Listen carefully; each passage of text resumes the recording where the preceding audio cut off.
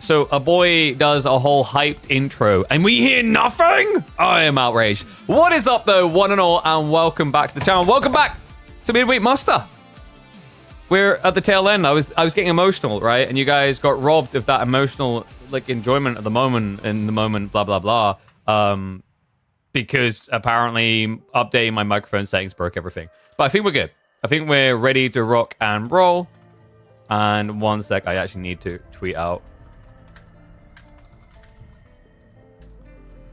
Because for some reason it didn't even let me copy and paste what I literally just done. But no, it's crazy. We've got less than 2 weeks left of the Midweek Muster. I don't know what's next, man. Like, I legit don't know what's next. I need to figure it out. But it has been a crazy journey up to this point. Hopefully mic's working. Last night it started to break out in a really weird way. I just updated all of the drivers. So I'm praying whatever the hell the problem was is gone. It's always how it is.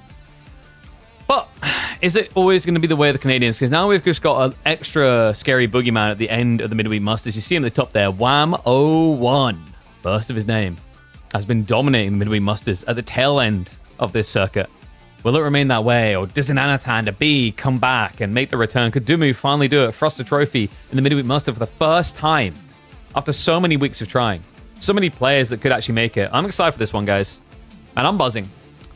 I don't know, like, I really don't know what we're going to do next. We're still going to have the Hims Cup stuff, which could be happening for the next 4 Fridays. So there's at least that to kind of, like, satiate. But I am a little bit curious to see what we can maybe try to figure out. I need to try and, like, source some outside sponsors just to get that, like, ability to scale it even more, which is what I want to do. But opening series of the day, we're going to be looking in on B versus Jeando. Will be interesting to check on little Johnny. We don't get to catch his games too often. Hasn't really been able to make those deep runs that he maybe would like to. And look at that. Look at all the YouTube people very involved today to kick us off. Hello, folks. Hope you're doing well over there. Oh, man. How you guys been feeling about the YouTube videos lately, by the way? The thumbnails have been kicking ass, right? I've been impressed. Like, there's some really good work going on there on the back end. Shout out to our new guy behind the scenes. I don't know if he wants him to be known. Mega's been like doing mega good work, and hopefully it continues to attract more and more new faces. So I'm just waiting for the boys to start the lobby now. Let me pull the draft because we actually do have it. So we're going to be doing beer freeze to kick off with, remember, and then in terms of Civ drafts, what? He gave him a lot, man. What? Yo, what's up, Scarecrow? Thank you very much. Appreciate the sub, mate. Welcome back to the Swarm. Smart investment. Smart investment right there. He knows he's getting his content. He knows he doesn't have to worry about ads. But can you guys believe that draft? Like, with how well we've been seeing both Roos and Lancaster perform, both of them got allowed through. Interesting detail on the other side. China was also allowed through. Map pool, we have got Alopecia, Dry Arabia, and my brain is failing me on my default map that I chose this week because I'm a Muppet. I'm going to double check my channel before I say it wrong. Yes, Frisian. Of course. Yeah, actually, wait. We cast a series on Friday. Yeah, dude, my brain is in the weird place. So, I guess, like, that's why he was willing to allow Roos Lancaster through. I mean, Roos just feels like close to an, I don't want to say auto win, but it's probably the best pick you can get on Alopecia, I think. And then Dry Arabia, I mean, you've got the robustness of things like Lancaster. Gave you a prime ETC yesterday? Oh, dude, there you go. Your interests, your alignments have been split. I mean, I don't mind it being that way. If you want to like give them the prime sub, give me the paid sub. That works out nicely, actually. Because like, there's a very weird thing. I don't know why Twitch has to do this. Like, Twitch has all these redundant systems. Like, for example, you need to get X number of subs to get a higher percentage revenue share. And like the interesting thing within that, so it's called the plus goal, right? And you guys have been incredible. Like, you've been allowing me to regularly, month after month after month, just about maybe like 120 unique subbers hit that goal. And the reason it's only about 120 is because despite the fact we have like more of you guys subbing, the weird way it works is that it needs to be the person themselves subs directly, and it can't be prime. Now, you guys, if you got those, I'll still take them because it's still money that gets paid out. But in terms of unlocking the bigger money, it's really, really weird. Like, if you look at my channel and you look below, I'll show you right now, plus goal is sitting at 48 out of 100. So the whole idea is if we hit that 100, we get 60% rev share instead of 50%, right? And if you hit 300, then you get 70 rev share. I don't expect to hit 300 anytime soon. It'd be wonderful to get to that stage eventually. But you know what? Remember, by the way, guys, you are going to be seeing that AMD thing ping up today. Make sure you're clicking on it. Make sure you're getting those clicks in so that they are excited, enthusiastic, and look to come back to work with us again, because we are, of course, once again, powering ourselves up with AMD sponsoring the streams this week, courtesy of them plus Cyberpower. Next week, we should have something else really exciting to show off. I'm buzzing about it. It's something I've been passionate about trying to get done for a while, and we found the correct sponsor to bring on up. But yeah, I'll talk more about that a little bit in the future. So B and Jeando are just hopping in the lobby right now. We should be starting in just a sec.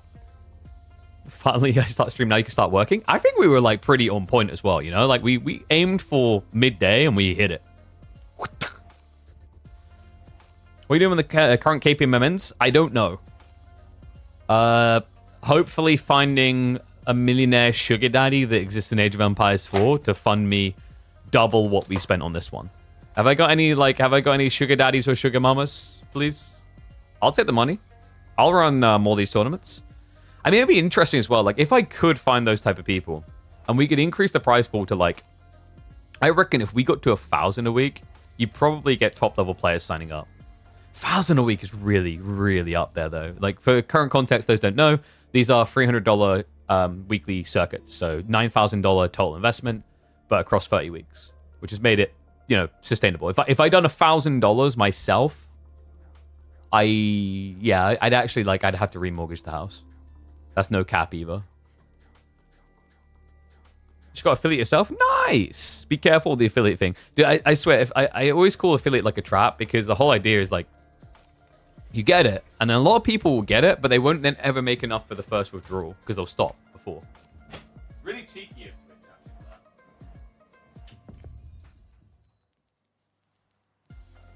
Okay, so it looks like we've got a few minutes until we're in game. Sorry, I just had to quickly turn on the fan because I just realized with the heat as it currently stands, I'm going to die. I was dying yesterday. I do not like summer. I absolutely hate summer. It's just too hot, man. I'm a chill guy. It's awkward in my relationship because Emma's super like, I'm cold. It's always, I'm cold, you know? That's not her exact voice, but the mockery is appropriate. Whereas, like, if it was up to me, dude, we live in, like, northern Sweden or something. Okay. So, G1. Where are they taking us?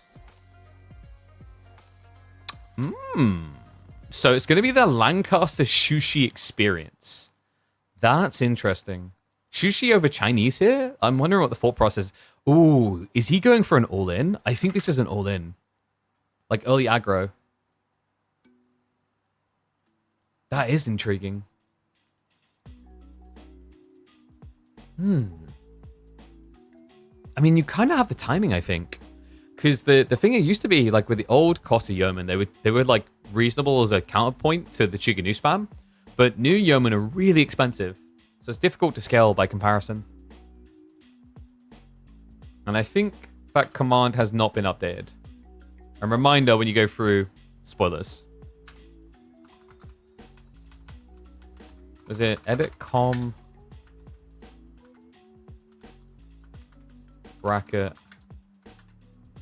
Does that work? Let's try this again. Edit com bracket. Boom. There you go. Chiganu get destroyed by Yeoman? They do, but like you'll see, the problem is actually scaling Yeoman. It's really, really difficult now. Like they crippled Yeoman so much. Like the cost is insane. So like if you don't think the cost increase of Yeoman was insane, think about it this way, right?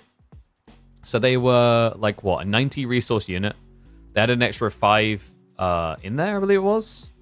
I'm trying to remember, was it 5 or 10? I think it's 5, right? Oh, yeah, sorry, yeah, it was even higher. So it was 40, yeah, for 45 food, and they put it up to 50. 50, like, so food is more valuable at the start anyway. But then if you think that's, like, not a substantial nerf, think about the fact that, like, they decreased the cost of Yumi by 10%, and it made the unit, like, the best thing since Red Bull. Why did I say that? They don't even pay me. It made it the best thing since AMD. Yeah, baby. There you go. There's the shill you want. My little Banjo-Kazooie's rocking it up. And also, by the way, longbows on top of that have higher base damage than Yo's. So for camping gameplay, it's much better. Oh, I just realized I didn't bring out... Oh, crap.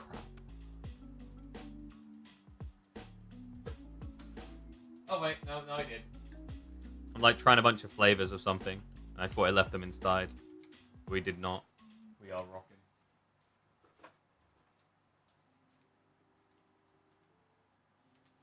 The black cherry's ass, so I'm not doing that. Sour candy was okay.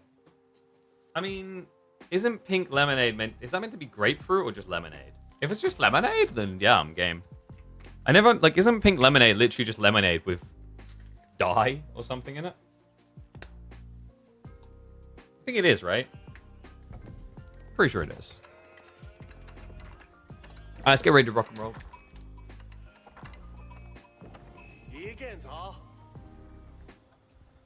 This commentator is handsome. Ooh woo. Jeez, buy me a drink first. Alright, anyway. Let's get ready to rock and roll. Oh, wait, actually, we're going to try something different. Welcome back to the channel, folks, for the opening rounds of KPMM 29. We are just less than 2 weeks away from our esports circuit being completed, and I thought it would be great to involve a commentator from a different language by showing his games up against B. And this is an interesting one, folks. House of Lancaster going up against the Shu Shi. B, definitely the favored guy in this matchup, but you'd think that Lancaster would be pretty good at hunkering down. The interesting thing is that I think B picked Shu Shi for an all-in timing in Feudal Age. The idea just being able to kind of stack up those extra Chukenu and get the ball rolling on an all-in. Now, this strategy would seem flawed against Yeoman. But the thing about Yeoman is the nerf to them was quite substantial. If you ask most high-level players trying to utilize Lancaster right now, their biggest grievance is they don't know how to really scale it cleanly in Feudal Age. It just costs a little bit too much. The food being increased over the wood in particular was kind of a bonkers little change that made it so difficult. In Lancaster, most of the time, the way they get their economy to where it makes sense is by mana spamming. And the way they enable mana spamming is by guarding with limited troops, usually very cheap ones, aka spears. Spears that would die to Chuk. So I think I see the logic in what B is going for here, and would make a lot of sense with the forward spawn. Like, this is going to be the target area for the Lancaster Castle. Yes, there is arrow fire you're going to have to worry about, but if you're swift into an all-in ram timing here, it's going to be difficult for Jeando to answer, because it should in theory only take a handful of Chuk to keep harassers away. So, being aware of that, I think for Jeando, the most important thing here is when we head in towards that Feudal Age, just being a bit cognizant of the possibility of the all-in. And if he sees it coming, an interesting pivot is to go into Hovelar, one that most Lancastrian players still don't want to do in Feudal Age, even though it can be quite valuable. In fact, we saw how valuable it could be when we had the Numidam versus B game in the EGC qualifiers on this weekend, where Numidam was almost able to crack that melon wide open. Oh. Sorry, let me just home in that more. Is that the appropriate reaction to getting all that? That's pretty good. That's going to be 72 food, 25 gold, and probably about like 10 wood. For Frisian, that's pretty respectable. And food is like important here if this is the all-in target. I mean, food is in general important no matter what. The cool thing as well is like forward meditation gunners like this would normally be really bad because of the ease at which you could get harassed. But like Lancaster's probably not going to attack you. Is your thought going in this game, and you get confirmation when you see that he's already gathering with 4 in stone and has the Lancaster castle being built.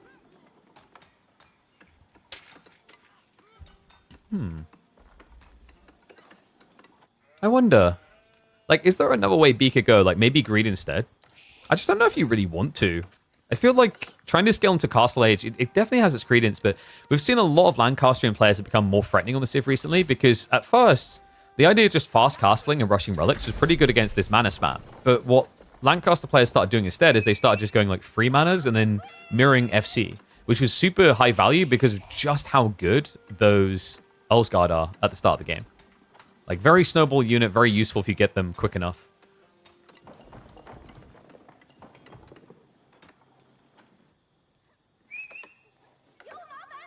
How many sheep are we working with so far? Yeah, so 14's not too bad. Other side, it looks like Jeando cracked that vault right open. He's got his hands on 21 sheep in total. Ooh, a little bit cheeky there. Beat actually gets a little bit close, but does back away in time. Moment of truth. He has got 6 on the wood. It's 5 on the gold. This is looking like pro scouts? I think this is pro scouts. Okay, yeah. Interesting. I mean, 5 on gold, 5 on food. Like, you could kind of believe in a castle rush timing. I just don't know if it's that valuable against the mana spam. In theory, like, getting lances out and vomiting them into this place is good, but you just give your opponent a very easy way of defending himself with spears. Oh, I almost forgot. We haven't put predictions on. Oops. Gambaholics want a gamba. So B versus Jeando. I'm only going to give you guys 1 minute, though.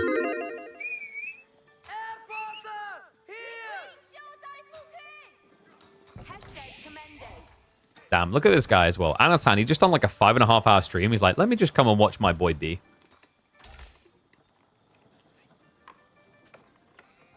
And looks like it is just going to be full Pro Scouts. Interesting. Pro Scouts with the nerfs to it. I mean, in Season 9, Pro Scouts was the ultimate counter to 2TC. Lancaster's mana build is a little bit like an amplified 2TC strat.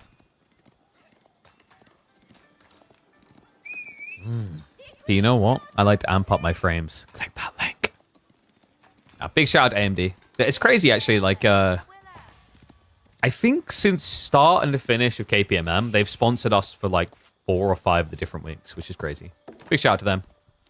It's sponsors like that make these streams, these hosts, these tournaments possible. All right, come on, guys. You can't... Could you not do him so dirty? Was that 97% for B? I mean, whatever happened to playing the odds? Poor guy. I mean, it's to be expected, right? Like, B is definitely the favorite going into this.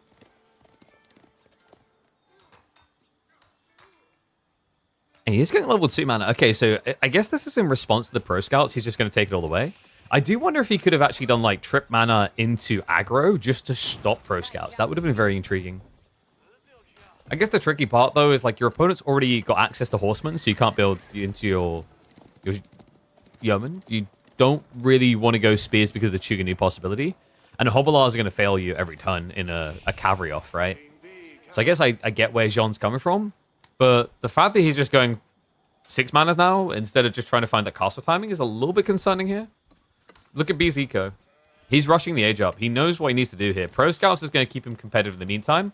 And then once he achieves an age up, well, the next natural, easy peasy step is just to rush relics. Not to mention the fact that, like, manas seem very good until Lancers run underneath these with +1, +2 armor.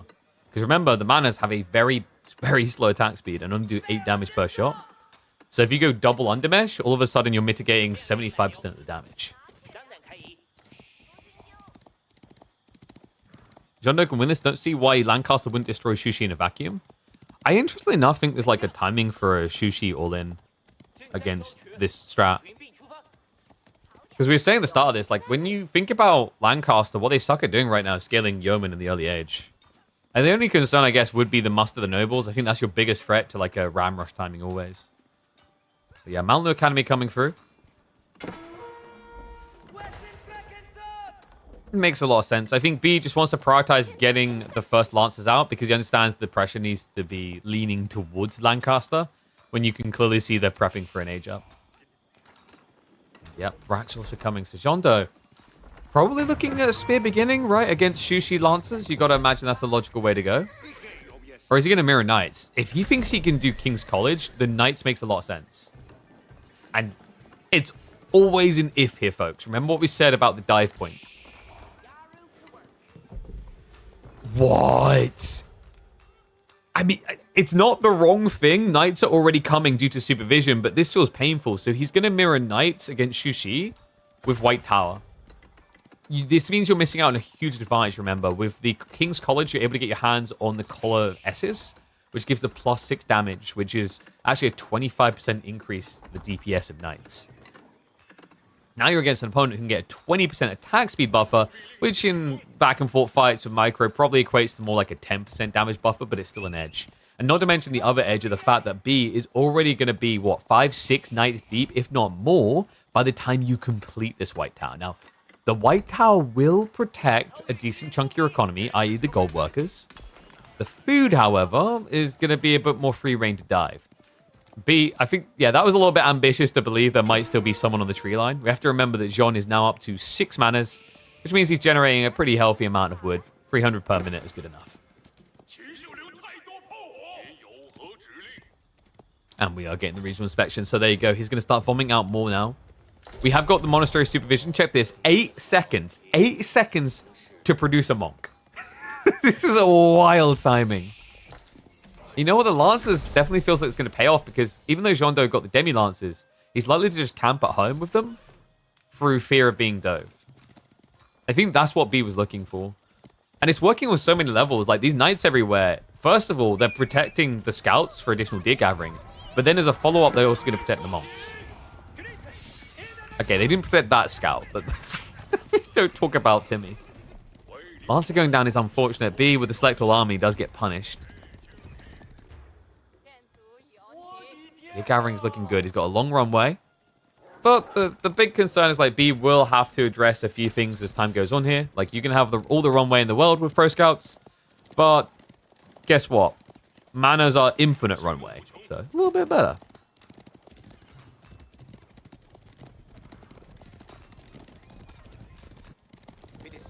John, straight into crossbowman actually. Interesting. It can make sense. I thought he'd start spears just to hold the choke points in his base, but the logic here is like Shushi love doing. Wait, what are you doing, brother?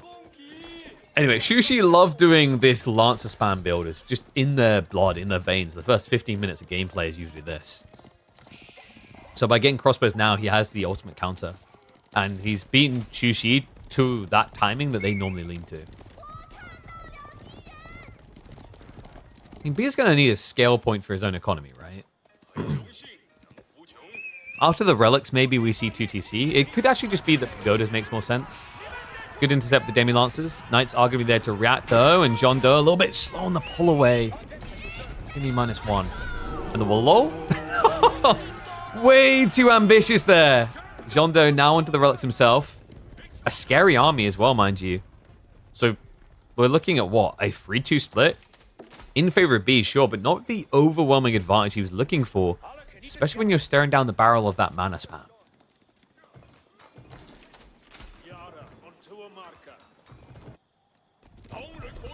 And the mesh down the way. B is going to react with his own expos.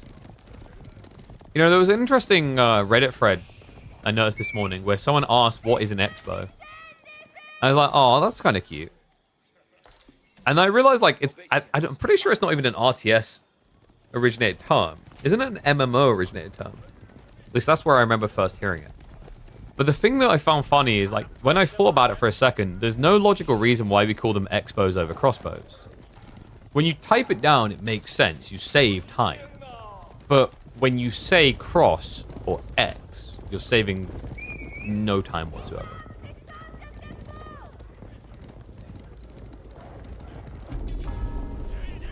You know what? Jeando may have needed some time to hang in his base. Wait, was he going Imperial?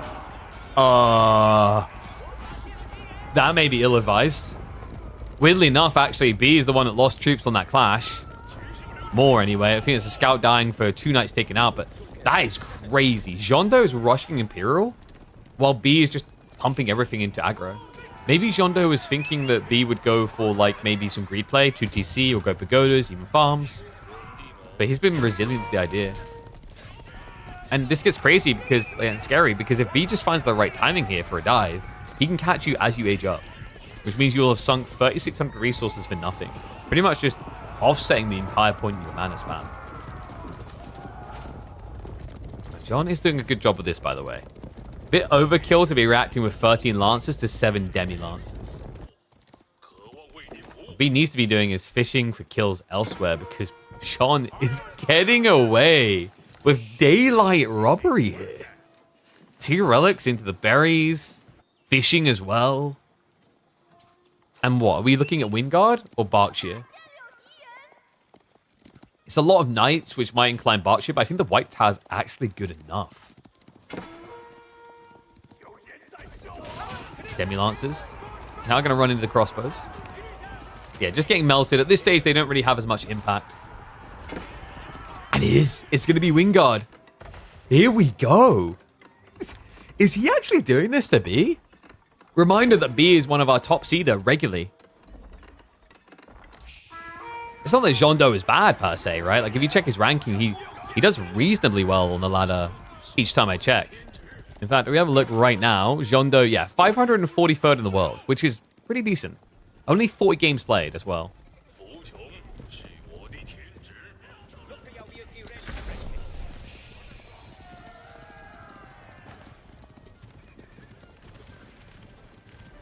And B, he is going for the monks to capture the sacred sites now.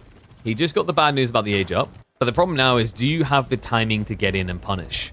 Love that. Garrison command is critical to success here. Look at B's entire army and think what counters it. Spearman is the golden solution. It's going to take a while, though. 55 seconds per rotation. It's good production rate in terms of like how many units you're getting for it. The challenge is having to wait the first 55. It's very reminiscent of this idea of like why Order of the Dragon is flawed, where you have to stockpile resources, then wait longer.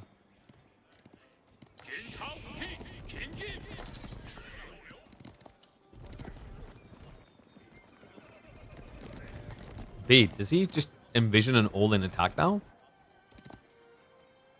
He's showing a lot of patience towards the idea, right? Military Academy also on the way. B's got additional Pro Scout play coming home, so he has got the food to work with. It's going to be a one and done, though, right? Like, if this fails to commit and hit, then you're going to need to fall back, go for a farm transition. You're just going to be miles behind.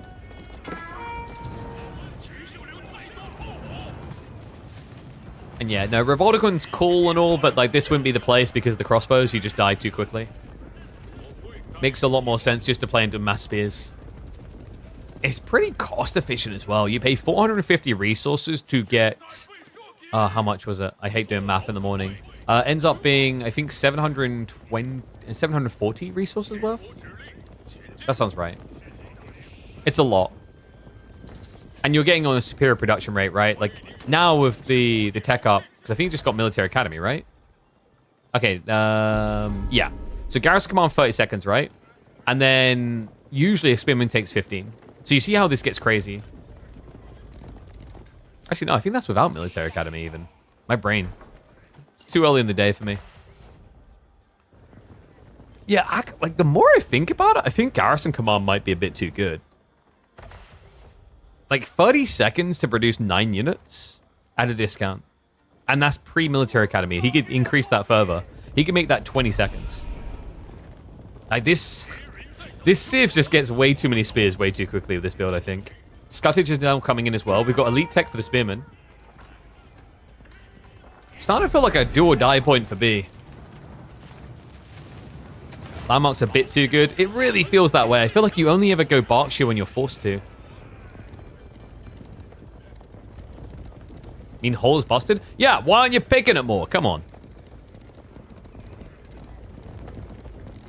Like, guys, if okay, so hear me out. If it was that busted, if House of Lancaster was that giga not balanced, why hasn't it got 100% win rate? Can anyone answer me that? No, I didn't think so. No, see, this is the thing. You should bait yourself. Qualified number 1. House of Lancaster only had a 70% win rate. That's not 100%. Here's a funny one for you. House of Lancaster, 70% win rate. Sean had a 71% win rate. So we have to nerf Sean. Okay, I'm going to stop now.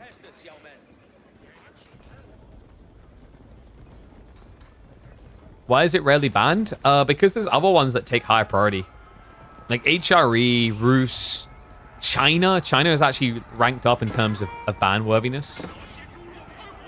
Even Japan actually sneaking in for quite a few players. And then, depending on the maps, you've got things like Alliant Horizon. Ottomans enters the discussion point. Hey guys, it's only a 70%. Do you know that like halfway through the day, when I done Qualifier 1, they had a 90% win rate? So they took some L's, okay? I do think that House of Lancaster is like a cheesy civ for lower ranked players. I think it's still a little bit overtuned, but if you're talking about the top 16, I don't think it's as OP as some things we've had in the past. It's just once you're outside the top 16, like the earlier rounds qualifiers, you're gonna see it just annihilate people. It's just a Lamau roll pick. Hole's either first ban or second ban in most EGC games. That's true. Like I said, I think the big thing is just it needs. I still hate how this is what the manas are. It's too safe. Like, this landmark probably needs a full rework, and the manas need tweaking in the way they function. I'm not going to go deep diving. We've done it so many times in a class where we've explained actually what needs to change. And if you don't think I'm qualified, don't worry. I've got, like, a game design degree that I wear as a paper hat while I do content, so I know one or two things.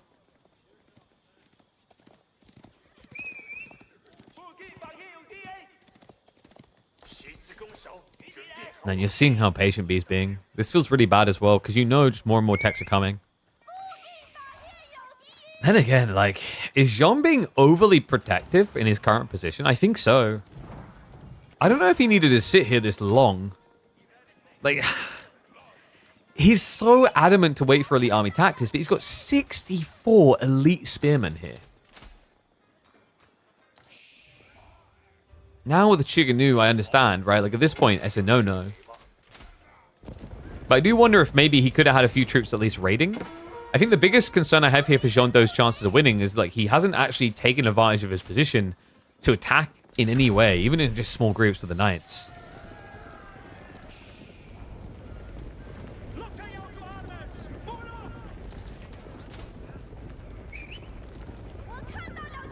I mean, that summarizes nicely, right? Like, the games where I see Hole lose, the player had to play significantly better. It's true. The margin for error is very little when you're against Hole, I think. And it's just not fun. Like, the biggest issue I take with Lancaster's mana build is just not fun to play against. It's probably the least fun build to play against that I've seen in the game in a very, very long time. Castle drop coming in from B. He's ready to have fun. Remember, he's already got those imp upgrades coming in. Chuganu upgrades there. He's got 6 minutes of the Sacred Site win condition, but that decap is coming through. So it looks like the game is not over yet. No, and the interesting thing behind this is that this was Templar Sun. I like this from B. I think going for Shushi's Library is just so greedy, it kills so many players. The problem with Shushi Library is that when you think about what you're doing in Imperial Age, Shushi Library is just overkill. You're just flatlining your economy in a way that doesn't make sense. Because what happens is, when I age up, especially when I got like a 3-unit comp like this, I want to get them all lead. That's 700 gold each. And then to go Shishi Library, I'm going to be spending huge bulks of gold on top of the gold I'm spending already. So it's almost like a cyclical flow of bankruptcy. It just doesn't make sense in most game states. Whereas the alternative, the Temple of the Sun, gives you a flexible buff you can apply with the press of a button. It's also something that applies the moment you age up. Right, where Shushi's Library would also require tech time.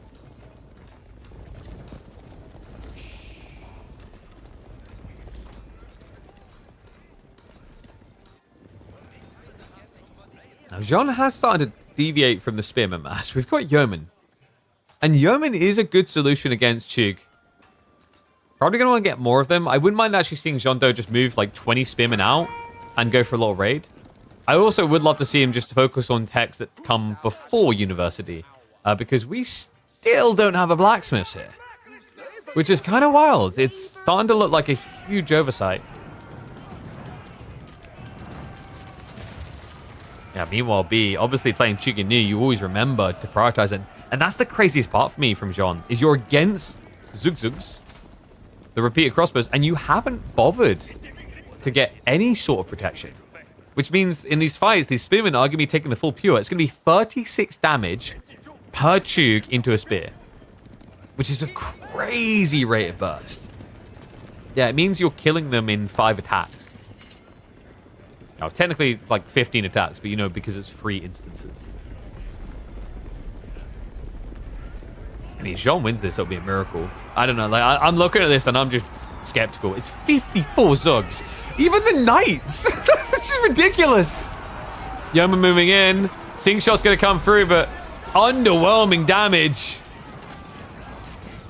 23 minutes building up to this.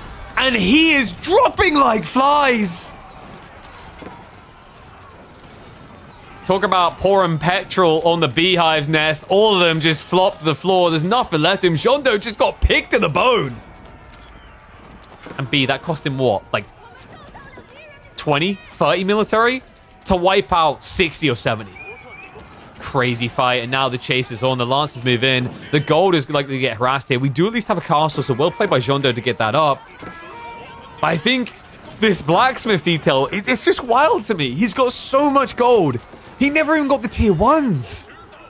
And remember, against Zug, that means that a -3 damage per undermesh level. Just missing. Steeled arrow as well on those sync shots is incredible. Not there. And strategy to win this game, clearly not there. Out of time being achieved, which is offsetting most of the value of the manas. And remember, these are siege weapons now, guys, because he has got the incendiary arrows.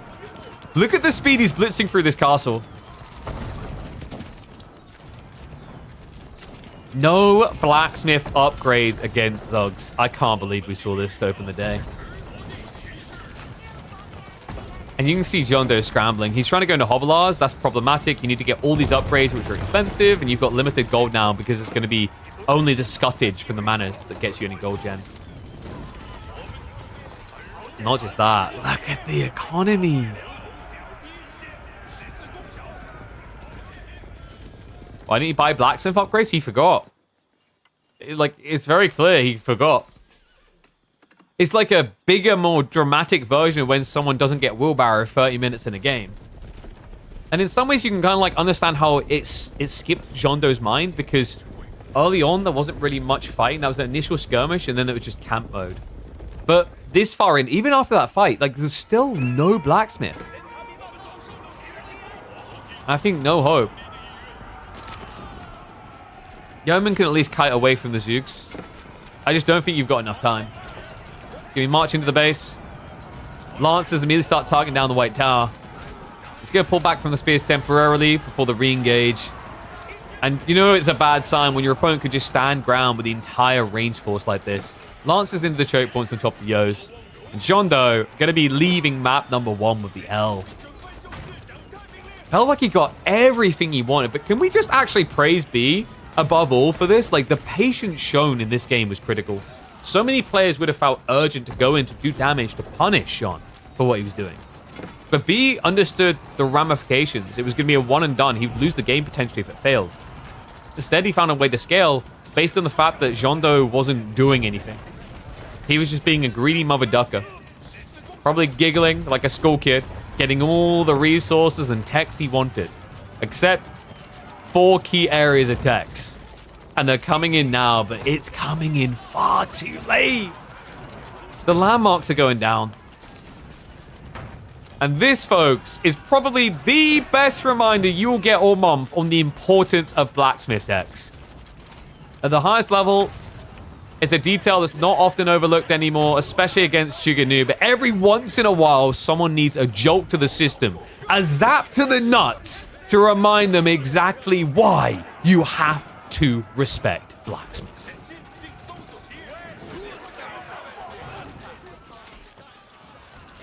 Oh, poor Jeando. Well, it's a best of 3. He can maybe strike back, but it felt like this was meant to be the one.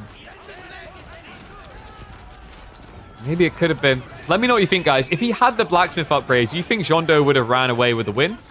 I think there's maybe more than that. My personal take is the raiding would have been important as well, but without the undermesh levels at bare minimum, there was no realm in which he was ever going to win this fight against mass repeater crossbows. That is crazy. I can't believe we saw that as an opening game. Good lord. Okay, so...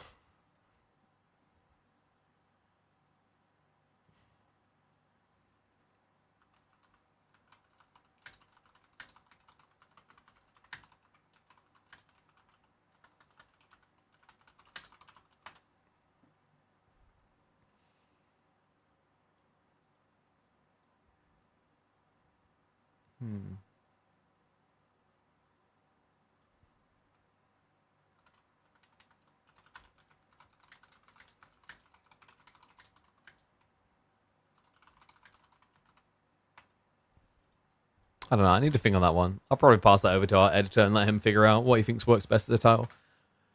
But let's get that up on the board. So game number 1 for B. And where are they going to be taking us next? Let's have a look. Okay, so 1 sec. By the way, is my mic too loud or anything? I swear I was hearing a slight buzzing. I think it's okay, though. Alright, so G2, we've actually got Alopecia coming out. And it is going to be the Roost pick. Which, in fairness, I mean, this is the thing about Jeando's draft. Like, his picks are really, really good. Like, really, really good. Like, Lancaster for Frisian makes a lot of sense. And then on this map, I think Roost is probably the best pick. I don't think there's a single better pick. Because of the gold gen. Like, it's insane. China's, I think, a close second. And then probably Malian's third. Shushi a little bit lower at fourth. Mic's good? Okay, nice. Yeah, dude, it was making some weird noises last night, and then I updated all the software. And, Marine Lord coach. Wait, is Jean been getting Marine Lord coaching?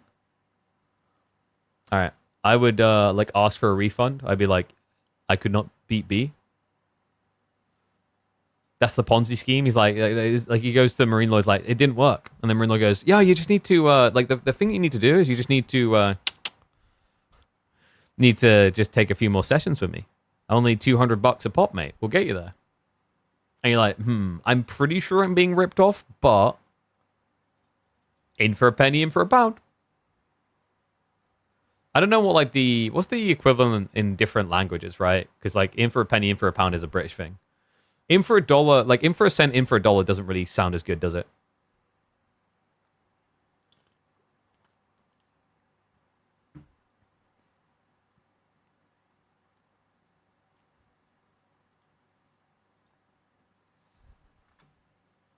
Reviews and stream mostly. Jeando is not playing much the game compared to B. No, he's exactly right. Like, Jeando is trying to make a name for himself as, like, the French go-to caster. So, like, you know, same with if I was to go and play against B. I mean, it'd be even worse, right? Like, I don't really play the game. I spend my entire time focusing on casting, hosting, etc. Oh, really? Okay, so Americans do usually say the in for a penny, in for a pound. I don't feel like I've ever heard an American say it. Or maybe I have, but I've forgotten. So you admit that our currency is superior. There it is. I mean, what more proof do you need? In French, we say, once the wine's been poured, you've got to drink it. Like, do you stop there? Is it also, once the baguette has been cut, you have to eat it? Once the cheese has been unwrapped, you have to eat it? Like, dude, you could have a bunch based on that. Why stop at wine? Do the whole kit and caboodle.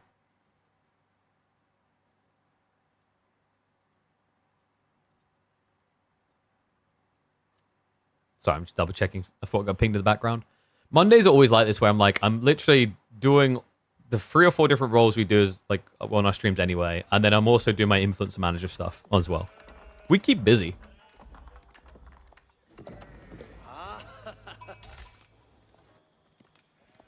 Oh yeah, we're doing it this way, aren't we? This guy right here rolled the most broken picks possible in this best of 3. There's no way he can't win. Let's find out, because right now he's losing. Game number 2. B already in the lead. We head into alopecia. Something that I hope is not happening with hair. What happens here is the loose fibers of trees, creating a stealth forest around the outskirts, as B will take to the field with the Chinese. But Jeando has got the best pick on this map, full stop. You have to keep in mind, in some ways, this map is like a high view light.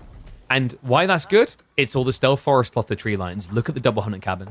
This is going to be a great gold gen opportunity, and I wonder if Jeando will take it even further. We've seen the Canadians, Wham, for example, on this map. He loves to move out and build more hunting cabins on these tree lines here, crawling around the map. The gold gen gets out of control. But now, though, actually, it seems Jeando doesn't want to participate in that. Okay, so he at least gets the better hunting cabins.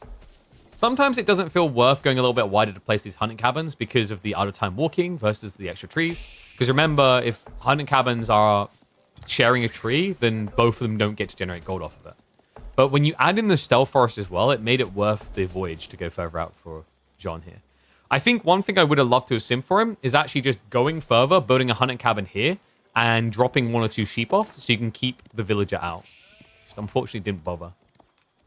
B, on the other hand, should just be rushing towards the feudal age here. So no Imperial official build, which means you know it's going to be the Imp Academy, as to be expected. You very rarely see Barbican these days. And gold gen-wise, it looks like we're getting 24 25 gold per hunting cabin, which is pretty crazy. It means that these guys, these buildings, are going to pay for themselves back by 6 minutes in. And then everything past that is just a positive. Not to mention the fact it allows you to get extra scouts in the meantime, which, funnily enough, Jeando didn't do. No, he stopped at 2 scouts. We normally see 3 from a lot of players here, especially if the intent is to go pro scout afterwards. And the haul has been fairly similar as a result. So we've got, what, 14 sheep for B, meanwhile 15 for Jeando. Yeah, not great. In some ways, you have to like salute the power of China. They have the better vision on their scouts, so they see sheep quicker than you. But it does still feel pretty bad that you weren't able to net, you know, like 15-20% of what your opponent got. And B, that is so mischievous. I mean, we talk about deer shove. This is the reverse deer shove. Get it as far away from the base as possible. And you know what's crazy, folks? Look at Jeando's vision. Unless he's looking in the stealth at those deer specifically, he hasn't noticed yet. Now, eventually, once they've been moved enough, the deer icon's going to disappear. But I don't think they've quite reached that threshold yet. Is he going to lane them in the forest? Because it can be very difficult sometimes to see dead deer in stealth forest, depending on your settings. Like, look at our settings right now, our beautiful, vibrant settings. You're zoomed out, and this is orange on orange. It's not going to be 100% clear. B. Do we get the racks beginning, or is it straight into Pro Scouts? Because normally China loves to, in these Pro Scout matchups, do spear opening. Tricky thing is I think Roost players have gotten very good at mirroring that as well.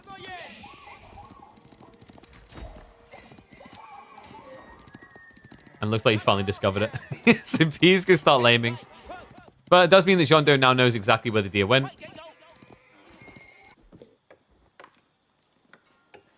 B, what are we going to be looking at here? So spamming in the imp officials already, going up to a third. 73 gold already on the mill. And he is rushing up the wood to try and get that first building. I think we're probably looking at stables opening. B, whoa. That was greedy. He hung around a really long time, gets taken out. Okay, so Jeando, he's got to be feeling very confident now. Age up complete. Pro Scout still needs some way to go, and there we go. He buys the ticket. He's ready to start prepping. This is a really good timing, actually, for the Rus. Yeah, I was a little bit worried originally for Jeando, but I think this is working out nicely. He did need to gather a bit more wood. He was a little bit shy on that. But he's prepped Pro Scouts. B hasn't started yet. And that's because he's not doing it. Okay, this is becoming infectious. We've been seeing this happen a lot. I think the go-to player for this build is still Anatan. A lot of people are leaning into this Archer spam timing with China now.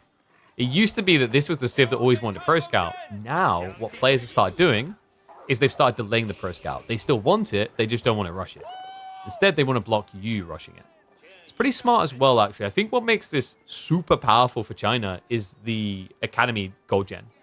You're able to afford your Pro Scout timing after initial harassment, courtesy of all this taxation build-up in the archery range. It's really nice.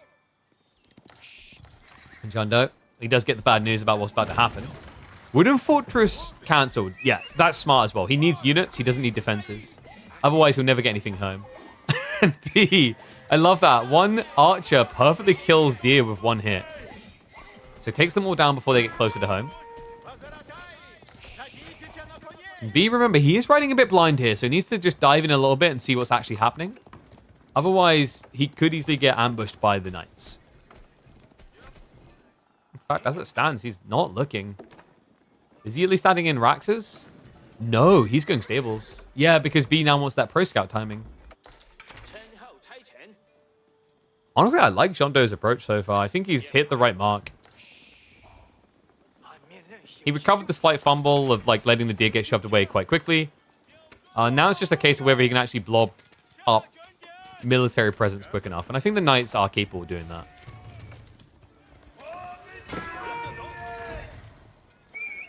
First one comes out. Wait, what? What? Jean? Jean? Wait, what? What? What's going on?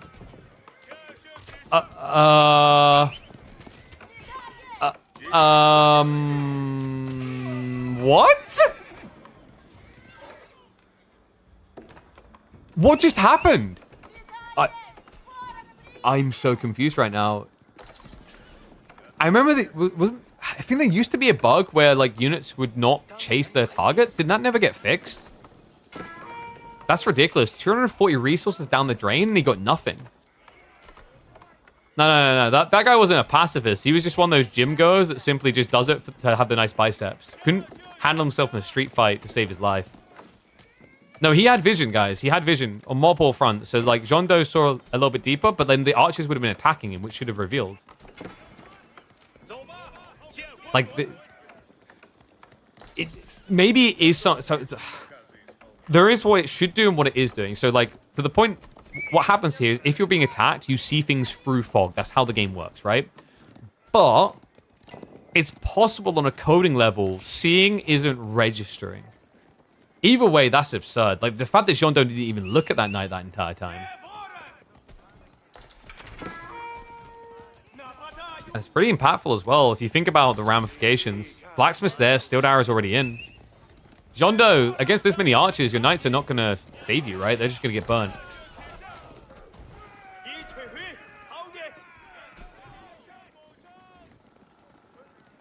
And maybe B's hack is the most dented comment of the day. Congratulations, you've won the low IQ award. Yes. He hacked into that knight's brain. Which seems impossible, actually, because hacks like that should be capable of, like, you know, just blocking out any sort of Wi-Fi signal. But hello. Did B hang around a bit too long here? Jeando got a really good strikeout point here. Yeah, great patience. Didn't just, like, ripple his troops out one by one. Knights. I'm gonna get scared away. Okay, so like that, I think was as good as Jeando could ask for, right? He kills like, what, 6, 7 archers, loses 2 knights. Losing the archer at the end, not so great. He hasn't managed to get a decent amount of the Pro Scout play home.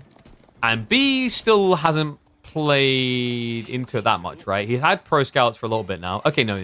He got, I think, wait, did he get anything? I'm confused looking at this map right now. Like, what has he actually taken?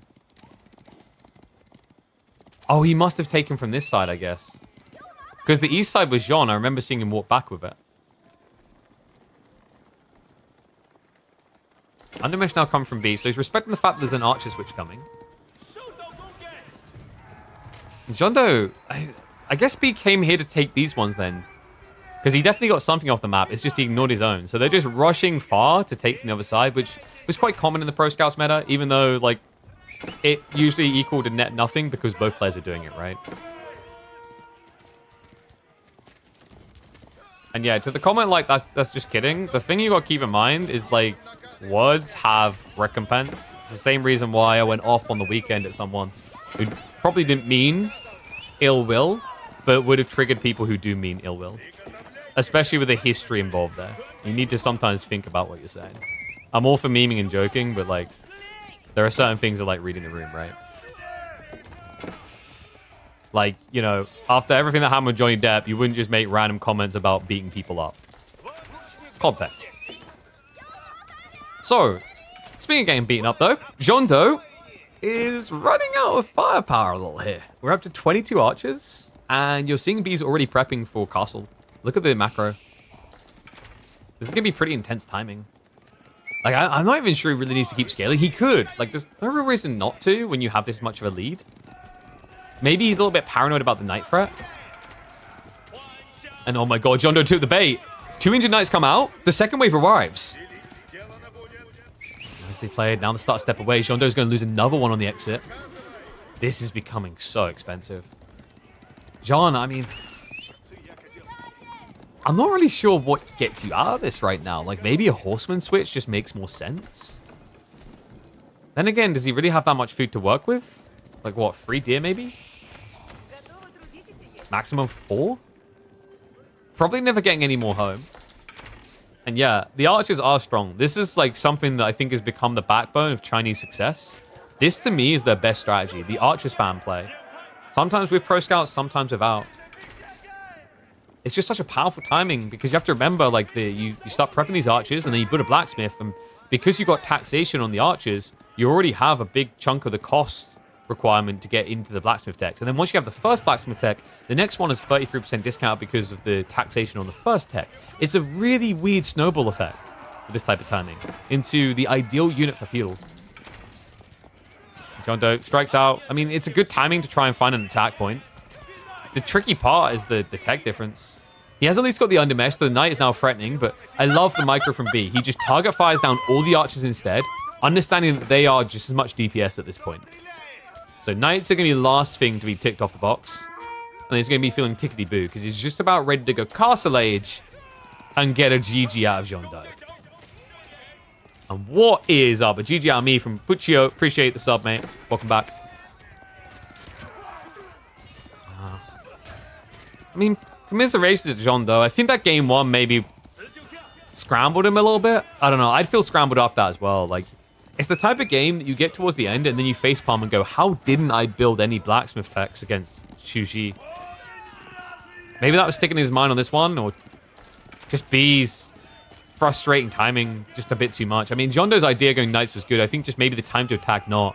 And it shows you just how snowbally losing one or two critical units early on can be. Like, that first knight going down, I think, changed a lot about the dynamics at play here. It allowed B to just simply play archers all game long in a super cheesy-looking fashion. Whereas otherwise, had that first knight actually been clubbing down a few archers, we might be looking at a game now entering castle and castle where B had to add in spears. It's not going to be the case, and GG's going to be cool. Jeando, pour one out for the lad. He's got 1 week left to try and impress. Difficult to do so when you run into a player like B so early. And yes, there is one more KPMM after this one. And then I don't know what the future holds. We need to figure that out. So I said at the start of the stream, if I happen to have any millionaire Monopoly men that watch, that want to sponsor tournaments, reach out. Always eager to do more. I think we've also shown our creativity towards tournament formats as well with, like, the Hims Cup, for example. But yeah, I definitely can't really afford to slip into my own pocket to fund KPMM. So we're just in, like, holding pattern to see what maybe can happen with Microsoft in the future. Okay. So, one series done for the day, but plenty more where that came from. Funny that Jif is here. I think we might check in on his series. Guys, do you want to watch DeMu versus Jif? Or would you like to watch Anatan versus Deniskya?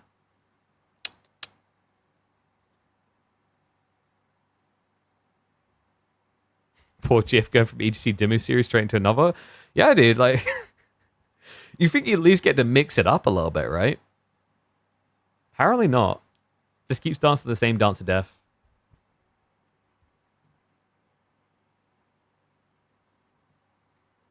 All right, let me find...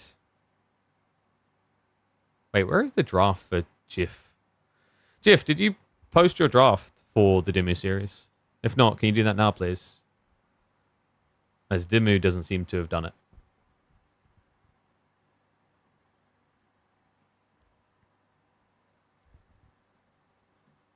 Thank you. All right, guys, we're going to check in on DeMu versus Jif next.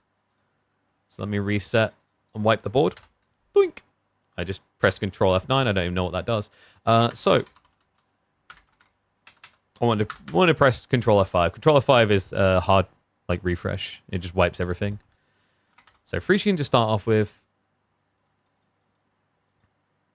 DeMu should be on the left. He's a higher seated player. Reminder, there it is.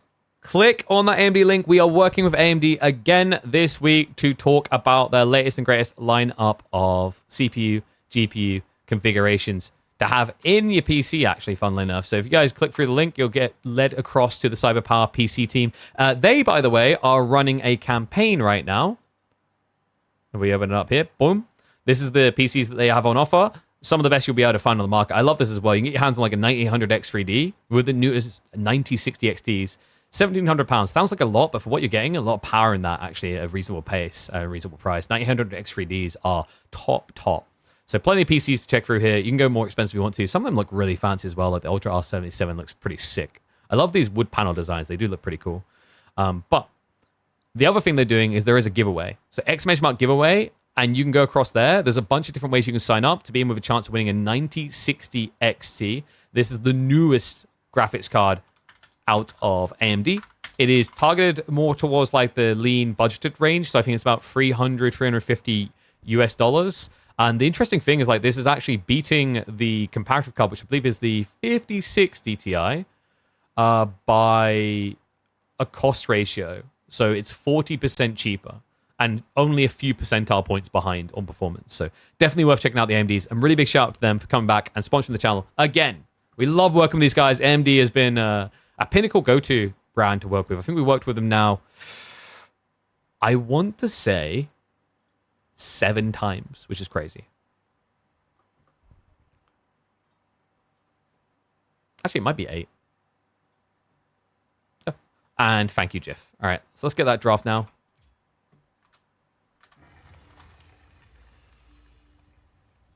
Where this thing was when you got your CPU, it was always there. What are you on about? The Ryzens have been about for years. I just find a lot of people aren't aware of just how good they are. Because it's almost like the legacy factor of like people used Intel for years. But like AMD caught up quite a while ago. Like what, 2 gens ago at least? And now with the X3D models, actually for gamers, they're good, they're the go-to option. So, let me go ahead and open up DeMu's data.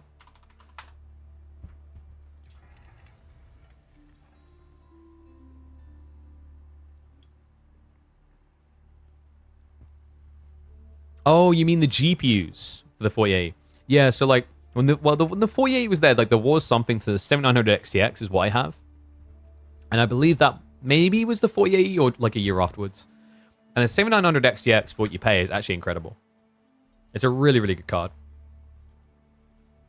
It's not quite at the 5090 and 4090 levels, but not to be expected considering like that card is, I think, I want to say that's like 30 or 40% cheaper than the 90 series. But like I've heard rumors of a new 9080 XT, which should be able to beat the 5080. I'm keeping an eye on that. If that does come out, I'll let you guys know because I'm going to ping my AMD guy and see if we can get one sent over. All right, so let's get ready to roll. Game number 1. It's going to be Malians versus Jean.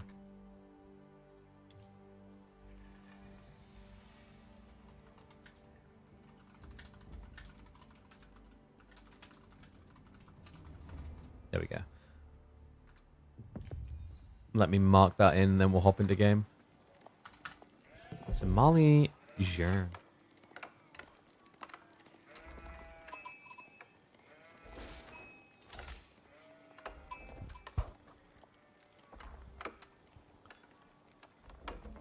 Wait, am I looking at EGC? Ugh.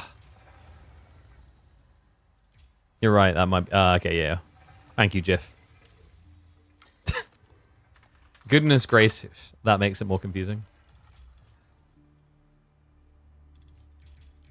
So the one I need, I'm guessing then is...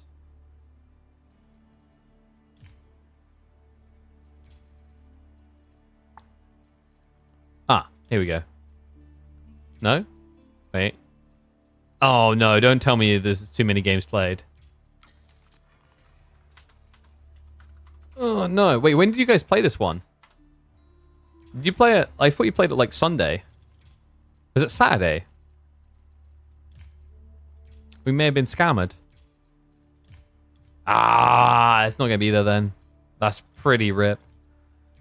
Alright, I baited you guys. We don't have that one. Sag. But we can, what we can do is we can magic this into a Deniskya Anatan. Could you imagine a world in which we could have more than 10 replays saved in match history? That's a crazy world, right? God damn, I'm so annoyed that we still don't have that. So, we'll switch over to Anno versus Deniskya.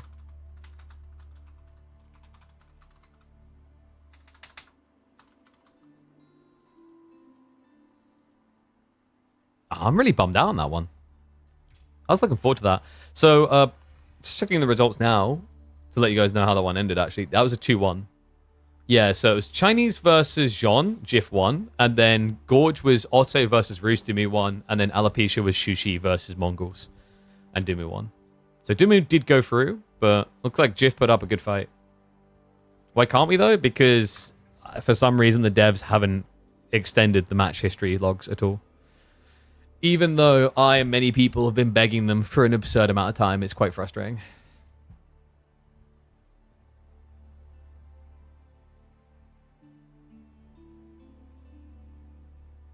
Okay, so let me go ahead and open up Anachad stuff. Anatan's data is hidden. Rogan? Wait, okay, he has 2 accounts. Wait, is Anna made one for like scribbing and one for officials? If so, good boy. I wish more people would do that. All right, so G1, we are actually going to be seeing Lancaster in the hands of Anachad. So let me... Lancaster versus... Jean. No, you're good. You're good, Anno. It's because like 2 accounts popped up. Like, are they both you, or is someone pretending to be you? Because one of them's private and one of them's public. But you're good. Yeah, yours is public. It's just like there was a second one. The first one that popped up that I haven't got added. Unless someone's pretending to be you. I don't know. Ah, okay. So someone's just impersonating you. It's begun.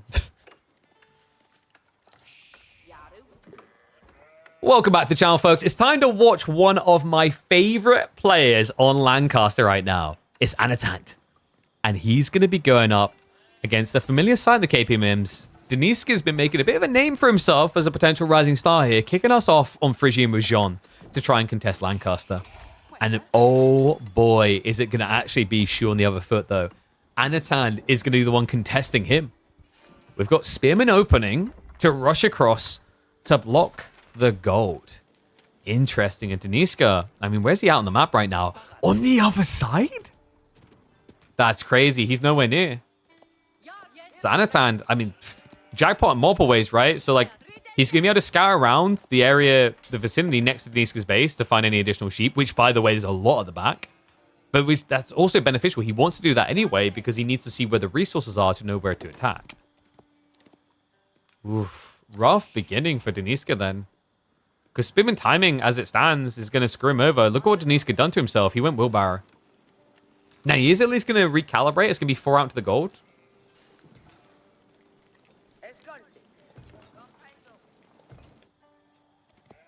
I wonder, is this going to be a villager pull? With 2 on wood, unlikely.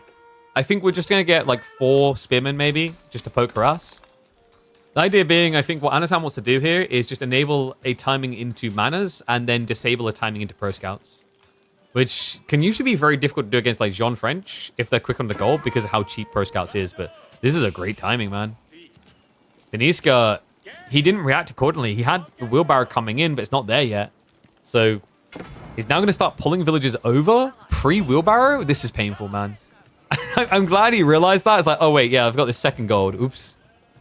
Problem is, you need to be out here so long. And I think that is what he might end up saying to his gold workers here.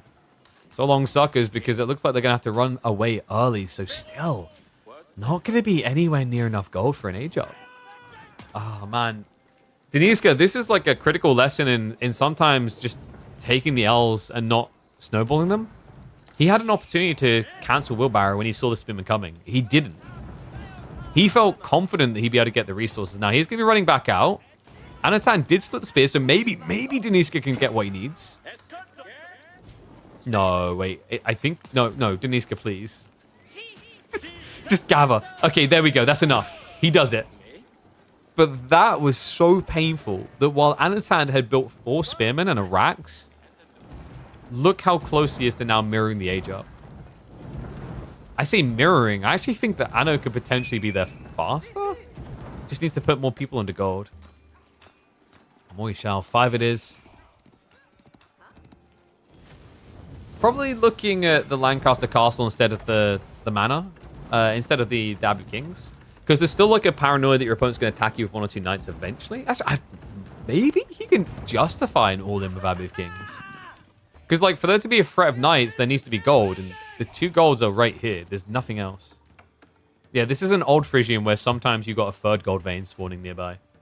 And sometimes didn't. But okay, so he plays it safe. It is just going to be Lancaster.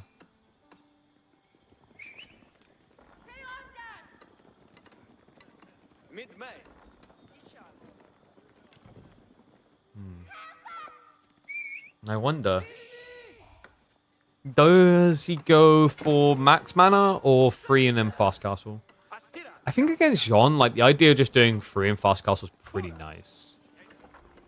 Just because it stops your opponent inflating to the threat point with knights, and then also, I wonder, like if you're gold starving like this, you might be able to just get away with 3 manas into King's College, which is pretty sick as a counterplay. Think about it; it just allows you to beat the French knights quite convincing with the +6 damage. They're crazy to see with the mana eco. Yeah, the problem is it's just way too safe for what it is. You know, the investment's 300 resources per mana, plus the build speed being like, what, 45 seconds? So they basically take, you know, about 3.5 minutes-ish to pay back what they cost. But it's more than that, isn't it, right? They save you 50 wood on going housing. And then on top of that, with this build, they provide you a pseudo outpost defense. It's really, really powerful. That, not so powerful. Deniskya is going to be going Horseman into Spear opening. A little bit problematic. I guess the idea here is he's going to go Melee Jean to clear the Spears. Melee Jean is going to feel like a weird roller coaster ride in this matchup if he does it. Because against Lancaster, like eventually Yeoman come into the picture, right, very fast. And then also, if you do choose the melee path, you're choosing armor against a Civ that has anti-armor cav. So Horseman's going to ride across, but... And the Lancaster Castle is going to be complete just in time here. He's already got Spears in position. This shouldn't really achieve much. And guys, it's going to be FC. No manas at all. I like this. If you were going to be going FC Earlsguard against just like French Knights, maybe a little bit problematic, but where's the gold coming from, right? Deniskya's on a delay moving across the gold now, after losing the mining camp, which is also going to slow him down more. And Anatan, dagger throws against Jean. Pretty damn good, right? Like 17 damage per strike into 2 armor. And you can kite her, remember. Like, yeah, she has slightly quicker movement speed, but I don't think you really want to gap close that much onto those men-at-arms anyway. I think the biggest worry now having this strat now for Deniskya is like melee Jean is a liability. Because you want to fight with her, but if you fight with her and she gets low, when you run away, that's when you get hit by the coup de grace of a gajillion daggers to the face. Well, in this case, the arse, because you're trying to run away. What's even crazier still is the fact that Deniskya has chosen the Pro Scouts. Does he know what's happening? I feel like he should be a little bit suspicious to it.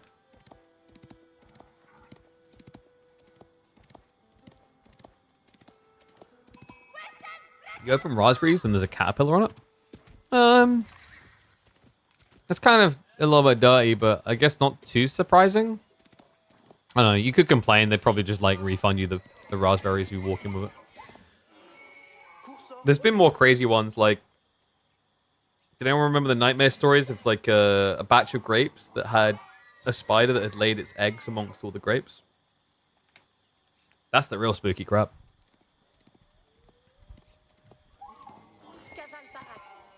Another thing about Deniskya here actually is like, why are we not moving the deer? I'm not a big fan of just sitting here like this. It's wasted time.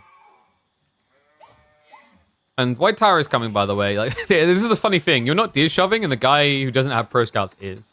And sure, like, you can go, well, I'm going to have Pro Scouts, so why should I care? It's efficiency. It saves you a lot of time.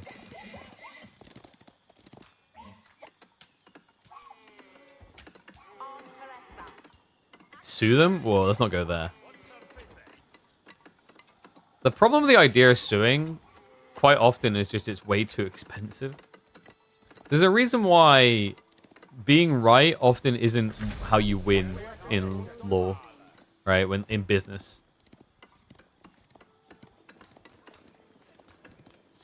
Okay, so Rax is coming through. Even hardening the spears. I think Deniskya's like, what, rushing castle into Arbitrary is the concept. He's probably thinking, okay, I know the strategy, I know the concerns. If I can get Arbors out, I'm safe. Especially with the Pavis drop to protect you against the dagger throws could be smart. And what is up, Shmooly? Thank you for the resub, mate. Welcome back. Looks like we're starting to make this a bit of a habit. And I like that.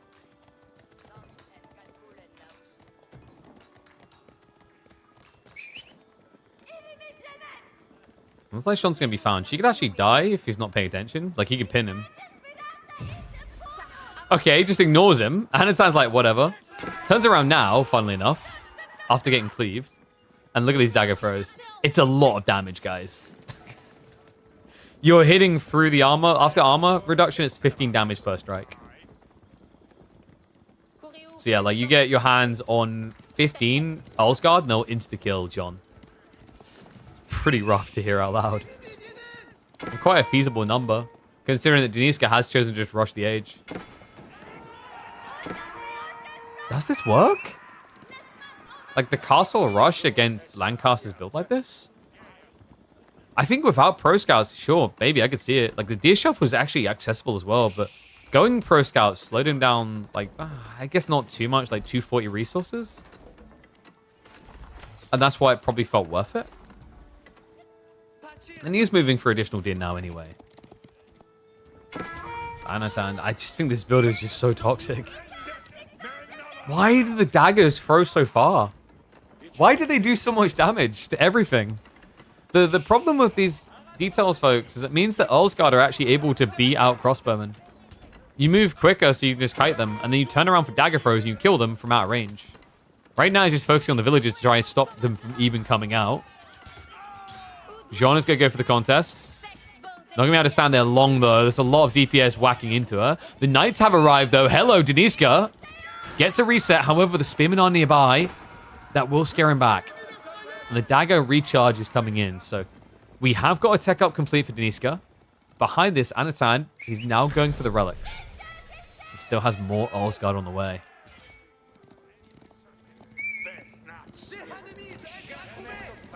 So here's the thing, right? I want to say this is the dirtiest Lancaster build, but at least in this build, they're playing the game, right? Like, okay, one's if you prefer this build, like, one's if you find this Ulsgaard build less toxic, two's if you find the mana spam build less toxic.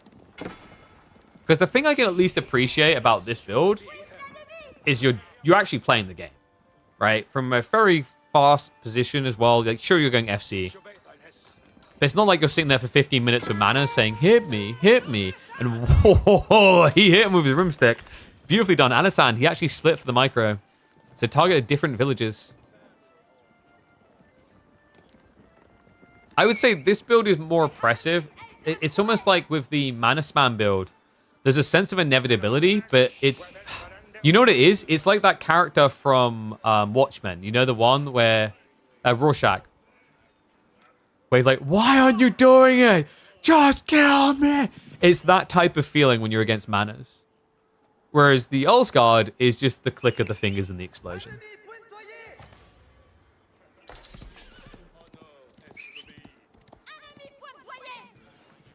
So no gold again for Deniskya. But don't worry, guys. He's got a guild hall. Give him another minute or two. You can afford a knight. No. Hates Hull? On the contrary, I think I've been one of the biggest praisers of certain things about House of Lancaster. I find a lot of things about them to be cool. The problem is a lot of them are like maybe not well tuned, but that's just... I think that's in general a good and bad sign with like new development. Like I want new development to actually feel polarizing and OP at first, and then be figured out or balanced. The problem right now is the balances aren't coming in quick enough. Like, the dagger throws are way too good. The change that I've recommended is that I think dagger throws, and it wouldn't change too much in this matchup from what I'm going to suggest. I think the dagger throws should be lower base damage and then bonus against certain things. So I would love for dagger throws to be, let's say, like 6 or 7 base damage, and the rest of that damage is actually bonus against Cav. I think that's a really cool, unique role, and it kind of fits the theme. If you think about like what happened at Agincourt, and like what you do with the Yeoman in the campaign, And then you think about the Spearman being buffed. And then you think about also the Collar of S's tech for Knights. There is kind of this idea of being good at dealing with cavalry and good at playing cavalry within a niche role. Speaking of the cavalry, this fight does not seem fair. And the dagger throws. Oh no. He holds a few out there. Jean goes down. That's huge as well. Level 3 Jean actually could be impactful to kind of recover this. Especially with the range damage reduction, you wouldn't get sniped by the daggers anymore. But instead, it's going to be a flood through and it's going to be a break. And Deniskya can catch no breaks here. He's going to catch the Earl's Guard cold instead. You know what you can catch? An opportunity to click that link. Go now! AMD, activate! I trust in all of you. Reminder to reward them for sponsoring us this week as well. Oh. They really do make these type of streams possible, actually, now that I think about it.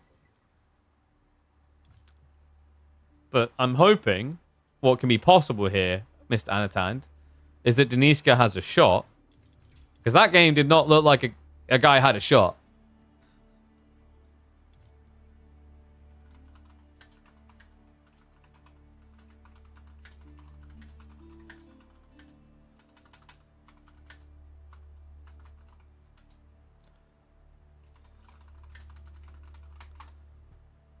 I just like title that one, don't burn her, shiv her. I put it as stab her, but I was like, ooh, stab on the stab on YouTube is probably just gonna get like demonetized. Unlock dagger throw behind a tech. I don't like that idea though. I think so the thing that you gotta keep in mind with dagger throwing is like it's very snowbally, but if you don't hit the snowball timing, it's very bad. That's the way I describe it. It's very weird and polarizing tech. And what's up, Swaggy? How's it going, bud? All right, should we get ready? Game 2. And I need to flip the score, don't I? Yup.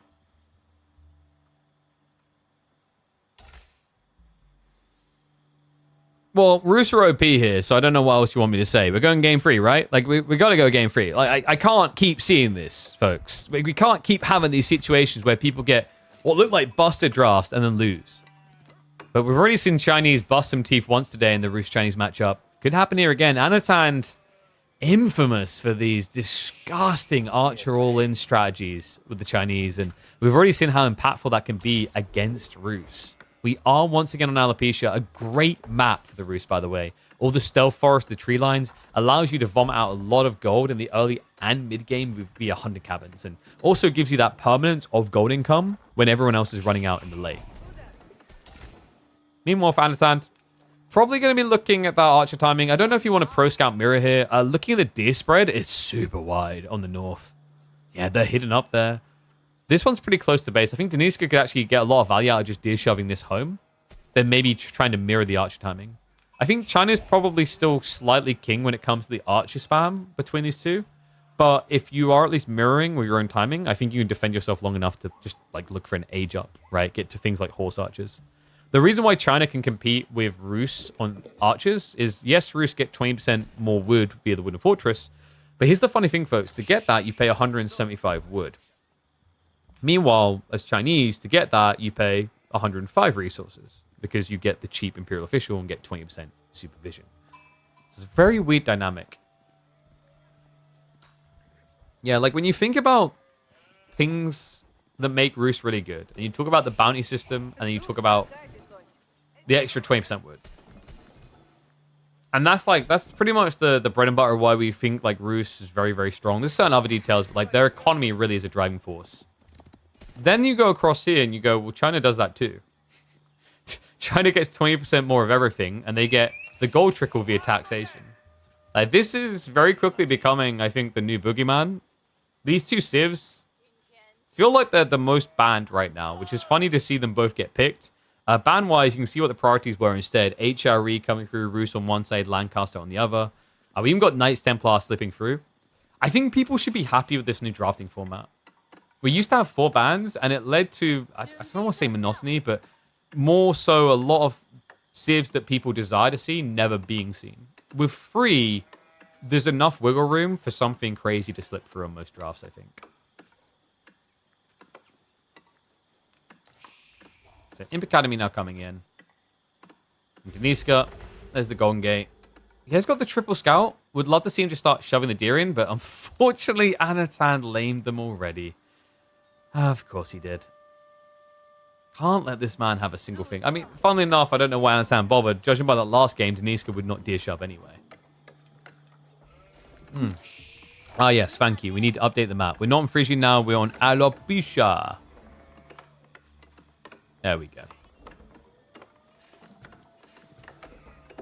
Looks like alopecia. If it does, there's someone that we have that could probably solve that for you, but you'll have to wait till a Friday to find out more.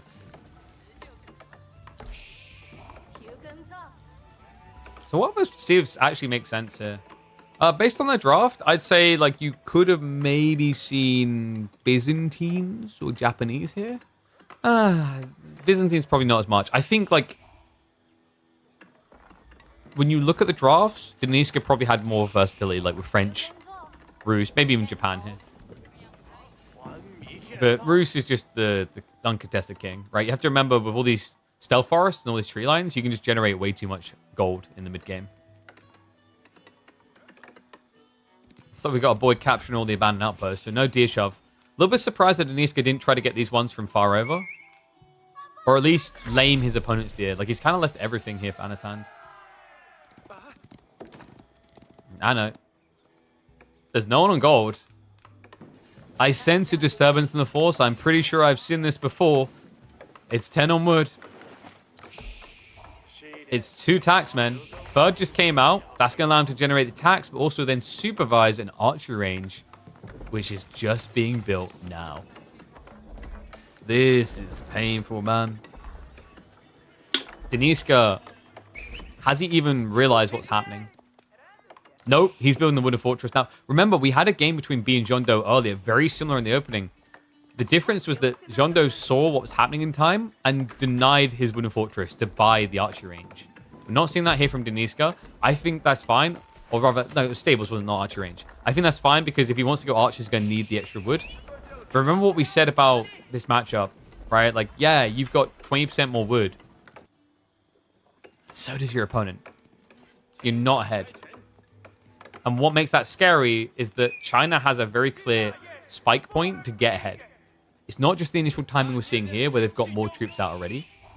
It's not just their ability to supervise to produce more troops. It's their ability to supervise to get blacksmith techs quicker. So if Deniskya is to survive this, the key thing to keep an eye out for is going to be his transition timing into Steel Arrow Undermesh. Very difficult to do under pressure. Even more so with what he's doing. He's got limited gold. He's got Golden Gate plus the passive gold and the bounty gold. He's not actively gathering, but he's going knights. So that's going to burn a hole in his pocket. I'm a little bit worried. I'm starting to think like maybe the misunderstanding is like knights over horsemen here. I'm not so sure about. Then again, like Deniskya in this game, what's he really got to show for it? You know, like in terms of food, because he didn't go pro scouts in this one. It's not like he can afford to spam ponies. He can barely afford anything. 230 food income right now. Blacksmith time is going to be there. This build is disgusting.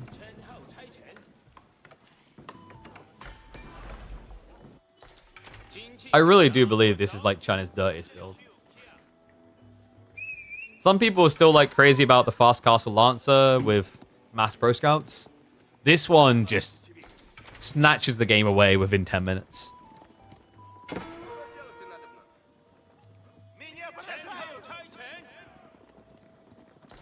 And there it is. Anatan Steel Arrow coming in 40 seconds. Didn't actually supervise for it, but I imagine that'll be fixed soon.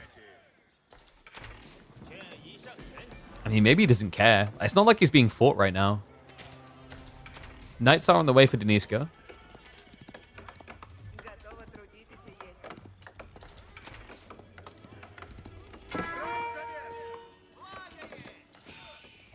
And he will scout it out. Okay, so loses one archer, but gets key information. We are seeing him slowly accrue gold, so likely we're looking at pro scouts in the next minute or two. I mean, you could technically just keep lobbing archers. The wooden fortress is making this a bit tricky, by the way. Arrow slits first, no castle turret.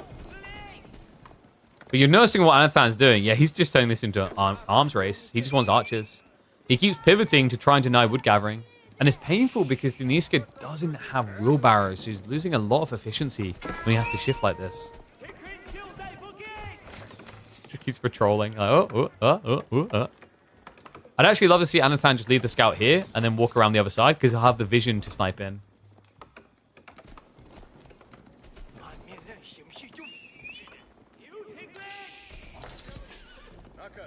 Why doesn't Anno contest the POI? Because it's just a stealth revelation once it's abandoned outposts. You don't really care about them. They're not giving resources.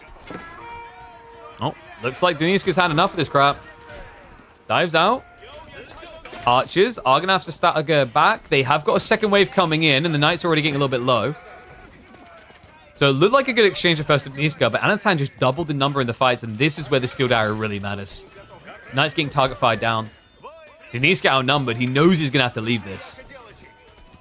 Problem is also, you can't even smuggle your way out because Anatan has got the scout there, so he sees all. Yeah, now this is just a redundant fight with Undermesh there as well. This doesn't feel great. Anatan is going to temporarily reset as another knight does come out.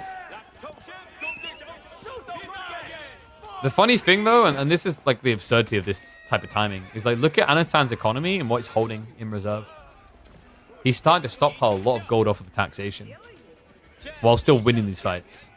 Like, this is what makes China, in my opinion, probably actually even a higher priority ban pick than Bruce right now.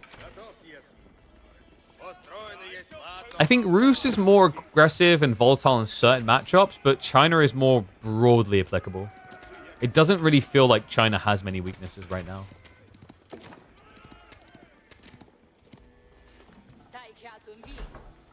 I know. He's going to switch across to the berries. Has the pro scouts now. Only 2 on the scout count, but he's going to have the goodies coming home soon.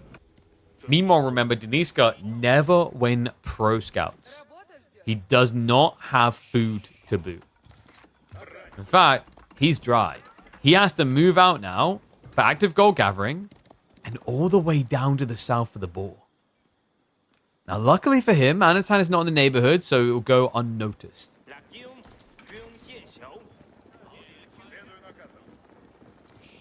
No, if Roos had been pro scouting here, I think he'd already be dead. That's how brutal that timing was. Because he just wouldn't be able to gather constantly. He'd be more delayed on his knights. He'd probably eventually get a few more out, but then what you'd see out of Anno is he'd just see that pro scouts had happened and choose tech instead.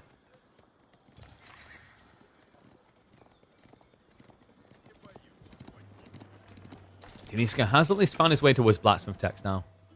Okay, so game pretty grim, but definitely not over. My concern is one player is not risking his economy on the map, the other is. And this is where I'm always been of a negative mindset about pro scouts. Pro scouts just allows you to exist too easily in your base in most games.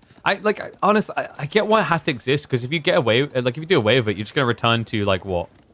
2 TC meta, which is just as boring. It almost feels like you need, if you're going to remove pro scouts in the game, you need to simultaneously make it so that secondary town centers can't be garrisoned, for example. That sounds crazy, but also I think a good idea if you really want to go this direction of making map-present gameplay rewarding. The alternative is you just double down on the point of interest ideas with bigger eco-inflation points. I think that route, focusing too much on that route, creates a very linear function, i.e. you have to play the map, unless you lose strategic choice. Archers? Oh, yeah, they're just going to dive past. And you got the Steel Dagger in the Undermesh, but then Deniskya chose the greed. He's gone pro scouts while trying to aggro forward here. Heavily outnumbered. It's a 2-to-1 fight. And Anatan realizes it and goes for the full punishment. Chase continues. Deniskya's not going to be able to get away from this. He's going to lose practically all archers if he hangs around. If not, it's going to be a dive towards the gold. He's going to look to migrate away. No wheelbarrow tech means he has to stand his ground with the archers to cover the escape. Anatan will be pushed back by a new knight, but won't be held back for long. Castle Age is just a minute away from activation plus completion, and then after that, veterancy, less than half a minute to get. And Deniskya knows it's done. GG gets called. He's got no answer to the fearless, constant aggression of Anatan. feel like the best counter to China is sushi. The funny thing is, like, I used to think that, and then when I look at recent sushi Chinese performances, Chinese is overwhelmingly ahead. I think, like, I want to say roughly 70% of the games I see, China wins.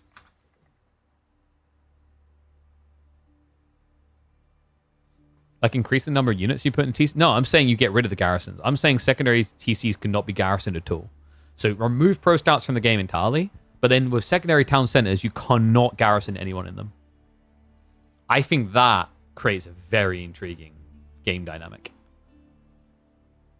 You can maybe have it so that when you reach Castle Age, you get the 8 garrison slots back. The idea here is, like, how can we change the game to make map presence either, depends what you're looking for, viable or required. That would force more outposts. Outposts are an insane investment, though. They take a minute each and can be quite pricey other game. 750 resources not being able to garrison would be rough. You say that, but then 750 resources allows you to scale your economy twice as quickly. Is that not a reasonable trade-off? People build hunting cabins, which cost them 100 resources and take over 4 minutes to pay back what they give you, right? And they're much easier to kill. Have garrisons as a researched ability? Maybe, like, what, a secondary level to, like, the town center, so you fortify it? Could be interesting. Like a nice campy game? I don't. I think the thing is, like you need to make it so that it feels like being on the map is rewarding. With Pro Scouts currently as it is, and I think almost any stage that Pro Scouts feels slightly viable, you're not going to get presence on map feeling rewarded often because deer gets taken away from you. Unless you then build outposts, which feels bad.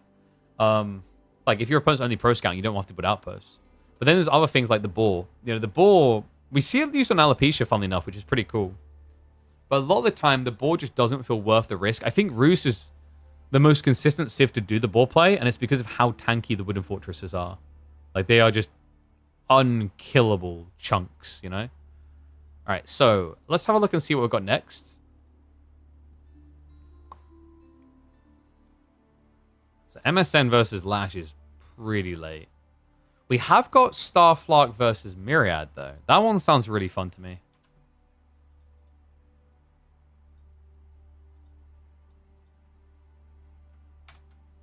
So let me enter the boys in.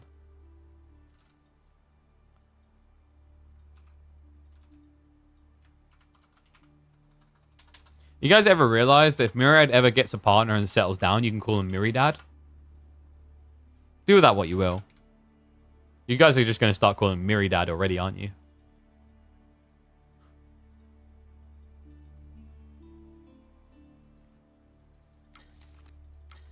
Alright. Oh yeah, I keep forgetting. Doesn't Starflark have, like, real at the start of his name? So it's always a pain in the ass to search. Yes, he does. At least he's not changing his name regularly, so it's not too bad. Allow TCs to be garrisoned, but act like a village. Let there be arrows that's upgrade on. Yeah, that could maybe be the way. Or just, like, you can't shoot from the secondary TCs at all. I don't know.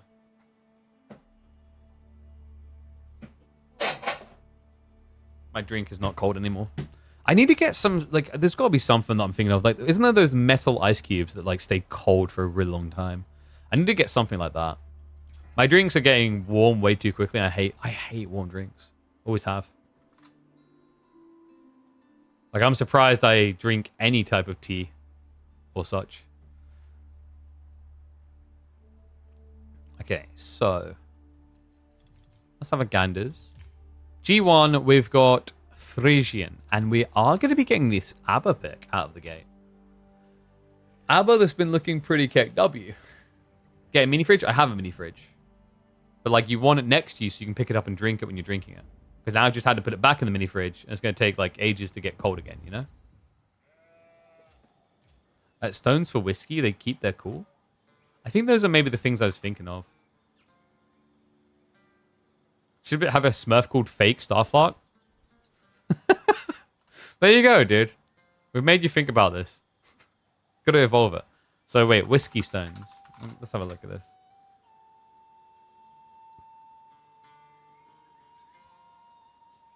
These things? Yeah, I think I've seen these around. Why do they stay cold so long?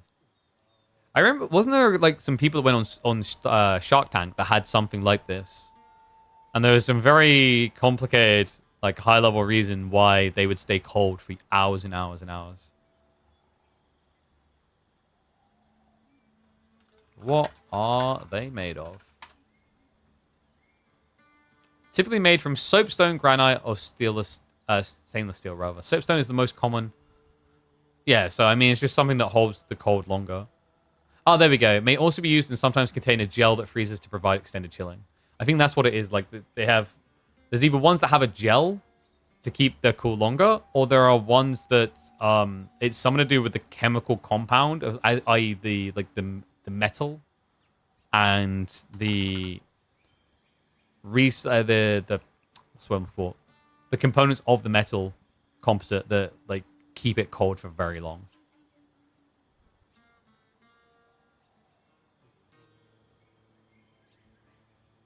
A long straw out of the mini fridge. Dude, that's the next level strap. Thermal inertia.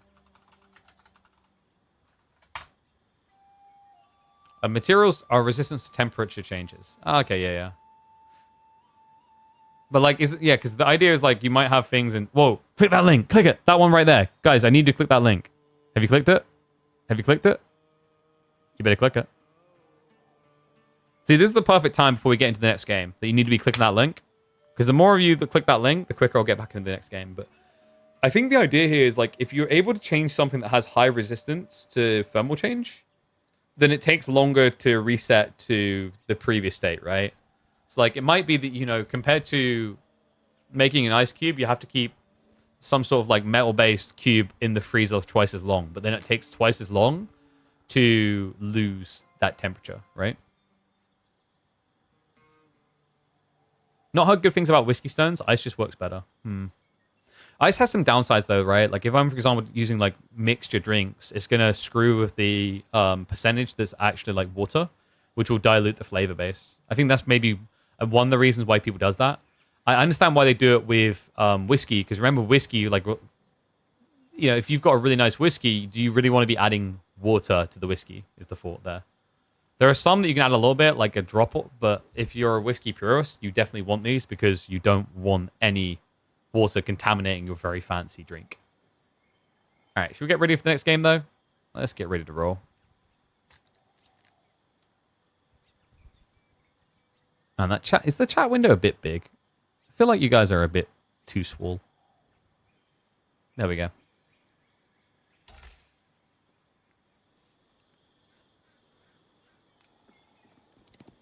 This Civ is trash. That's right. Welcome back to the channel, folks. We just came out of the EGC qualifiers where this Civ kept losing and losing and losing until B shoo us the away against one of the best Civs. Well, let's see if Myriad can do that now, because he's going up against one of the king Civs. It is, of course, the Knights Templar, whipped out by Starflark here in game number 1 of Midweek Muster 29. That's right. We're almost done with our 30-week esports circuit. Not much left to it. Myriad, he's going to go for the Ambassadors on New Frisian Marshes, a map that does have a trade post in the center. I don't know if that's going to be his target, though. It's interesting to think both of them would want to target that type of area, right? Trade potentially for Ambassadors, but sacred sites for the Knights Templar. And I love this opening. Starflark, he goes for the dock drop. Makes a lot of sense. Remember, Knights Templar thrive on any map that has got fish. And Frisian has got plenty of that. Shoreline fish in each of the ponds to exploit. And by the way, big shout out to Caillou for addressing this map. Frisian had a lot of inconsistencies. For a start, he has regulated the fish spawns. So now you get a berry batch and 3 fish spawning per pond. It used to be sometimes you get 4, sometimes you get 2, sometimes you get 6. The other thing that Caillou done that really needed to happen for Frisian, a map that was being used in competitive for years now, is sometimes Frisian had this habit of spawning 3 gold veins next to a player's base. That's not happening anymore. You can see the dispersion's a lot more balanced. A little bit crazy at times, like this gold is a little bit weird. But we were seeing situations where like one player might only get 1 gold start here and the others would be out on the map, while one player would get 3 golds right next to their TC. Not going to be happening here. How many docks are we going to see? I think you just like stop at 1. 1's pretty cool. The idea is like having 1 dock will offset the disadvantage of teching up because you'll build probably 3 fishing boats. And that means that when you go for an age up, remember, you usually miss out on 3 villages worth of production. You'll offset that disadvantage. I'm not crazy about Starflark doing this little detail here. When you shoreline fish, you're actually sacrificing the value of the fishing boats, if that makes sense. But I guess for an initial burst, just to keep villager production going, it's fine. But ideally, in like the next 30 seconds, minute, you probably benefit from moving this guy across to the berries, because the berries is something only he'll gather. The fishing boats can't. Because if you're doing this here at an accelerated rate, it's good because you're getting more economy. But it's bad because you're taking away the length at which these guys can actually provide economy. Because once the fishing runs out, it's not deep water. It won't respawn.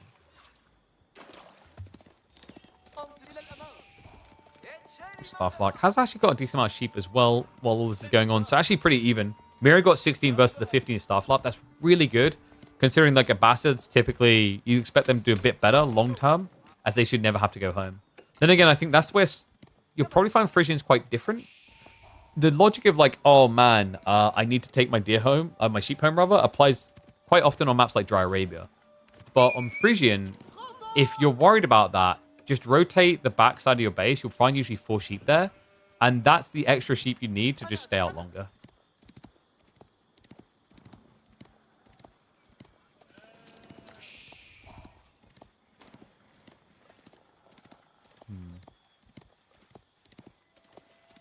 And by the way, we'll update the brackets, but results so far, we've seen DeMu has beaten Jif. B has beaten Jeando. Winner of this will go up against B. We've also got Anatan beating Deniskya up to now. Still a lot of series to play early on the Monday. Kingdom of France coming in, so nothing too untoward. Yeah, in this matchup, like, what would you really benefit from going for Axe Throws or Hospitalier? Hospitalier could be interesting against like this aggro timing with camels, where you can just kind of heal through, but you still get kited and killed over time. So Kingdom of France, even if there is going to be a camel archer or 2, feels the best. Eco Wing from Myriad just makes a lot of sense, by the way. On this map, it's very defensive. You have to keep in mind Frisian Marshes spawns you in a corner. So it's very hard for an opponent to hit you from multiple sides. Compared to like a Dry Arabia, Lipany less so. Lipany tends to spawn you a bit further back. But if you think about Dry Arabia, it's very easy to just get around the back of the base. Here, it's pretty much just kind of like a conal vision facing outwards, right?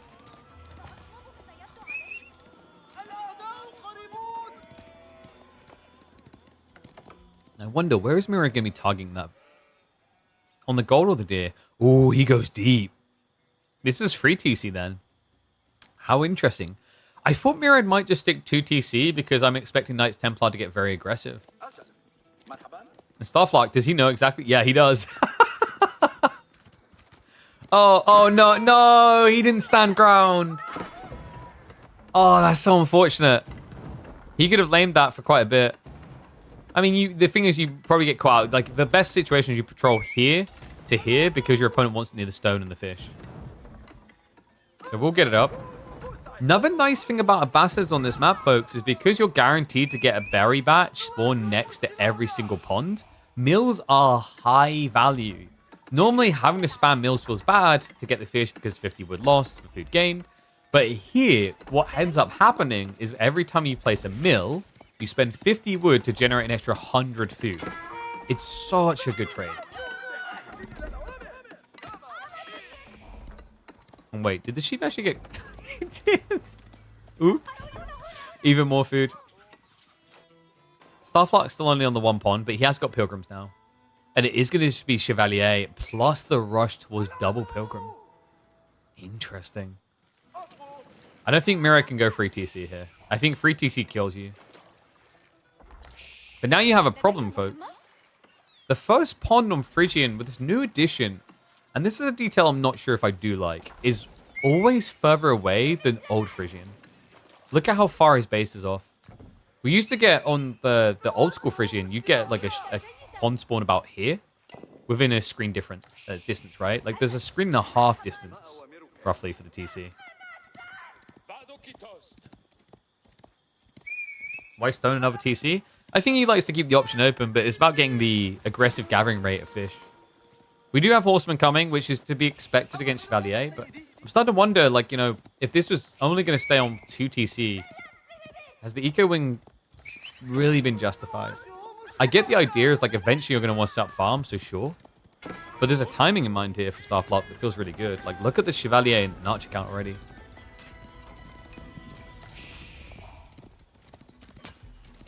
He's going to force outposts out. 2 worker kills so far as well. Horsemen are going to try to intercept, so nicely done there. Chevalier is going to be a little bit too late, so we'll end up losing one of the Pilgrims, but Horsemen can't hang around for the second.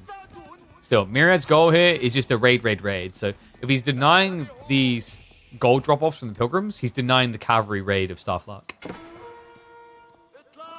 I do wonder, is Myriad looking for Spear Horseman here? This looks like a Spear Horseman comp.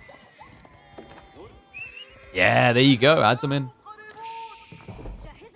And he's going to have to flood them as well. Nice thing about being a Bastards is when you go 2TC, you can actually afford this meaty combo. I feel like a lot of Cids, when they play 2TC, either go FC or they go a comp that involves archers. Because food is very demanding at that stage, right? Like, you've doubled your expense at an early point in the game from 150 food a minute to 300 food on villages. But with a Bastards, you see, you just get fresh foodstuffs. And what ends up happening is you go from 150 food a minute to spending 192, I believe it is, to get double villager production. It's crazy.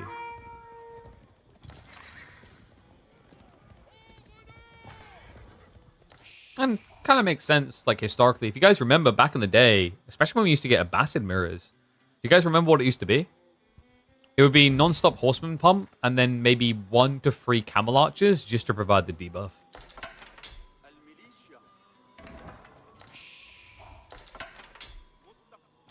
We have a ram timing now from Starflark. Overall, things are looking really good. He has got the undermesh coming. I'd rather see Stilled Arrow first here, just because of the horseman revelation. You want to try to get as much damage as possible there. But he's thinking about the dive, right? He's actually leaning into Chevalier more than archers. Kind of interesting considering the potential for camel archers. But at the same time, you know, if your opponent opens horsemen, do you really want to be focusing on your archers as your main source? I do like that we've got 1-1-1 now from Starflark. Does get the info. Sees additional stables and Raxes. That's really good news. Starflark's probably smiling a little now. He sees his opponent isn't going to be changing unit comp at all. Gold is being idled, which means Myriad has no tech up and limited capability to get blacksmith decks. Yeah, Starflark, the way he's orchestrating this is very intentional. Even the way he keeps checking in here. He wants to see if there's gold gathering. Because if there isn't, then without undermesh, Myriad's horsemen are going to melt to this.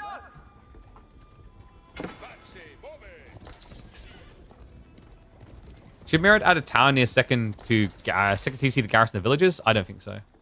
He's peeled back to the deer, which is nicer. Like, at this stage, you need units, because if you reinforce too much here, you get choked out here. Right? Like, if you think about it, the distance between the two TCs is so far that saving units here with outposts doesn't solve the gap. He needs the gap closed between his main and his secondary. He needs to do it fast. The ram's coming in now. Myriad has not kept a repair crew nearby. He's going to pull villagers now. No wheelbarrow, though. There's a lot of Chevalier. He's immediately going to garrison. Horseman dive in. Spin as well. Wow, no patience here. Myriad, he wants the threat removed. That does force the commitment, but Starflark feeling confident. 34 to 13 in military. It's over a double lead in this fight alone. And there's still more troops to show for Starflark. Dive past is going to find the workers. More to be found on top of that. In fact, the Chevalier could easily dive on top of these spearmen. Instead, he's going to chase north. So he mirrors on the horseman, sends the archers after the spears, dives onto the gold as well. The game is getting insanely uncomfortable now for Myriad. He's trying to switch archers. He did at least get a stay of execution on the TC. But not for long. Starflark, it's a triple ram commitment. Oh boy. And also, tricky, Myriad just has no answer to Chevalier. The count's kind of getting out of control. You don't want to have to lean too hard on the spearman. Your opponent already shows archers. I do wonder if he's starting to regret not getting Milliwing here. Now that he's found himself at Spear Archer, I think the original goal for Myriad was to play Horseman. Just kind of poke raid, force Starflark to react, and then look for a gradual castle play. But that just didn't come to be. Starflark just understand the aggressive alignment of this Civ, truly, in Feudal Age. And now the clash comes in. No wheelbarrow. That should be the decisive blow. Myriad, most of his eco lead just disappeared. And the thing that's been given that eco lead is going to go as well. It's going to be double ram, soon to be triple, into the secondary town center that has not been repaired. We've got horseman raids, which are being blocked out. Barely finding any damage. And Myriad, nowhere near a castle play now, still heavily outnumbered. Oh boy. And Fort Gold, you've relied on outposts to try and hold that, but the Rams will address it. And on top of that, think about what else Myriad done here. He built all of his production at the front of the base to try and eventually chain into the second TC. That means these are going to be the first buildings to fall. And you're in dire need of scaling more army, not less. Blacksmith is finally going to be there, so does find the resources for Steeled Arrow. And Miracle, he's able to reach that point. The Miracle, the blessings may have came too late. Archer's now diving in. We'll start to poke. Spear spam is going to arrive, but the Archer's already there. This is weird. Myriad's being split in his own base in a less than ideal fashion. Archers aren't going to be exposed, though. Hello, Horsemen jump in. Starflark just doesn't care. The Chevalier right in. The Spearmen aren't here. I mean, they barely exist anymore anyway. It's a great fight now for the ponies underneath the primary TC. Villagers do get rid of the ram, but they're now being killed. Production is going down, and Starflark is frothing at the mouth. Still 12 Chevalier, more arriving. Villagers get clubbed down. There's not enough room in this inn, and the outpost is about to be taken out by the ram anyway. And Myriad, after a long build-up of worker lead, it is all gone now. Starflark has the worker lead as Knights Templar. Always a sure sign that you're behind. Happily skips away from the base for the time being. Still with a military lead. And I believe we're going to see another ABBA loss. Maybe not too surprising. Guys, if you didn't see the stats from the EGC qualifiers, it was abysmal. Bar B, I think anyone else who tried to use Abasses over the 2 days was lost, if I'm not mistaken. It's just not a Civ that's been feeling great right now. And like, to the point being made about Eco-Wing, it is weird when you go Eco-Wing on 2TC. Free TC is good. The reason why people go Eco-Wing like this is to keep the option open to be more greedy if they need to. But Melee Wing, I mean, here, with him ending up in Archers makes sense, right? I think if Myriad had kept Horsemen plus Spearmen, I understand why he doesn't go Melee Wing. It just doesn't have much value. Like, Melee Wing with just Horseman Spears is kind of eh. Because the logic is that in those fights, the Spearmen can actually attack from behind the Horsemen with the Spear Wall tech. Oh, sorry, Phalanx. And the fishing's gone now for Starflark. It ran out a while ago. But at this stage, he's built a big enough lead. Angevin Empire now coming in. After that, what, 30 seconds for Chevalier to be upgraded? Instead, I think Starflark's also just going to be spamming Heavy Spears. Heavy Spears, which Myriad has zero answers to because he hasn't been building Camel Archers. Camel Archers would have been the one resolution. Starflark? Ooh, okay, he does find him on the gathering in the center. That was a move towards the boar and the deer. It's a nice little raid there by Myriad. Has allowed him to tighten the belt here. Back to a 6-worker lead. But still, it's a 6-worker lead, and most of that is now reinflated due to the delay on production of villages for Starflark. Something that's now going to be fixed. More coming. Horsemen are going to keep poking, but difficult now with the Chevalier mirroring. Archers are the priority. Doesn't even seem to care about the heavy cav upgrade. It's just heavy spearmen, veterancy archers first. And for good reason. Like, vet archers is pretty much the thing you need to win. Upgrading the knights just could set you up to be countered by spears.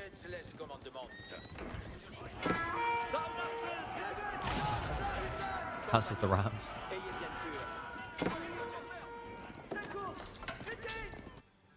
Myriad will be feeling that this is a low percentage situation. I respect that he's trying to find a way of borrowing out the hole, though. A lot of workers moving out. 12 moving towards the berries and the fish to resume the gathering. Myriad still without wheelbarrow finally queues it up, knowing there might be a situation where they have to all run home. Mathematically, the Tech Wing is by far the best H2 wing. Actually, you could make an argument for Trade Wing. Triple Trader like has a decent return metric. If you can at least get past than one trade, it's really good. I think Trade Wing is a little bit better against civs that don't want to fight you. because it forces him to react. But speaking of fights, that is a decisive one. The heavy spears, the moment he saw them, he's out of there. Yeah, like, Culture Wing is interesting. It can have some value, but Culture Wing is also, like, weird depending on what you're trying to do. Culture Wing in that game, I kind of disagree with because he can't access gold anyway. He's being harassed, right? It's for golds. Culture Wing needs gold access. And if you're planning to do an FC build off of that, I still rate Trade Wing a bit better. Just because if you get 1 or 2 trades in, it's, like, more safe than what you'd say from doing Preservation of Knowledge into a tech up. Because remember, POC cost you, 175 resources to get a 15% discount, which means you'll save 270 resources. It's not a good deal. You need to get a lot more text to make sense of that. In that game, like, how are you going to get text when you're being harassed? You could maybe, like, maybe you're arguing for Culture Wing plus 1 TC, as in don't build extras. That might work. But then it just feels like you're not, I don't know. Like, Abbasis, when you're doing that, feels very, very weird. It almost just feels like you've arrived at a point in the game immediately where you're like, okay, I don't feel like I have an advantage. So, Knights Templar up against Abbasis, right side win. Game number 2, we're going to be heading into Gorge. Jean versus Rouge. Interesting.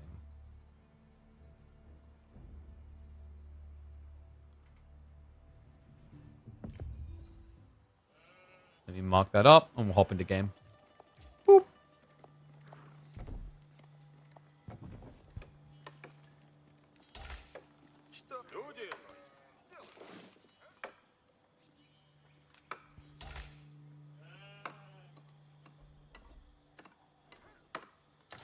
Alright, there we go. Roos, why aren't they banned? Welcome back to the channel, one and all. That's all I can say. Roos, what a pick, man. Such a tough one to crack, and especially on this map. I feel like Gorge has almost become their home territory. Like Alopecia, Highview, sure, but those maps aren't always frequently seen in tournaments. Gorge is a bread and butter pick. And I thought originally Gorge was going to be a nerf point for Roos because of how hard it is to wall these days, but it hasn't felt that way with recent results. A big part of why, I think it's the freedom of Pro Scouts. There are map spawns where, like, Pro Scouts is pretty wonky because you get blocked on 2 deer stacks, right, if they spawn the same side. I think there's a fairly decent amount of flexibility as to where the deer spawn in this map. Like, we see here's double deer one side, but then the other you can kind of flex wide. I think that helps Roos a lot. The other thing is most civs struggle to get gold in the mid game, while you can be hunkered down easy peasy. And yes, we are being sponsored by AMD again. Make sure you click the link to check them out. The other side, CP, be sure to check them out. Have a look at their PCs. We've actually got another sponsor coming in on that side I'll talk about in the coming days. But yes, AMD has remained a frequent presence on this channel. I'm grateful for it. Man, I keep, like, trying to find the contact point to just try and get a yearly contract from them. For those that don't understand, like, marketing, I don't mind explaining it a bit. Like, with these big companies, they often have agencies they work through. And we have a cool relationship with one of the agencies. They love working with us because you guys are superstars. They love coming back because you keep clicking on those links. So thank you, you absolute legends. Wow. Another thing that makes Roos ground this map, guys, look at the split. Look at what he's done with his scouting. This is actually very aggressive. Yeah, so this is what gives Roos a huge edge. On Gorge, the sheep are split down the sides. It's very linear. It cuts the map into 2. The idea is meant to be one player takes one side, one takes the other. But with Roos, with the hunting cabin, you can generate more scouts straight away. So what happened here is Myriad ran out. If he hadn't ran into the enemy scout, he just keeps running the other way. Second scout does his side safe. What happened is Myriad ran out here. He saw the enemy scout. And then they both turn around. But by the time Starflark has moved across the other side of the map, look at what's happened to all of the sheep. Myriad's other scout has already ran amok up and down this side, leading to a 19 sheep to 7 sheep advantage. This is a very big part about what makes Gorge so good for Roos.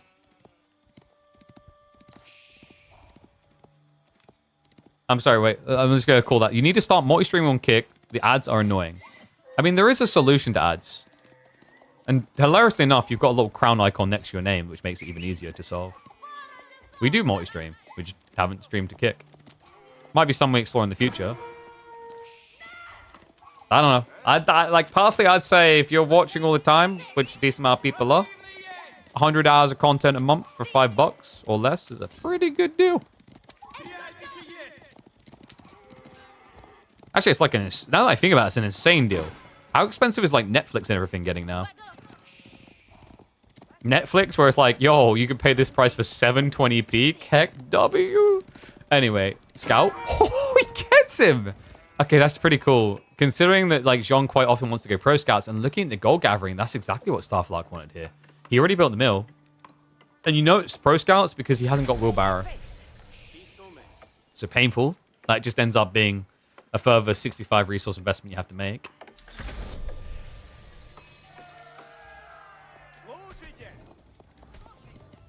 But yeah, I think I've talked about this as well with Twitch before. Like, the ad rev gen isn't that great, but it's noticeable at the end of the month on your bills. And the other thing to, like, keep in mind within that, like, situation is you have to run mid-roll ads, because if you don't, you get pre-roll ads. And pre-roll ads is, like, okay for the people who definitely already watch your channel, but it actually stifles all growth. Think about the amount of times you've clicked on, like, a new channel. If an ad plays straight away, do you stay or leave? Even if the ad is 15 seconds, you leave. Wait, was that... I was wondering why that sheep was getting bullied. We have got the deer shove now. And Pro Scouts is on the way from both players. Yeah, there was some tests done by this a few years back, and people discovered, like, genuinely, even just short pre-roll ads was entirely detrimental to any sort of growth for streams. Have you guys noticed that, like, there's something going on with Twitch, though, where sometimes the ads don't take over the screen anymore? So it looks like maybe Twitch is becoming cognizant of the negativity around the ads. I think probably what allowed them to be more, you know, flex like that is that ad rev gen for most creators on the platform is down about 50% over last year. I did not make that number up, by the way. I've, like, seen the numbers on the back end for a lot of creators. Which is not surprising, considering some of the more controversial things that have been allowed on the platform in the last year.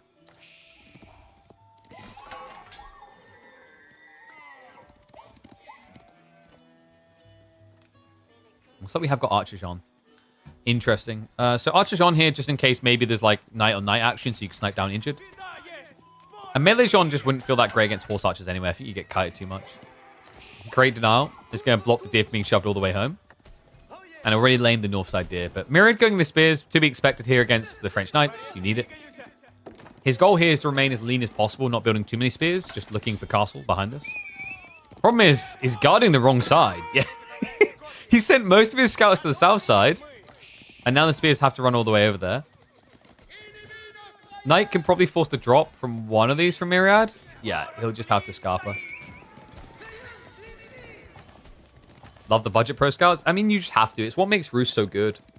Roos is the only civ that can efficiently justify scouts in Dark Age. Just think about that for a second.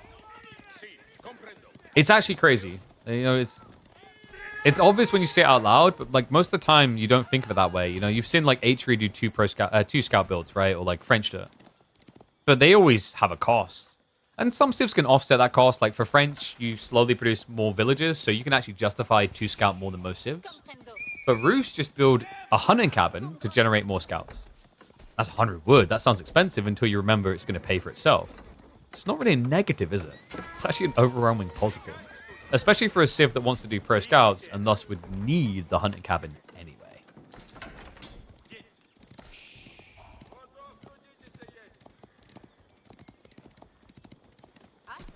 More deer coming home. I think we're looking at a 50-50 split. Maybe Myriad snatches 1 or 2 deer just because of his... Yeah, he already has. There we go. I was about to say, his timing is, like, quicker due to the scout count. Starflark's going to have problems, though, folks. Look at what's on the way. Myriad, I wouldn't mind him opening with just a few knights, actually, to kick off instead of the horse archers. I think horse archers, like, it can work, but it's a little bit baity into Royal Knight Archer. Whereas, like, just going hard Roost Knights is pretty crazy. Likely we'll still see some horse archers just because they make good raiders and they also produce a lot quicker than knights. Whereas if he wanted knights, he probably would have already built the stables. And high trade house. Get your numbers in. This one actually looks pretty good. Not much of the tree line is gone. This is another value point over rushing Castle Age with Roos on Gorge. This tree line can disappear very fast if you start adding in things like archers.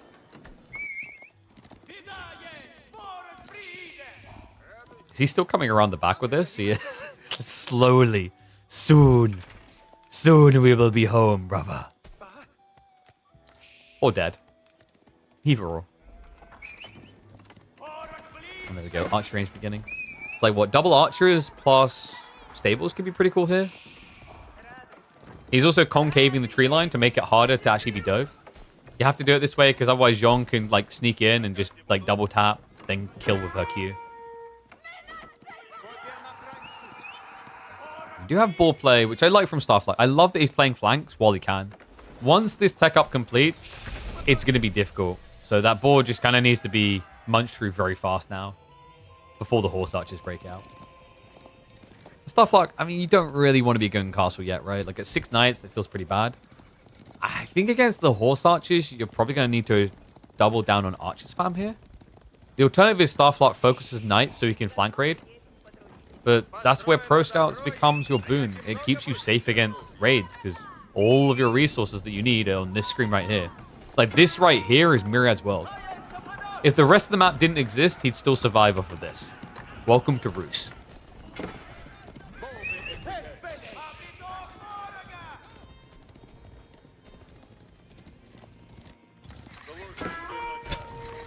That was a quick denial on Pro Scouts. If only it was that simple. You know, just slap those scouts once, they die. Oof. I really did like the idea of Pro Scouts having this this damage malice, where when you carry, you take double damage, for example. Making it something you have to be very thoughtful of. Because I think even now after the nerfs, sometimes Pro Scouts can feel very autopilot-y, at least what the Scouts do themselves. It's very rare that you see a player forced in a position where they have to be very cognizant of what's happening. They still die super fast? Yeah, I think it's like still maybe the timing impact. But I've said why I like Pro Scouts. I don't like it as an end solution. I think we are probably going to see Pro Scouts untouched now for a few months still. I think it's been nerfed to a reasonable degree and people are shifting away from it. But I think long term, I just want to see a better solution to food sources than Pro Scouts. And that will come with time and like new resource types, in my opinion, is the most obvious way. Especially points of interest. I love there was a solution. There was a suggestion. Was it Johan who mentioned it in the past? Of neutral farms. I think it's Johan or Avali mentioned it. I love it. Just imagine if there were farms that existed out here. Like there was just a mill and a farm cluster and any player could come and gather from them. Wouldn't that be cool? You'd have a reason to play onto the map, but it would have a big risk as well.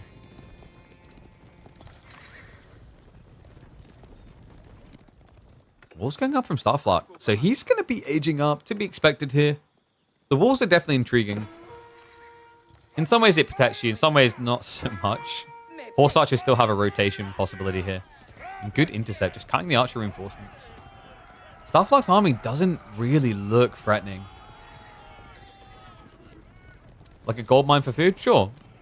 Like actually, like you got Forgotten Ruins. Why not have something like that, like a capture point? I think I mentioned this already, that I'd love to see that. For like food and wood, etc. Because if you think about it, what a Forgotten Ruins is, remember it's a POI that allows you to dig up a relic, but as a resource gathering tool, it's just a better stone miner. So having those for different types would be cool as well with food and wood.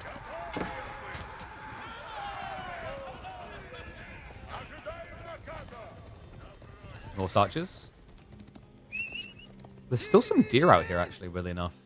Guildhall's now on the way, but I'm a bit worried about Starflark's position. Spears are going to run into the most messy, unwilling fight imaginable, but the horse archers are now on the way. Good micro by Starflark. In and out, just trying to trickle into the reinforcements and snipe out what he can. It's just so difficult when you look at the health bars. Like, this is the game where I'm pretty sure Starflark never got Chivalry. No, I don't think there was the space or the timing for the Bream Room. And that means all knights are going to be dead. Yeah, last them to go down. And yeah, no Chivalry. No Chivalry at all. So he gets melted. Reset to nothing. His opponent's now rushing relics. He's got Boy's Fortitude on the way. Horseman added in. All right, like I don't think it gets much worse than this for Jean. Even the range Jean herself is still a mile away, right? And he's over 200 XP to get to level 3. Can they just make deer regen slowly at random places around the map? If you do that, then like you have an issue of Pro Scouts is even better. Like, if you introduce that, then Pro Scouts definitely has to go, in my opinion. But one thing I think I said is, like, a cool idea you could have is sheep could be in a pen somewhere with a little wall that has, like, 200 HP or something. Maybe more. There's loads of cool assets they could add to maps. I really want us to get to the point where there are, like, 15 or 20 POIs. I use the term POIs loosely. Like, having a sheep pen could be a point of interest, but it's not one of these capture location POIs, right? It's different. Because it would add a lot of vibrancy, character, and interaction points on the map. And what's cool is it gives people flexibility of strategy. I think once you get to that stage of Age of Empires 4, it complicates the game, but it keeps it accessible because there's all these options. And you could argue you have kind of choice overload, but you can lean into whatever you want. And the cool thing about that is we then reach a stage where we don't just talk about the obvious for, the first 10 minutes. Like, oh, they're going to do Pro Scouts. Oh, yeah, this is like 2 TC meta. So he's done 2, now he's going to do 3. You actually get a meaningful ebb and flow to the game. That is something I always appreciate about, like, company heroes. There's a lot of things they do wrong over the years, balance-wise, etc. But, like, at the core concept, the idea of the capture flag locations to generate resources is very intriguing. It creates, like, a territorial tug of war.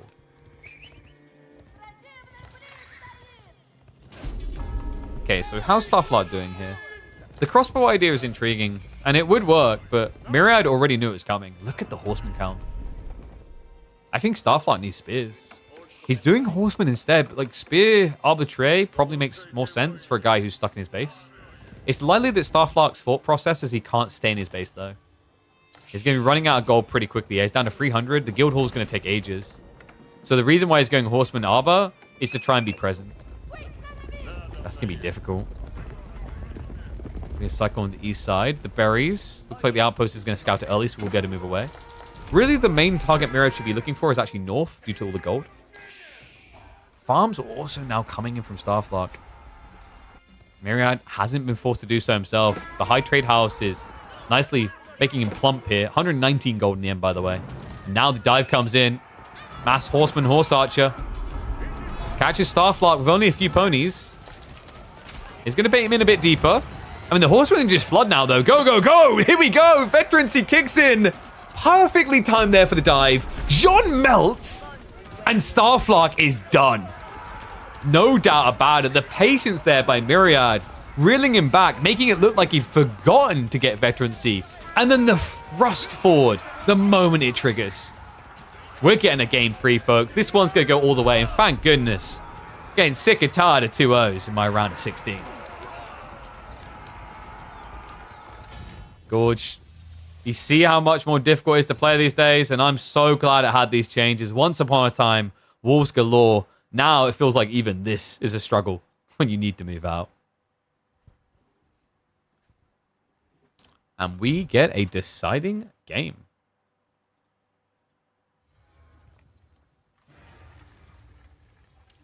Which is going to be on Dry Arabia.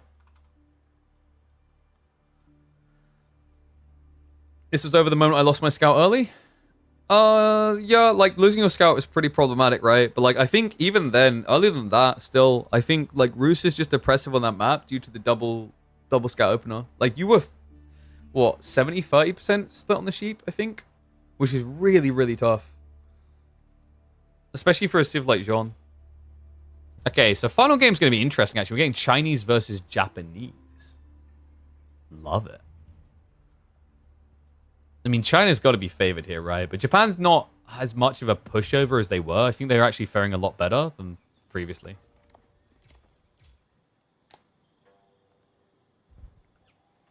Can they play with the same civ they won with? No.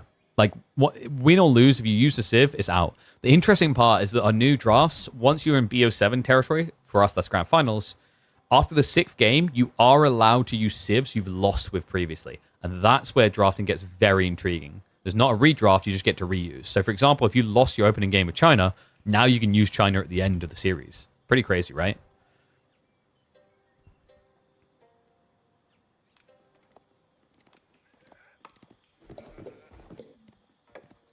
Welcome back to the channel, folks. Where are all my Japanese fans? This civ is on the rise. And so, too, is this particular South American player. We head into a game 3 between Myriad and Starflark to decide this on the driest of dry Arabia.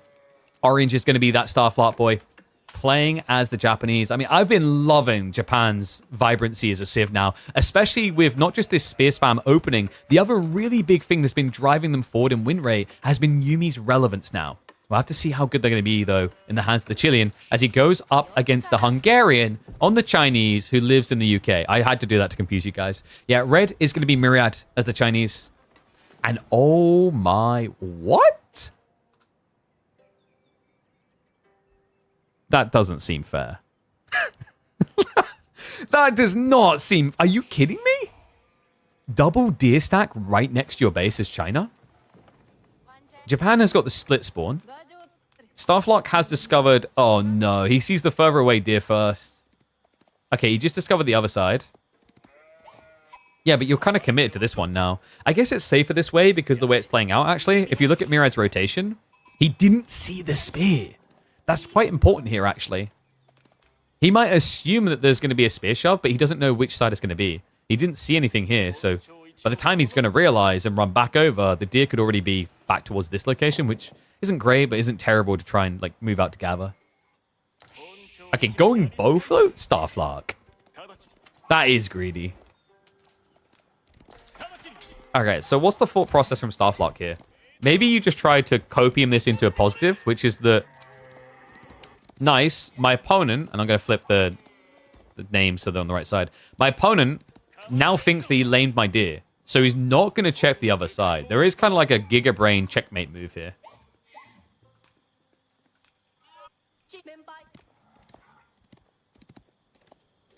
The mind games. Be real, Starflark. Was that your intent? Or were you just being greedy? We reward honesty here.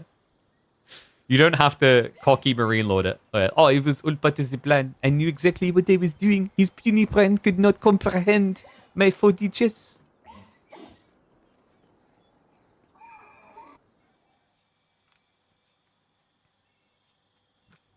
Also, keep in mind, like, Myriad stopped off for quite a while there to lame the deer. Which gives you another advantage. Look at this. It's 5 sheep to 11. Now, he's going to get cut off here, but I think maybe Starflark realizes, yeah, he's going to be darting across towards the base. Unfortunately, it's not going to work out well for him. So, Myriad does have the line now. He should be able to accrue the rest of the sheep. He still doesn't know about his double deer stat, by the way. Ooh, but he didn't react quick enough there. That's really important. Remember, guys, Tang Dynasty gives you additional vision as China over other scouts. So the idea is if you're quick on reaction, you can turn around and run away when you see the enemy scout, meaning they don't know that they're running into scout territory. Unfortunately for Myriad, he didn't react quick enough before Starflark got in range. So he did see that scout, and that's why you're seeing him just kind of move this trajectory to make it so that Myriad only gets a corner worth of scouting in favor of him.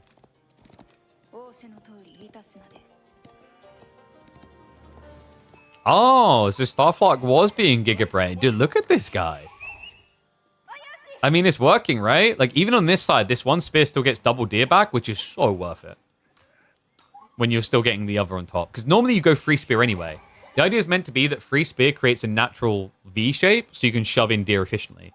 And you need to, because usually people are laming you right now. Used to be we'd see 2 units to do this, but 2 units is not very quick. Overall, a damn nice start for Starflark.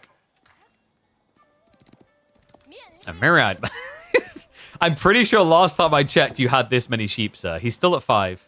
There's, what, 2 left down here? Obviously, he's been gathering since then, but by comparison, Starflark's still at 10.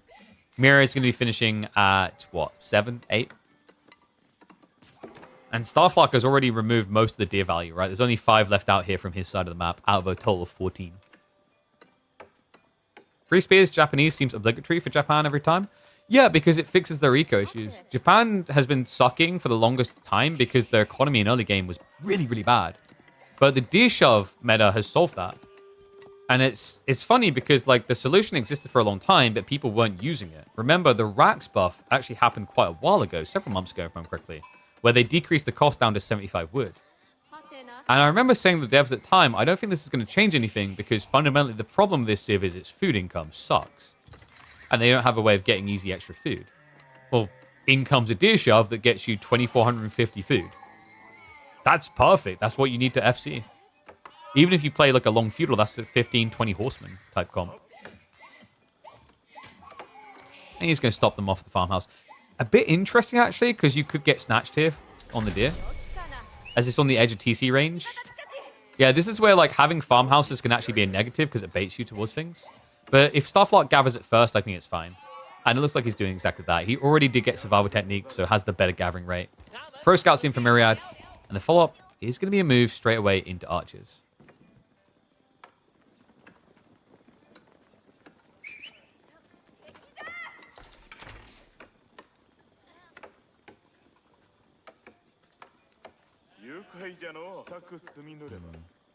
No post up, Starflark. Honestly, when you play Japanese, I think you just praise the Shinto gods when you get this type of gold spawn. It's not even about how hard it is to harass. It's nice. The other thing, though, is it stops 360 rotations because one outpost. Like, you can't get round the back of this map. And if you guys think back to times you played, like, raiding civs and you can't rotate around the base, how annoying is it? Like, how annoying is it to play on Frisian? I guess most people won't know because it's not a public map, but think... You know what's a good one? Rocky River. Rocky River tends to, like, stack you a bit further back towards the edge of the map. And we've all been there trying to rotate around the back of a base and failing to do so. Investing in army to solve economic problems seems like poor policy to run a country. So what we're going to do is we're going to ask someone to hold a sword to your throat and see how quickly you're willing to start tilling those fields, buddy. Pretty sure historically, militaristic oppression to get people to do economic work has proven quite effective. Maybe look up serfdom.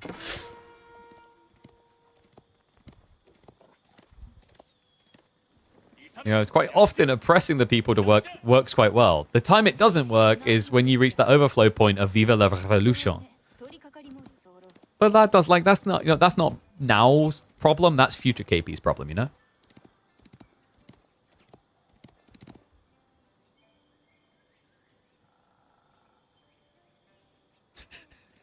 Why are you flaming him for his sheep? Look, the sheep are grazing, okay? I like this one sheep here that's just keeping an eye out for the rest. Like, the rest are eating. He's like, keep eating, brothers. Wait, we heard someone. Sometimes you just don't really... This is the thing. I keep saying sheep need to be fundamentally changed, but I hope they remain relevant with their scarves and everything, because I'm trying to think of something more iconic than sheep in AoE 4. I actually think they're our most iconic unit. They're so adorable. They're there from the very beginning of the game. The way they chase after you when you're running fast or scurry along like this. The scarves they wear. I love it all. I just also always love the way they look left and right. Like they're like, uh oh, someone's going to kill us. Like they're constantly in a state of crossing the road. So Starflark tech first, of course, but a strong clock tower now on the way from Myriad. Expected to be delayed as well because he did open Archers and then was going Pro Scouts. But Euroshiro drop does mean that Starflark has got the first Mount Samurai on the way. And I'm expecting Myriad to play Spear Crossbow. Tricky part of doing so is it means your opponent could try to rush Relic. So maybe instead what we'll see Myriad do is just try to get a few Lancers out. So he has a little bit of flanking.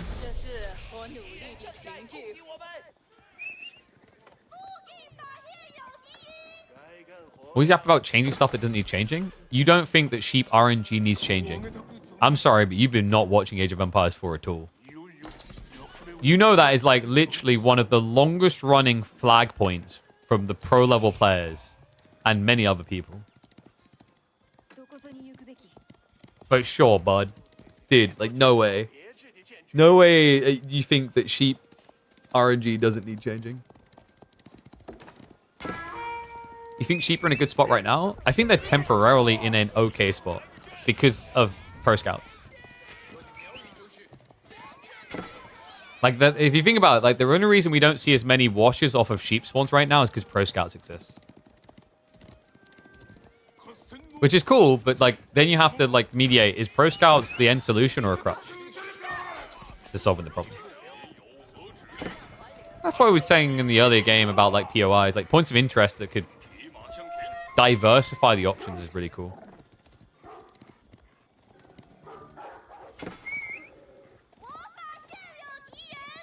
So, Myriad, game plan now. He did go Barbican, which means he's got a scaling economy, but this is where actually Japan's not that weak. He can Yorishiro drop the TC. If he does so, okay, he's going to go aggro. Interesting. I find usually in this matchup, like second Yorishiro gets dropped into the TC, just so you don't fall behind against Barbican. But he's worried about the Lancers. We've got Onimusha. I thought this was going to be Yuumi. Yuumi is also quite popular against China when they do this build because they spam spears and crossbows, and Yuumi can beat both. Now, the reason why some people don't like the Yuumi is the Nesta Bees are a threat, but the logic is meant to be that like Nesta Bees have to reach you, and they can't early on. Sad life of a Shinto there, by the way. Myriad is already producing monks himself. Wallow's pretty iconic as well. That's true. But like, if you're talking about a unit itself, I think Wallow is for the action. And you have all these different unit types. But like Sheep, the only thing that changes is the color of a scarf. Like, even when I think back to the earliest days, there was something adorable about the way they would hop along when chasing a scout. Dive in. Does lose his scout there. A little bit awkward as well. Starflark, you don't really want to stop off with the taxmen here. You actually just want worker kills. And by the way, this guy, when did he show up? Just been hanging there for a little bit. So shrinks the eco. Starflark is now 40 villages to 39. Myriad is behind on more eco.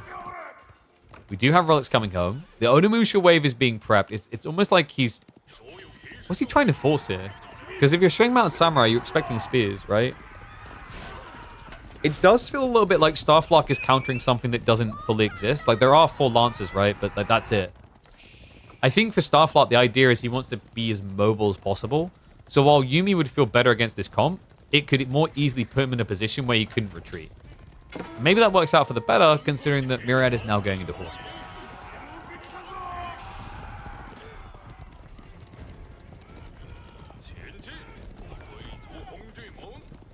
You need a priest that throws the relic in a Hadouken? You mean a Hadouken? Sorry, that was a bit... Hey man, I know my FGC stuff. Yo, you know what? Now that I think about it, that's what the Abbasas need with their proselytization. To convert units, they should just kind of like Hadouken a Wallalow across to them. Like a psychic wave that cuts into their brain and convinces them that they need to change sides. So Onimusha now arriving.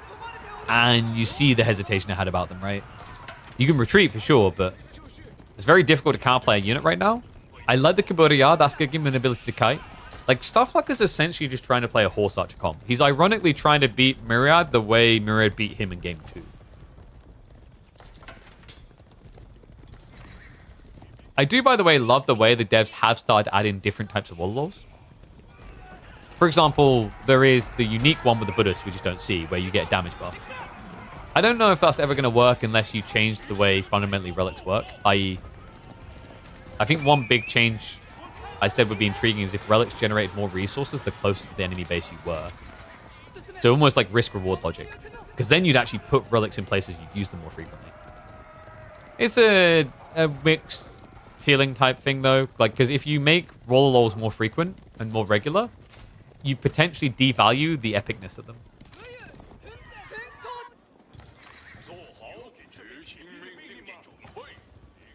And to be fair, Wallalows are probably the closest thing we have to a real super weapon in Age of Empires.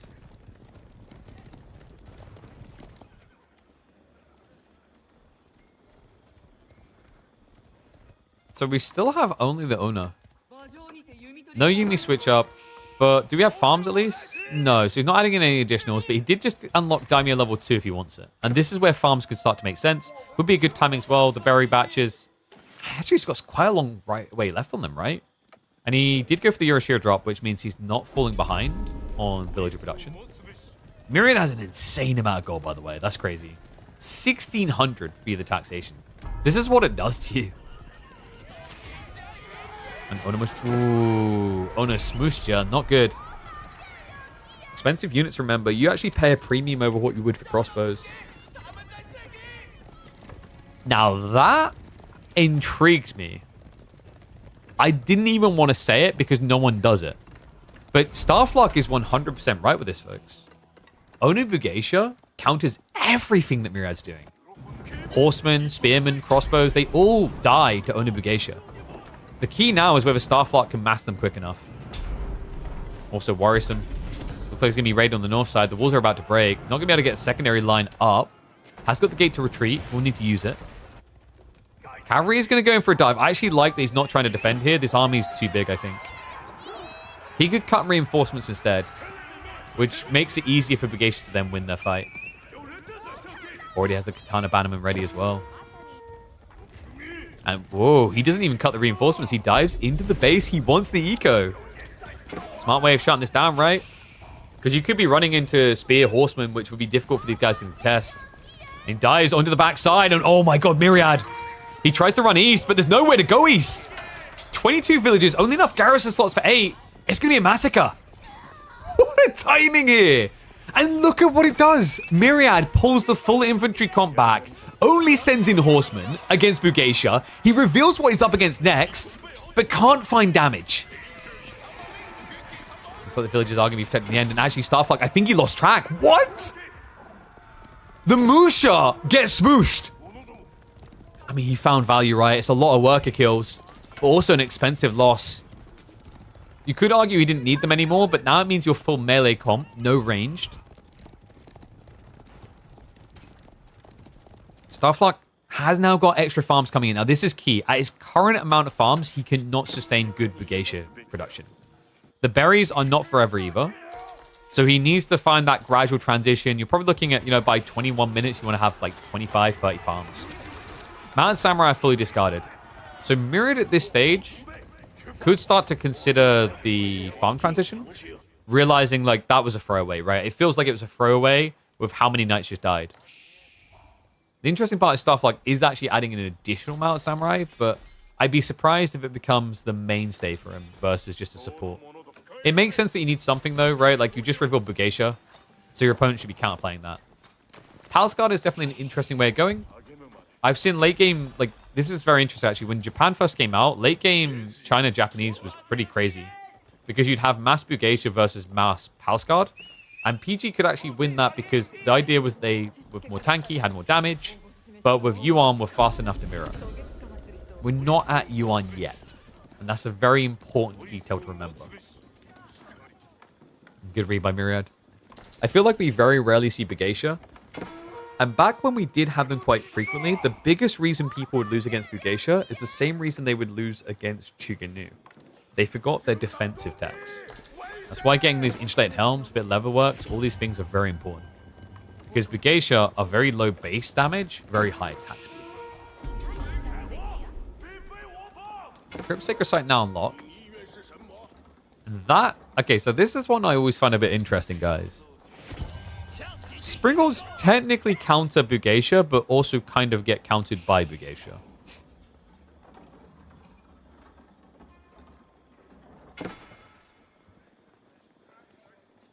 Think about it. Big blob running towards you, good penetration. But on the flip side, even with free melee armor, you get shredded quite quickly by these things.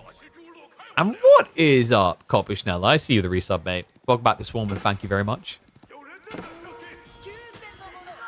Shogunate now from Starflark. He was actively gathering. Yeah, he forced it.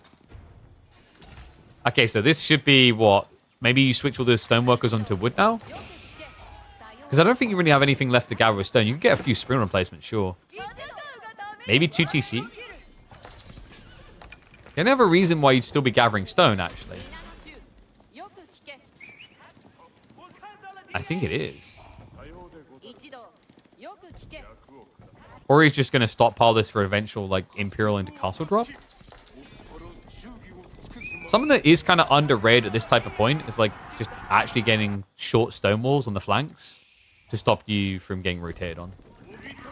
But yeah, Bugacia. The ladies are on the way. I swear, this is like one of the most intimidating comps to see coming at you. Even if you have the counter, watching it charge you feels really weird. They're so fast. 1.5 movement speed each. Myriad is now prepping more Springles. Remember, they are clock tower Springles as well, so quite tanky. Myriad's also prepping for Imperial. Interesting timing. 2 TC into Imperial? Like, no farms, though? Okay, there we go. Granaries are now coming through. This makes sense. And he has all the space in the world for the Great Wall Gatehouse back here. Yo, TJ. Thank you very much for the sub, mate. Welcome back.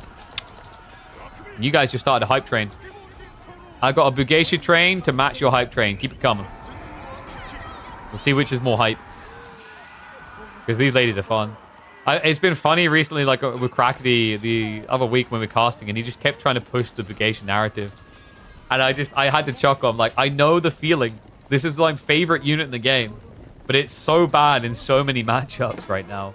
And it's the biggest reason, I think, like, even if they revert the elite army tactics changes, like, the biggest problem, I think, with Bugacia is just the food cost. You know, the stage in the game where you can actually justify this is the stage in the game where it becomes more about pop efficiency. And you're building a low-value unit that relies on zerging. Charge coming in, Mount Samurai. Really would benefit from getting those Springle kills, but right now it looks like the Springles are actually getting great shots out. In a choke point, Starflark moves forward. He's still getting blocked. This is high. Look at the health. Starflark, one of them goes down. He needs more kills, though. The melee mosh pit is spinning for Myriad. It's mostly just crossbows. The Springles aren't targeting optimally right now. It's getting a little bit panicky. The Starflark, he's only got a trickle of troops coming in here. The crossbow count is still good against the Mount Samurai. Springles are now exposed, though, and brought down. The Bugacia can now carry. You've got to be kidding me. And the push continues. Look at the food income. Myriad at basically half of the income. And Starflark, he could leak round onto the farms. He knows. At this stage, there has to be farms somewhere. And he's going to go looking. Backside makes a lot of sense. There's a lot of open ground to check. Is he going to see it, though? Starflark, yes, he knows. He finds the farms. More Mount Samurai come on the forward. Bugacia are being slowed down right now. That's going to buy time for the crossbows to react to this. Villagers are going to have to migrate the area. Starflark has now built a hefty lead. Look at this stacking up. 12 eco ahead. And this is the thing that's wrong with Myriad. Like, gold, wood, great. But the food is the thing that's going to kill him at this rate. Meanwhile, Starflark, he had that gradual transition. It wasn't a rushed one. Farm count, not crazy, right? But decent and respectable at 19. Especially the Shogunate buff. Question is, can he keep the pump going quick enough to end this? Myriad has made the right call switching to Chuganu. Chuganu is going to be a great answer to these Bugacia. In choke points especially. Would love to see him reinvesting in the Springles. I think one concern I have right now is it almost feels like he semi-forgot about the Mount Samurai. Wait, did... They're going again. Good lord. And yeah, he did find him out here. That's where the extra worker kills came in. Just a double strike from Starflark. I wonder where those extra Bugacia went. Now, could Starflark actually just hunker down and play macro now? I think so. It's a pretty impressive lead at this stage. But I think he scouted the 2 TC, so I don't want to say there's going to be a feeling of urgency, but probably a feeling that you need to do something. How many did he find out here? Did someone keep a check on the count? I was distracted by this and the fight and the choke. But that must have been like, what, probably 8 to 10 Bugacia out here. Bugacia are really good at killing workers, remember. You know, even if you have textiles, you actually don't last very long. And this is the difference between like Bugacia and, say, Men-at-Arms. Like Men-at-Arms, you see them attacking your workers, you can actually pull away. Bugacia, if they're on top of you, it's already too late. Would 2TC as Japan work? I don't think he needs it. So multiple details. He already has Yoroshiru, which is inflating his production on the TC anyway. He needs farms more than TC, right? Like food is actually his problem. The other thing is you don't really want to be at 140 pop with Bugacia spam. It's like playing Malians. Like this is all about quantity over quality. They're cheap, but they're less impactful per unit, so you need more. So if you have 2 TC and you're going 130 pop, you don't have more anymore, right? Like, you're actually outnumbered. And that's where Bugacia usually fails. That's why Bugacia, like I said, just doesn't really come out in many games, because like early on it's too expensive, because you're basically zerging, so you're throwing away a lot of food to get kills. And then late game, it's too pop expensive. Oh, you know what's not expensive? Those AMD cards. Click on that link. Big shout out to them. Oh, I didn't even know that was coming up. But in the downtime, always a good moment to shout out the sponsors to support the channel. Big love to them. A big love to Starflark for giving my my entertaining comp a go. I just don't get to see the Bugacia, and it breaks my heart every time. Mango's also here is interesting. Is this the count of the Springolds? It's interesting because like Myriad doesn't actually have a quick dive point. Break on the wall's going to come in. Creates that choke point. The pass guard going to stand their ground at the Mangoes. Looking for the good shots. And yep, he leaks through. A few of the Mountain Samurai getting on the Springolds. Well played. Reaction is going to come through, but looks like they're going to get sniped down. So great micro there by Starflark just to eke in. The castle defense is difficult though. Yeah, I mean, he's got the Mangoes, but Flood Point not really there. I think Starflark is going to have to peel back here. Dives further with the Mangoes. Villagers on the tree line could actually be harassed in a second. He's hanging around with the Mangoes here, but they're being targeted by the castle. Okay, I guess Starflark just doesn't care. He's going past. He's moving towards the granaries again. And whoa, is this going to work? He's got like 2 Mountain Samurai going down there. He's still flooding into the base. Just enough troops to keep Myriad bogged down. The Knights are ready to start attacking. And most of the siege attempts are just getting shut down. Villagers also being sacrificed. The Mangoes were lost for Starflark, yes. The Mountain Samurai, 2 of them have now reached the farms. That's enough to free hit kill, so it's not insta. Army's reacting again. Like, the goal for Starflark should be to just idle out as much back here as possible. This is a meat grinder and a half. He has now got Trebs, so realizes that he can't just brute force the castles. I'm getting a bad feeling that Myriad's going to find Imperial, though. And that's problematic for Starflark. Like, so far, the thing that's kept him competitive here is these dives in this area. If Myriad gets to Imperial, it's going to be a Great Wall Gatehouse probably dropped like here that will kill you trying to run by one. Remember, the nested bees emplacements on the Great Wall Gatehouse didn't get the damage metrics ever nerfed. They hit absurdly hard. The re-wall is in. Farming count, I'm pretty sure it's been eclipsed now. It's 45 farms. Actually, Myriad's behind still. Yeah, ooh, 36. The Kura Storehouse free farms really making a difference here. All right, 1s if you think Starflark's going to win this game. 2s if you think Myriad's taking it.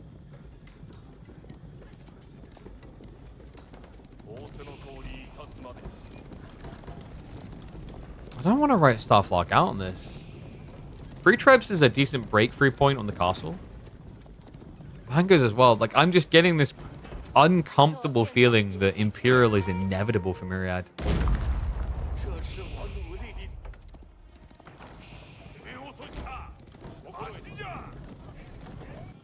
Starflark needs to go attack ground. The problem is he didn't see the tree line until he was already dove in. But that's the other issue. Like, attack ground is cool, but like if you guess wrong, your opponent isn't actually gathering wood here, you're just wasting Mangoes. We do have wide gold gathering coming in, by the way. Starflark is playing wide for the double 8k. Is there a world in which he goes Imperial? I could see it. I think his count is decent enough to cover him against it. You can see he's actually focusing more on the Mountain Samurai again, so looking for a dive point. It's just him trying to catch Myriad over reacting to one unit type. Like, actually, I quite like Myriad, Starflark rather's comp for a direct fight because he has got the Mangoes to address the crossbows. And then Mountain Samurai for everything else.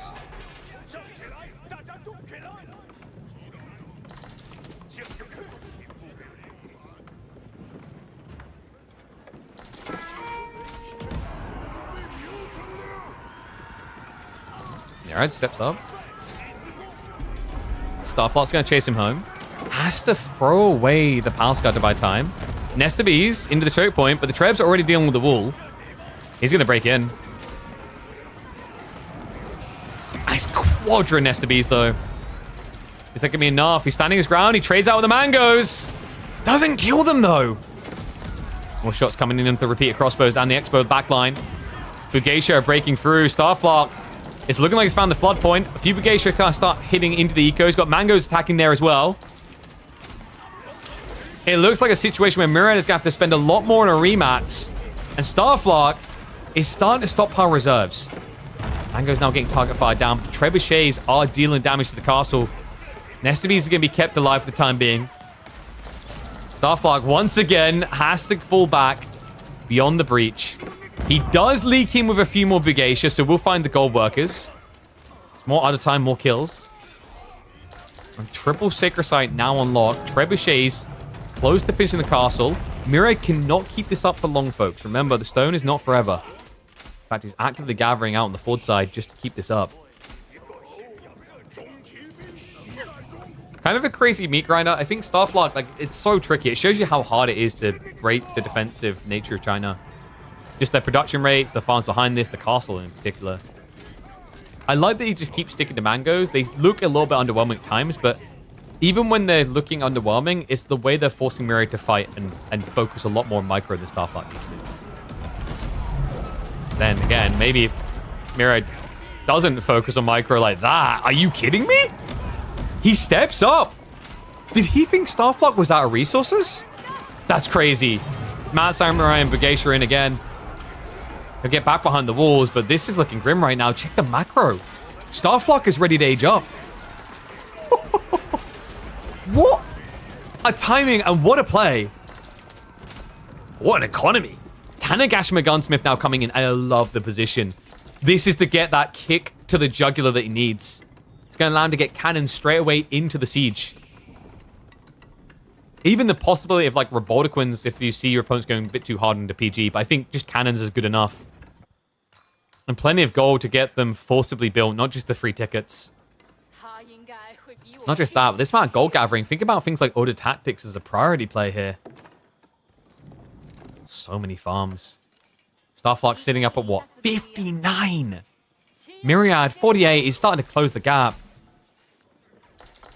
He should be capable of rushing an age up. In fairness, like, Starflark hasn't actually been producing additional Bugeisha while the tech's been happening, which is a little bit surprising. Definitely could have afforded it. And there's the first cannon. Yeah, have we seen PopCap at all in this game? I don't think we have. It feels like each time they get up to maybe, like, what, 60 army and then push back down. It's been relentless. We're not going to get outpost spam. Could start going castles now. Remember, Japan has that weird experience of being able to build castle in not Castle Age, but Imperial Age. We have got the Uzutsu. Is Uzutsu really worth it here? I think it's just for the castle, right? Because Nestabi is actually counter Uzutsu, weirdly enough.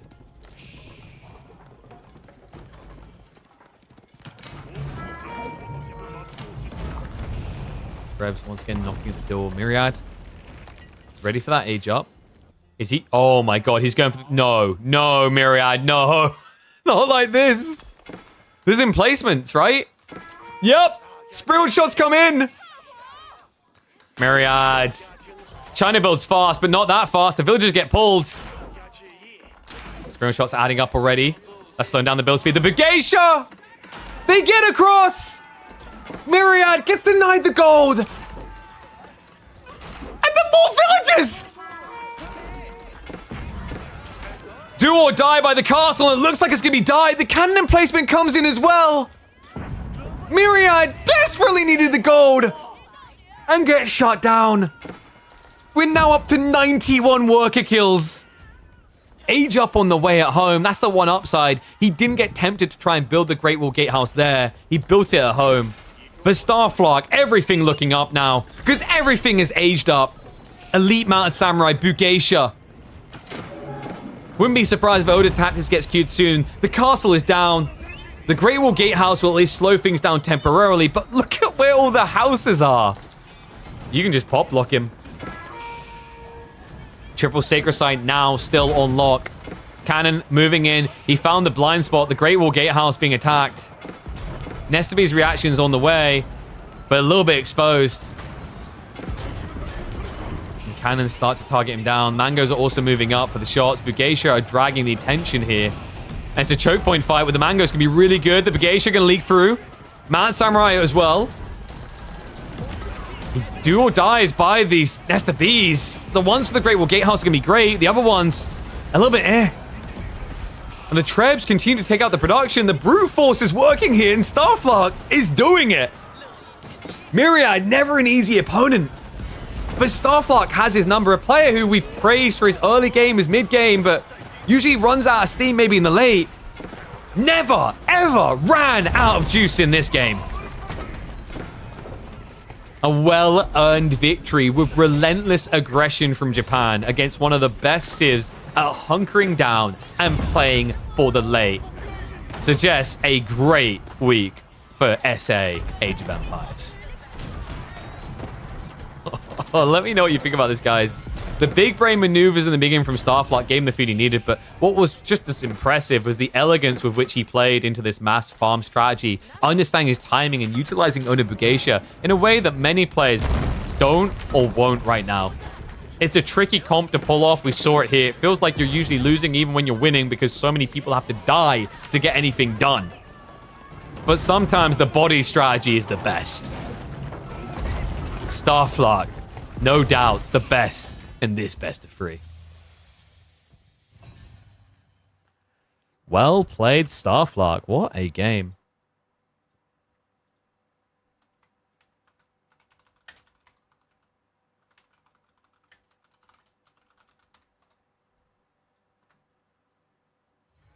So, mark it up. Starflark, second game on the board, gives him the win. Means that he's going to be going through to face off against... Who did we say it was going to be? It was B, right? Let me quickly update the bracket because we had a few series today. So for those just tuning in, the ones we have seen, we've had DeMu versus Jif. We couldn't catch the replays of that, unfortunately, due to the silly nature of match history. But that was a 2-1 for DeMu. Impressive that Jif was able to take a game off Benny Boy. Never an easy opponent. For really anyone. It just feels like DeMu can be very tricky at times. But... what I was seeing on the weekend from Jif, I'm not surprised he's able to start taking games off these top players. So I'm going to mark those in. Numenon versus Gully, I believe, hasn't played, but I'll double check that. B versus Jeando was a 2-0, but game 1 was kind of crazy there. We just had the 1-2, or rather 2-1 in favor of Starflark. And then the other one we had was, one second, we had the 2-0 for Anatan, which was our fastest series of the day, I believe. So let me deploy those updates rather, and boom, there's the outcomes. So we've still got Voldemar versus Mahodo, Numenon versus Gully, Lash MSN, and Wham Funfmal. In fact, wait, did I see that Wham Funfmal has been... Ah, there we go. Do you guys want to watch Wham Funfmal? Yeah, sure, why not? You guys like more games, right? Let's get you more games.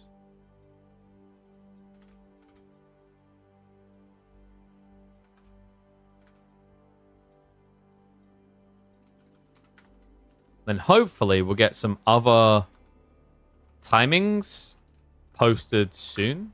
Would love to have a few live series from the round 16 coming up today. We started off strong and then we've had a little bit of a gap.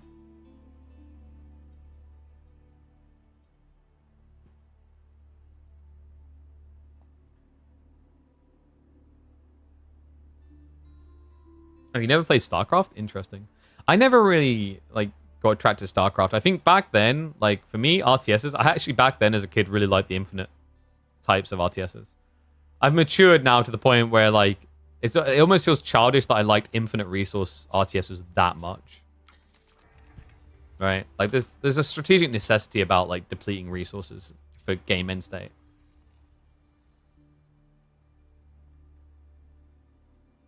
Sup, Never Die. Ran across color profile called Vivid Gaming on your AMD card. I was wondering if that's what you're using to make the game. You can use that. It's not what I use locally. So what I do is, what I'm applying is on the recording side to get that vividness. But you can use that, yes, on an AMD card to get more vibrancy and color out your screen. I don't think that would translate on recorded software, is what I noticed before, because that's something separate, the way it's encoded.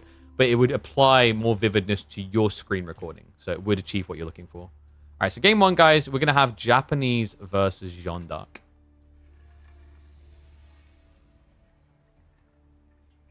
Vibrance GUI? Yeah, but the point is, with your graphics cards, those settings, you don't need to install something else, basically. All right, let's go, though.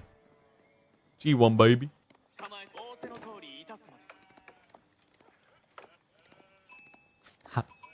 Oh, yeah, don't get me started when you get those type of interviews. Where it's so, run us through how you got this victory. I'm the better player. Oh, okay. Like, thanks for the deep, insightful explanation, bud.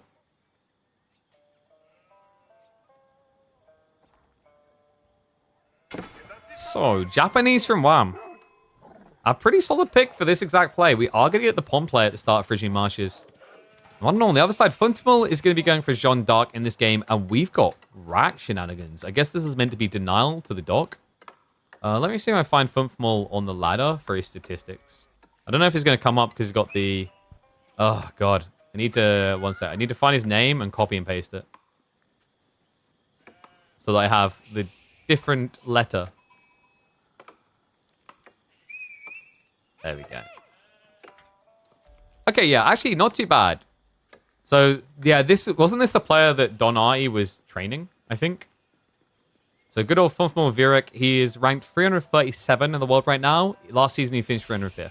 It's actually not too bad. I think, you know, definitely Wham to be favored here, but it's not like we're watching a diamond level player go up against Wham. This is the one, right? I think this was the player who was going to surpass Don. It was almost meant to be like his apprentice. But it hasn't played out that way in the end. No. Don's still the uncontested king of the Dutch people. Like, who else is there in the running? Is there anyone else? I'm seeing accounts called Light You and What Am I Trying to Say? But I think those are Smurfs.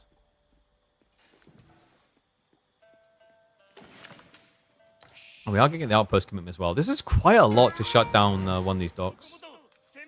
Yeah, because I think your opponent can actually on a delay just react. And we're seeing that. It's actually going to be the spin straight away. So I thought maybe Wham would consider Shinobi to burn it down. But he wants it dealt with now.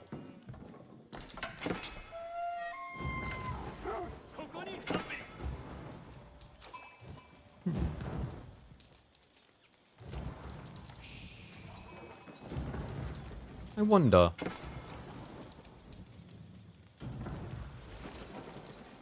Does this actually work? I mean, Jean can't be stopped is the thing. So I'm wondering if, like, is there, like, a crafty way within which you build a mill here and stay here with Jean? Because, like, XP-wise, this is a really big drag on, like, efficiency, right? Like, once the tower's up, what'd she do? You're going to want to build more around here. This is the interesting thing, right? Like, Wham can eventually contest the outpost, but you can't when Jean's here, really. She has 150 HP, and she heals. Yeah, so, like, for FunfmalViereck, the goal here is to just hide behind Jean every time. It's interesting that he's protecting her, actually. She doesn't need protection. If anything, it's actually, like, inefficient to use your spinman to protect her. Because your opponent's just going to trade out better.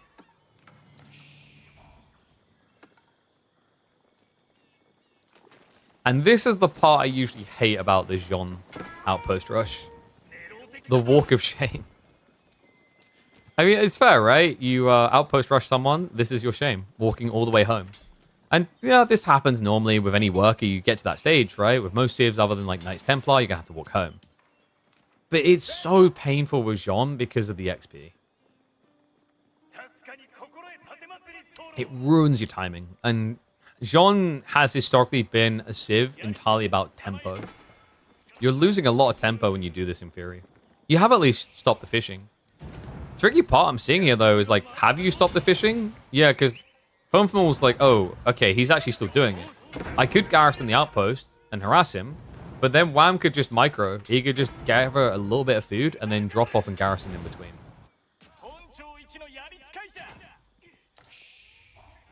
Did he get XP for walking? It's not as much the walking, it's just passive. There's a passive XP tag to Jean. She gets, I think it's 1 XP like a second. Or every 2 seconds. So yeah, it's nothing to do with walking. It's just if you aren't doing anything. It's meant to be like a catch-up mechanic, so that Jean just doesn't feel completely dead if a game doesn't do anything, which is quite fair.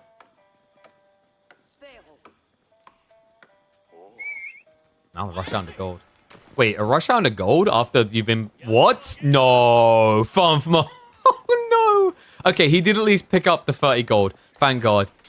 Could you imagine the game just ending here because he just sent out, like, 3 workers less than what he needed to? Did he get enough? 10, 10, 9? Oh, God. Wait, no. Is he 1 gold short? I actually think he's 1 gold short.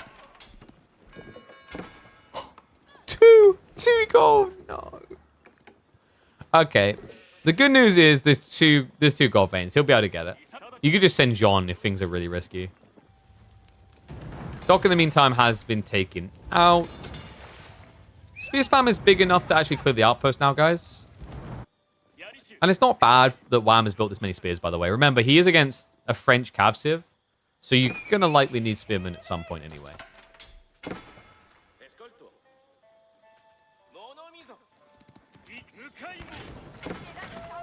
Does sweep up the fishing boats.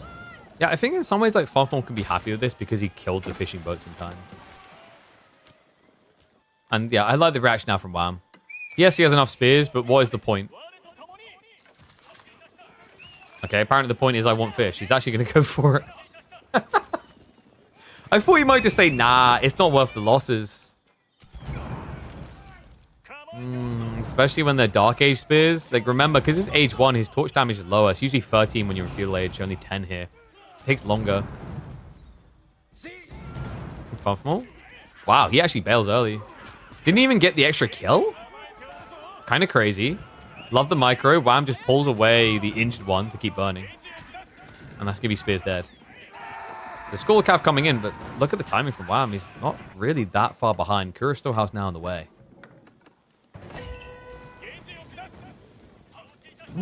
And did you click that link? Should have clicked that link. Oh, wait, I forgot. I got to drop it in for the people on the YouTube side. There you go. How about the awareness campaign, guys? Go check out some absolute bangers of PCs.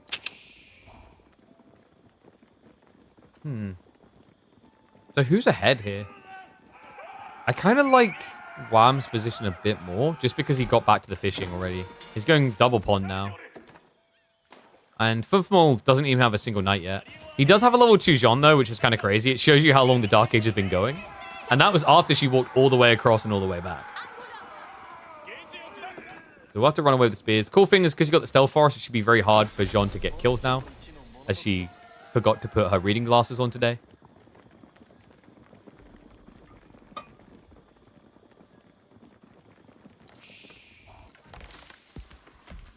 Docks for 2 fish spawn is just depressing? Not really. Remember, Japan pays less for their fishing boats, so it's not too bad. And it's still extra economy. You have to think it a little bit like traders. Like, if I'm doing this, it may seem less efficient in certain circumstances, but the idea is, like, you have to react to it, right? And forcing a reaction is worth something. Because also, it's like the smoke and mirrors. You're a magician at play. If you're busy looking at my fishing, you're not looking at my base. So I can do something like going castle instead.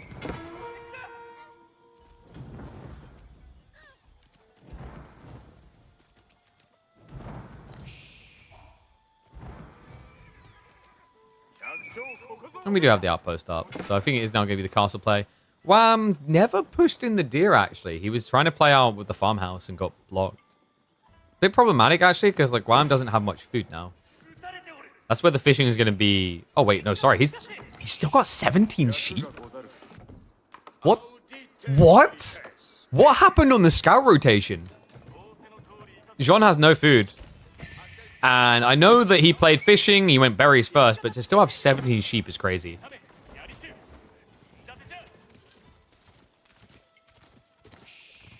Knight's now arriving. Funfmal needs this type of breeding room as well as he's playing out onto the map on deer. I like that he's doing this instead of Pro Scouts. I think Pro Scouts kills any momentum you have. Has got extra archers coming in. Interesting considering Japan is likely to rush H3 in this type of position. And I think Funfmal, did he just scout in? Yeah, he's seeing the outpost, so he should know what this is. Notice the placement as well. Wham's intentionally building an extra forward outpost so that Jean can get killed by Arislets. In fact, she's going to die to non-Arislets. I mean, he had it here, but this one was just a garrison. What a sick timing. Funfmal just lost the most key ingredient in his momentum. And Wham, look at how his posture changes. He's willing to just sacrifice things now. Because if he even just almost kills a knight, his opponent doesn't have the XP coming off of those kills.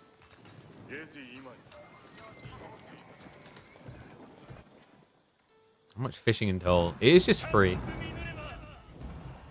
Wham's final goal about to be deposited. Floating gate pretty obvious here. I think you could just straight up play Mad Samurai, but it looks like instead... Is he maybe going Yumi Flood?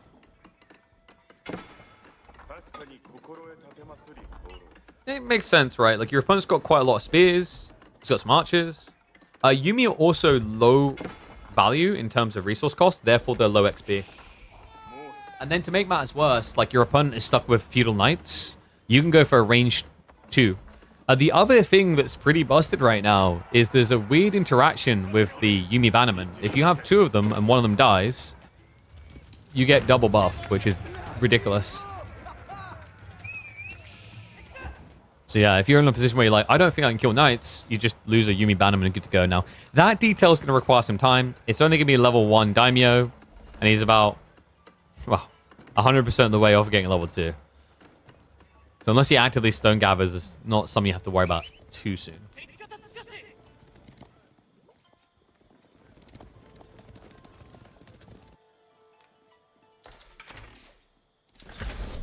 In Funfmal now, you kind of have to assess, like, what's the possibility here? Can you dive? The problem is on Frisian Marshes, diving is actually very, very hard. The layering in the base is designed to make it easier to starve someone out than dive in. He's going to try to wrap around the back now, but there's already spin and dance to that. Plus the TC clips him. I don't see how Funfmal's getting in here. And it is going to be a flood of Yuumi. The smart thing about this from Wham, we mentioned the food. The food is going to run out very fast if he goes Mount Samurai. This is a great read by Wham to react to the state of the game. He's playing defensively.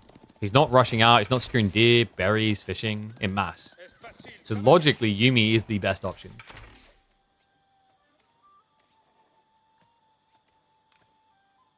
Wait, Funfmal... Wait, his nickname is Maths?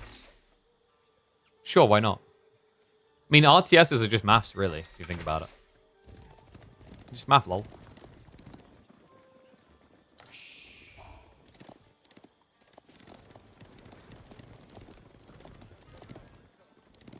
Range 2 on the way from Wham now.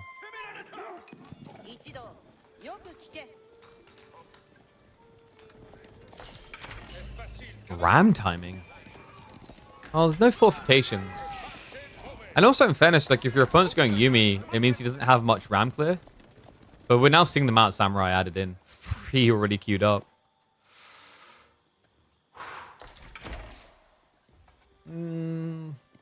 I hate to be a negative Nelly, but this doesn't look like a very strong crack timing, right?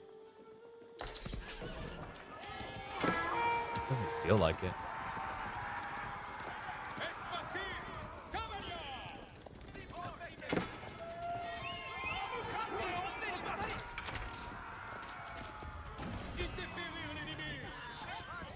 Yuumi gonna poke for free.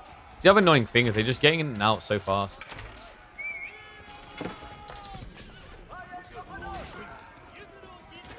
And with the Mount Samurai now arriving, like, this is where it just feels uncomfortable to be stuck in this age. Divine Restoration used already. Jean gets insta-kill. Oh my god, the timing on that. The Mount Samurai and the Yuumi all synchronized their attack there. So, Jean equal melted. No XP farm now. Spearmen die insanely fast against Yuumi, remember? Even the Knights don't feel that great into this. I think Phil is just stuck.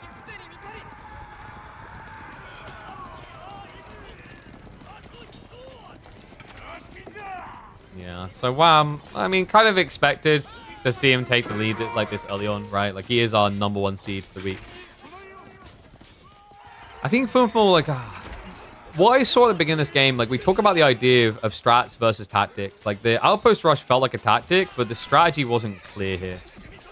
Whereas Wham had a clear idea in mind of what he wanted to do and how to get there. So, opening game win for the Canadian, to be expected here. Japan continue to keep on stacking up that glorious win rate. Man, Japan just look fixed. I don't know, like, I wouldn't even see the Imbo. They're just in a good spot right now.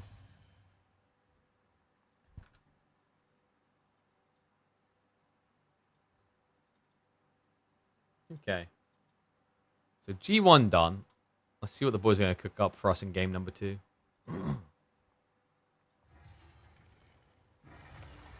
I'm just checking the timings on things as well. We've got Lash versus MSN has been scheduled for 9 p.m., which is quite some way off. Meanwhile, this series G2 going to Dry Arabia. Mongols versus Rus.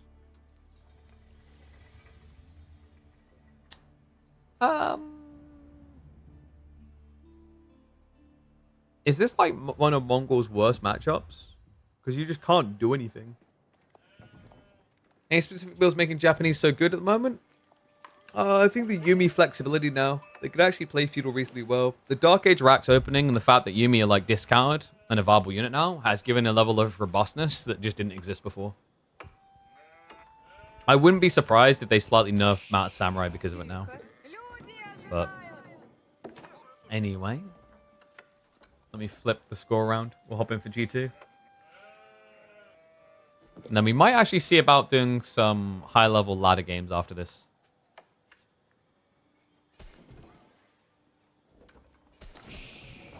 See who's cooking online. Okay, so double hunting cabin. This is at least something that Mongols can aim for. I'm just not crazy about Mongols in the Rus matchup. But the problem is that Rus really thrive on civs where they can access their gold and harass them. But like this is the civ and the Mongols really thrive where you can do that against them, right? But Rus is the one civ that doesn't go in the gold. Okay, that was quite fortunate, by the way. He didn't garrison despite the fact Funfmal stayed in range for a really long time there. Long enough that he could have got double hit and killed. And Wham has to be expecting some sort of aggro after he saw that. Right, there's something key that usually gives away a Mongol player wants to attack you. When the Khan runs right across to your base, anticipate harassment.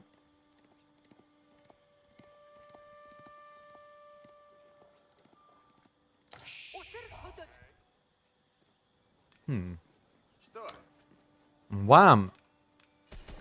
I think in this type of matchup, you don't even try to like harass play the game. If that makes sense, right? Like now you just kind of sit here and usually use like kind of allow Mongols to trip over themselves. It's not just an immediate like win, right? There are definitely ways that Mongols can be annoying. I think the Magadai spam is quite intriguing. Just building 4 or 5 and then you play like the fast imp game. That could be a way that Funfmal could try to play this advantageously. I do think it's a bit tricky against horse archer spam because it's very obvious where you need to dive when your opponent's trying to fast imp with Mongols. And Mongols, they do have this weak point in trying to go for fast imp builds where like they are not insulated well with outposts. Because the outpost stone requirement is quite high on Spring of spam. He definitely has like good gold spawns to be a bit more greedy. Backward, and then the forward one's quite close to the TC. So he could start off back here, and then when he tries to go for like castle into imp, set up in this area. That could be an option. Wham though. Dude.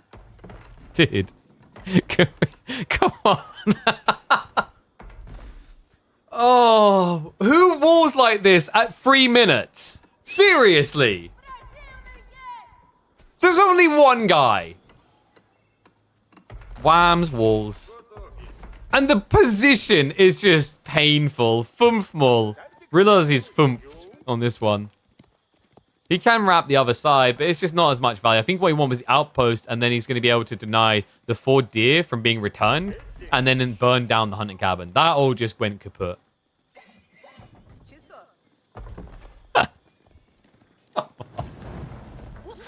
He's still going to go for the outpost. You know, when life gives you lemons, right? Might as well squeeze the juice into your opponent's eyeballs.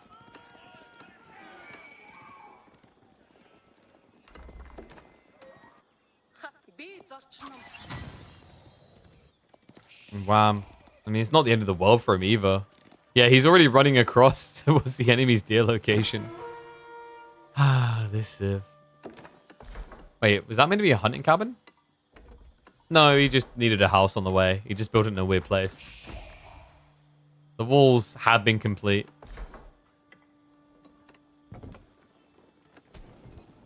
Completed? I don't know why I said have been complete. Yeah, I think I might need to get a new mouse. Actually, I don't know. Earlier today, for some reason my mouse's middle mouse button wasn't working. I think we're good now.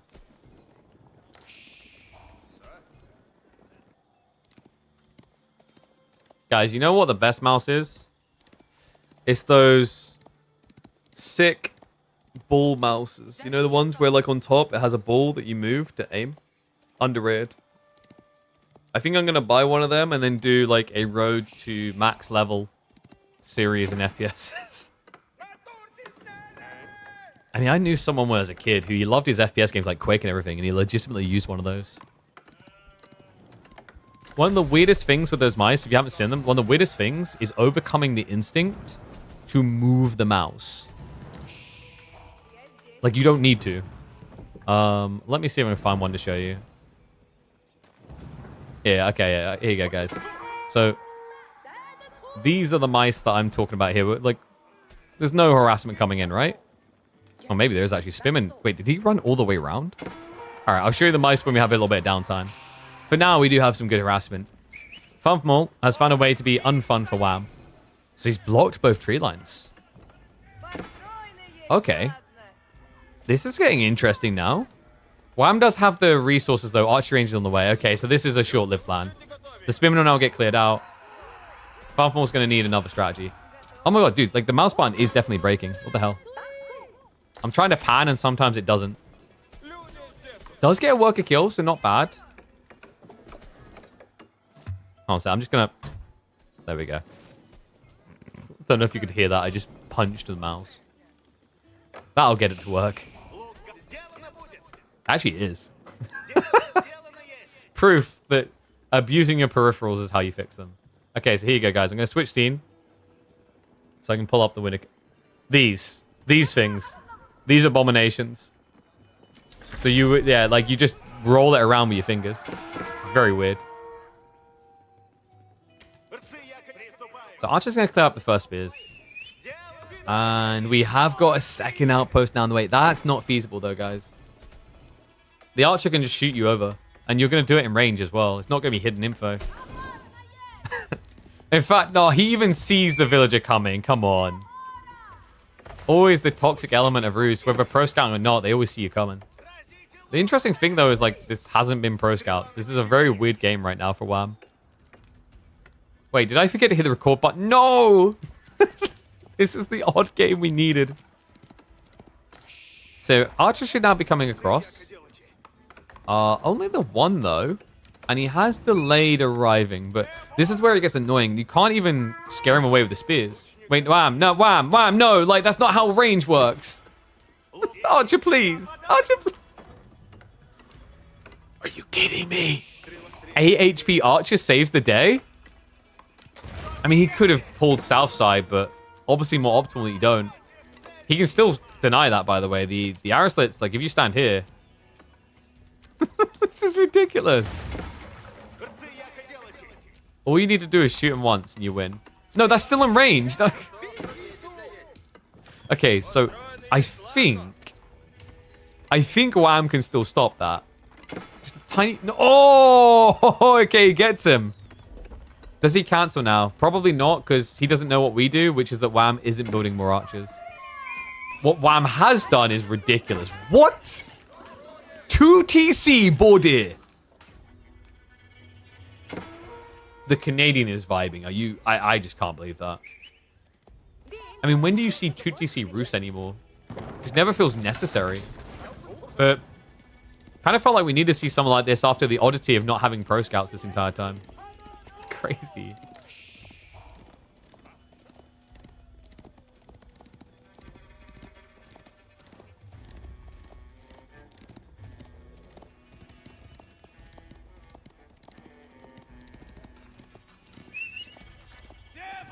All right, what do you think, guys? Mongol fast imp?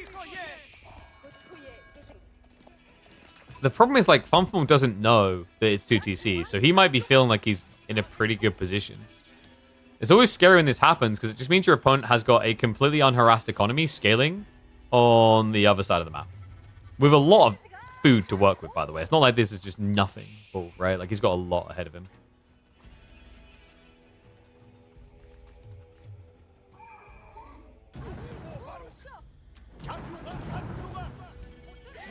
Get burned through the walls soon. Then he'll be at least able to take the hunting cabin, gets a little bit of bounty. He's trending towards castle, and we do have Mangadai.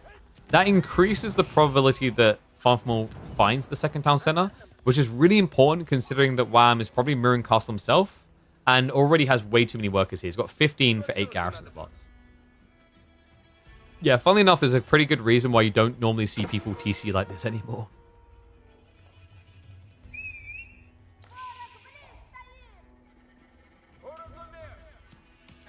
What other funny peripherals have there been? One I was thinking of trying out. Have you guys seen that, is it hymnaptic is the word? Feedback? It's like a chair piece. You add it to your chair, and the whole idea is that when things happen in game, you get feedback feelings on like your back. So if you get shot from behind, you'll get hit on the left side, right? Or if it's from the right, you'll get hit on the right side. Like you'll get like a vibration sort of thing. I was tempted to get one of them and then just have it set up so that Twitch chat can like redeem points to do things, if that's possible.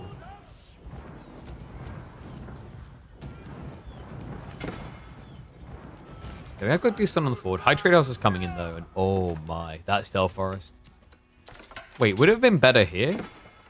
Maybe. Yeah. He definitely would have had more. I think maybe the paranoia is that he would have been seen. He also doesn't know what we know, which is there's no outpost here, so not worth the gamble.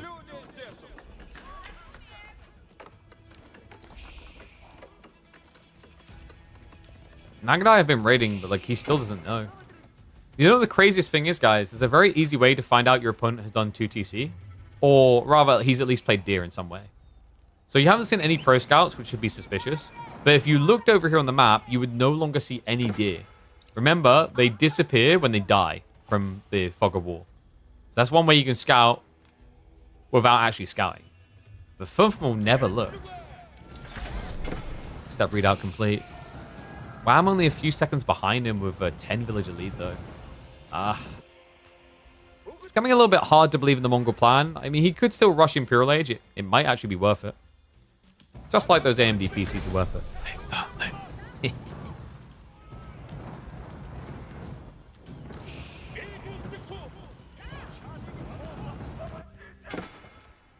We've got Cav now coming. So, wham, Archers plus Knights.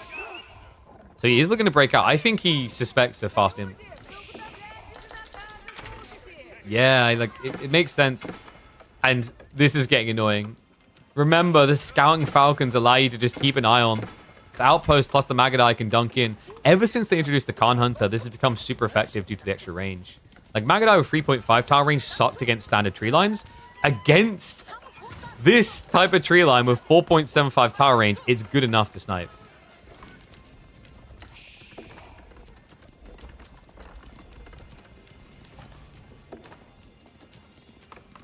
I've got to give a lot of praise to Funfmal. Yeah, we look at this game, we're saying, okay, Wham's ahead. He looks like he's in a good position.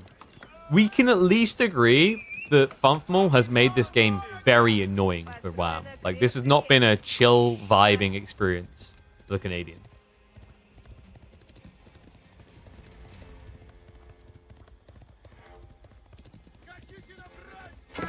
Horsemen are going to tickle the backside. I think he just wants to do a check-in, and well, he's not seeing any new units, so I think Wham is fully aware of what's happened here. At this point, it's pretty obvious, right? There's nothing subtle about it when you've only seen 4 Magadai and nothing else. So we'll keep scaling Knights, Archers. The TC, the secondary TC has ran out of food now. 27 workers. He pulled, what, like 10 out here? The rest got produced. Shows you the value. Switches on to the gold and the wood. A little bit risky to stay out here if your opponent's going fast imp. But considering how quickly Wham walled this part of the base, I wouldn't be surprised if he walls this corner as well.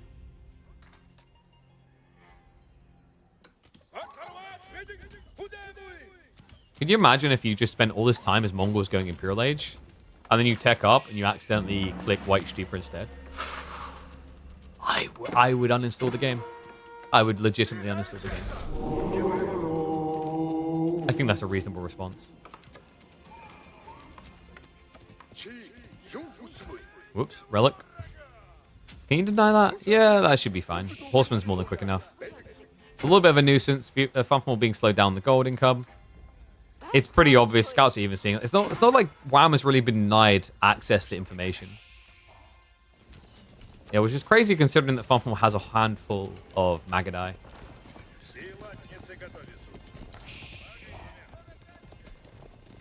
Even prep the crossbows. Makes sense. If your opponent rolls Knights and rolls Palace Guard, you're going to struggle a little. You could actually just go raw Knights, though. Knights plus Archers is definitely quite lean and efficient. And we do have the Warrior Monks now being added in, so just kind of feels like Wham waited until Funfmal cared to care himself.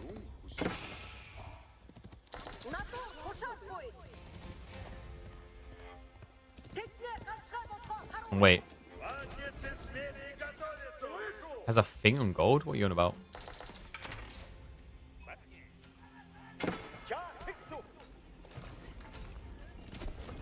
I don't know what you're on about. That's a scout. He's got a scout on gold. The Ram's going to clear the way. Wham have full access to wood again. Also the deer, which is pretty important considering Wham doesn't really want to have to switch farms right now. And he's running out of food to work with. So this timing's worked out quite nicely. Deerstone backs all the way up. Knights are now arriving, so catches him running away from the gold, but too little too late. Funfmal, he got the gold necessary. And what is that placement? That's crazy. He knows he's going to get dove because it's obvious he went in.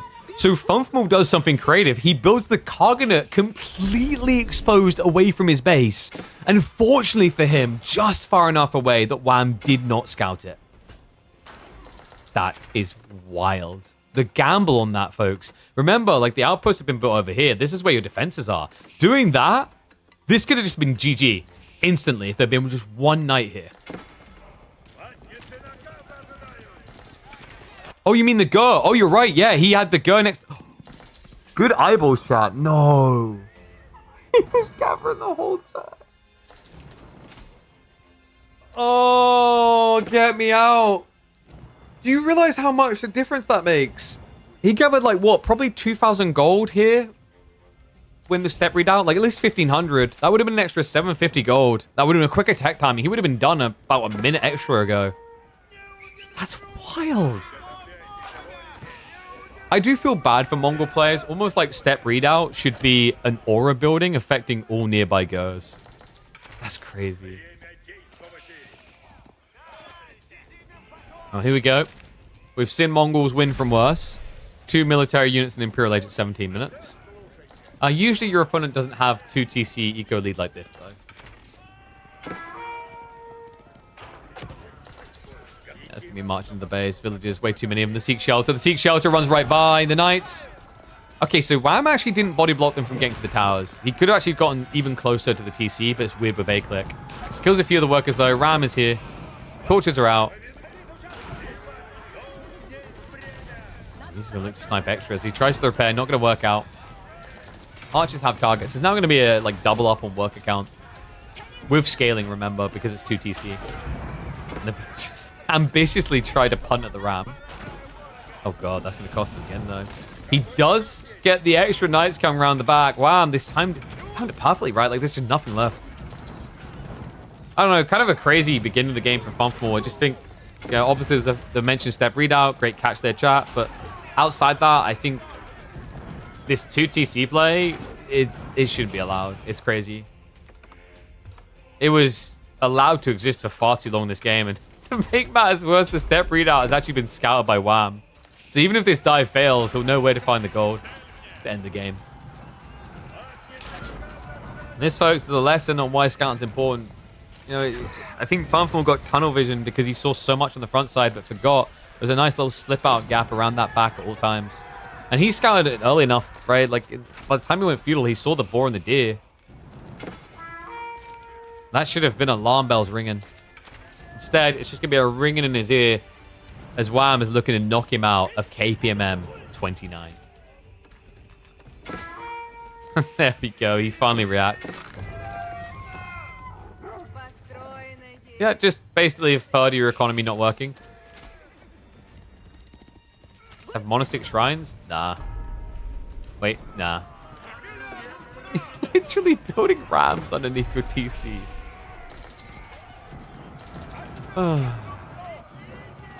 So, that means that Wham is going to be going through to quarterfinals. Lash or MSN to match up against him. That matchup is going to happen later tonight. I say Lash is more probable to make it there than MSN, the current form. But I think that's quite beneficial playstyle-wise for Wham anyway. Whereas MSN's a little bit more wacky, which might be a bit more annoying. Catch him running out. Can we just, like, admit that Mongol Imp has its limits, and I think we've reached it. Comfortable. You've got fun in the name, but there's no way you're having fun in the game.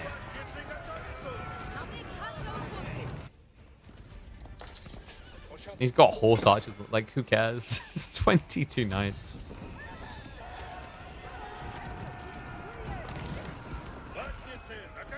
Funfmal was like, yo, I hear Canada has a lot of trees. Be a shame if one of them fell on his power line right now. We'd have to have a remake. Is this a race to full clear? Okay, Wham, you're good at the game. But how long would it take you to kill all of the units? This guy is believing in Karganet way too much. He's like, it gives you 3 units. OP. Problem is, the warrior monk just snitched. Alright, we're gonna go 2x speed. This is the killing blow, obviously.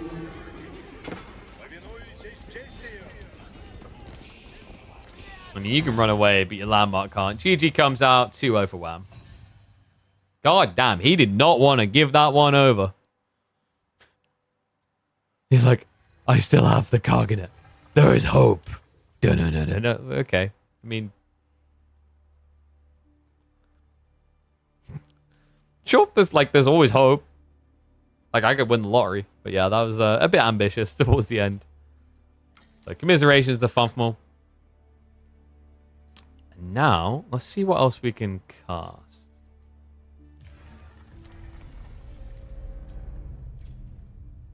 I'm wondering, actually, do we have anyone queuing on the ladder right now? So I'm waiting on confirmation of some other sets. What are we missing scheduling-wise? I'm just double-checking against our thing. So Lash vs. MSN, I said, is scheduled in. We do not have a scheduled time for Voldemar versus Mahodo, if I'm not mistaken.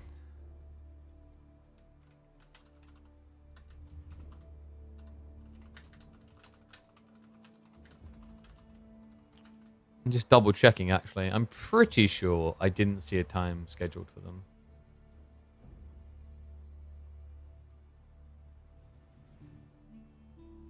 And then Numidan Gully? No, Numidan Gully also hasn't played.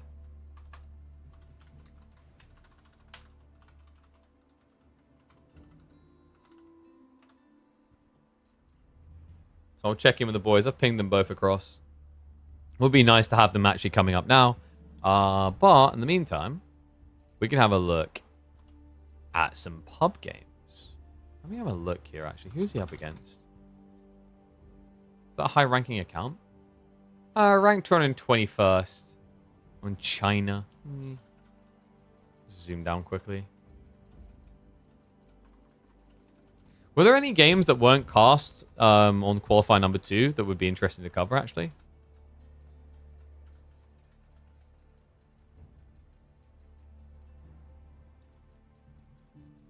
Because that could be an interesting thing to do. Dude, this game really needs a rank next to the names. There's too many Chinese names for me to keep track anymore. First 4 are Volt versus Core.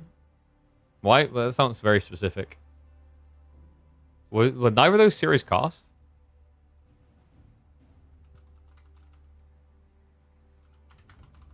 Let's see. EGC Master Summers. Only G5. I mean, you guys kind of have appearing as the outcome, I guess, on that one. More so.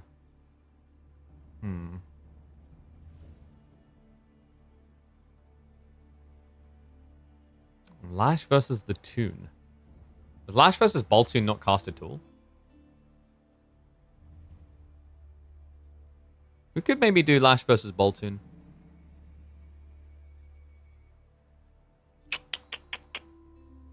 Yeah. Let me see about getting the drafts. Oh, wait. I can't find the drafts. No one loaded the drafts in. That's a bit annoying. Let me check EGC's channel, because maybe they might actually have like a channel where the people had to drop their drafts.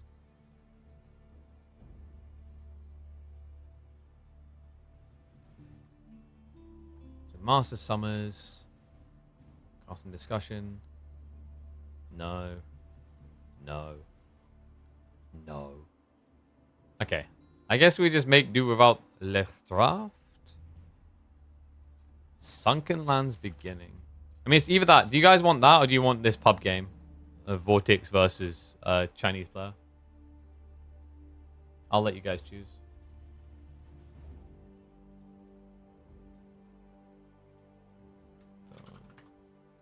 I think you're probably going to choose Boltune versus Lash, aren't you? I haven't even looked yet.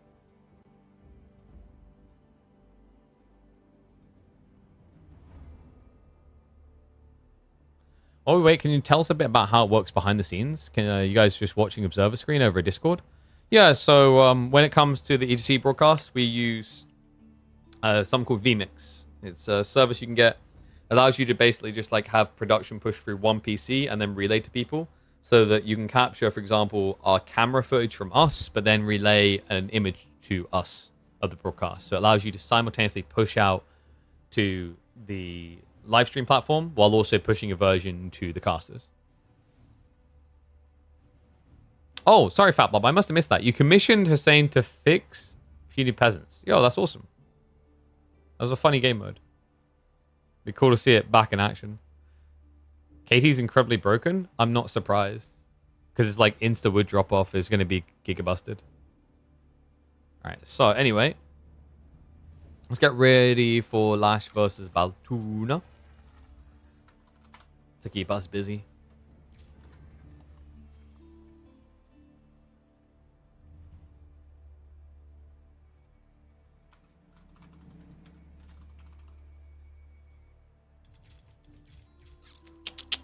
So, Sunken Lands game number 1. We've got a Delhi versus Sushi game.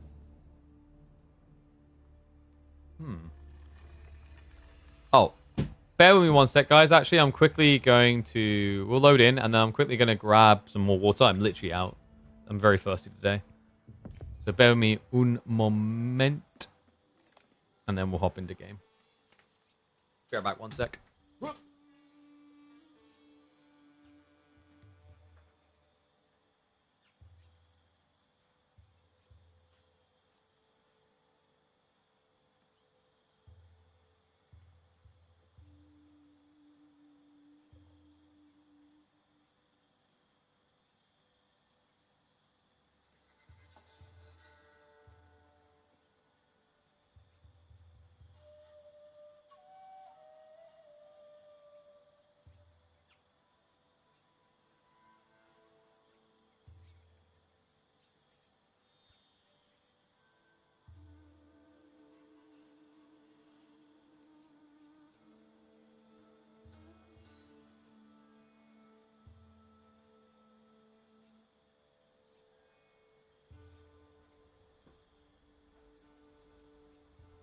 God damn this hole.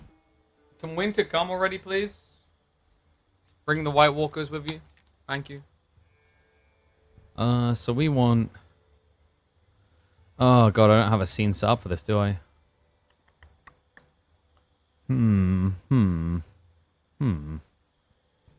What do we do about this? I guess, because I have got score, right? Let me check. This scene also has score. Yeah, so I think we should be good to do this, and then I should be able to go...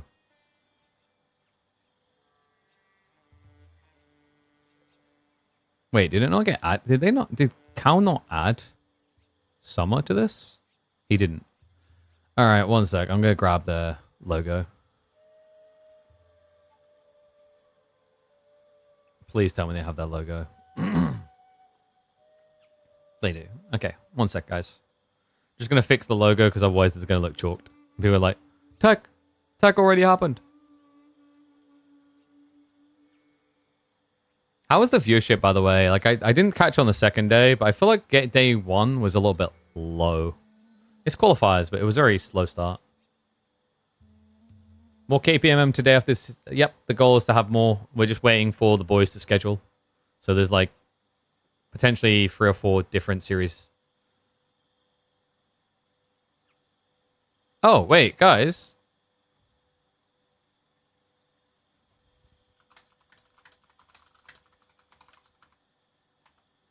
So Mahodo had to forfeit against Voldemar.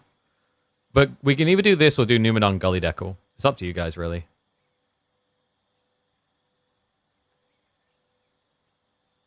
Well, let's do this. Let's do both.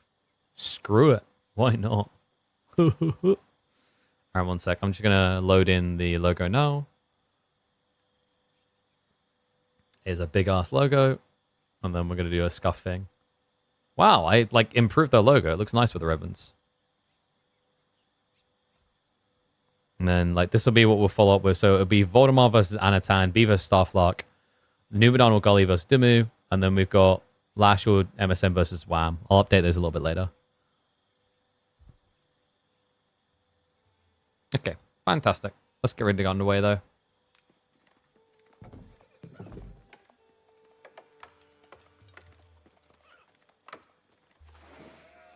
Can you see the win rates of the civs anywhere? Yes, you can go across to AoE4 World and you can actually check all the win rates. You can check them per tournament, stuff like that as well. So a lot of flexi to check in on the things.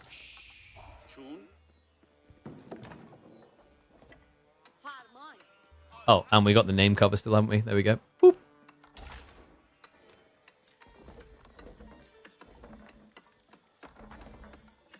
It is criminal that this series did not get covered on the main broadcast. Welcome back to the channel, folks, for Boltune versus Lash, a qualifying match to see who is going to make it to the main event of the $30,000 tournament. We kick off in game number 1. It is going to be Boltune on the Deli going up against Lash on the Shu-Shi. Really good matchup, actually, for Shu-Shi. Shu-Shi can do pretty well off of the back of repeated crossbows here, especially on more exposed maps, and that's exactly what Sunken Lands would qualify as. Curious to see how Boltune is going to answer the issues here. This is a decent map for pro scouts. You have a lot of deer starting close by, but I actually think there's a world in which Lash could just shove these deer in and not waste time going pro scouts, instead going for an attack point. We'll see how he wants to try and approach it. We're going to do the 2x speed just for the early game so we can get towards the fuel age. So you think viewership was a little bit divided because we had a lot of people Lash, DeMu, Marine Lord, Beastie stream on the weekend? That's true. I do think like it's intriguing to keep an eye on viewership in general though. Like I've definitely felt it myself a little. Like I checked the metrics of like the start of this year of KPMM compared to like the end. There was definitely a lot of hype in the build up towards the DLC. Maybe there's just a lot of people on holiday in summer who just don't want to be in front of a PC or whatever. It is kind of curious.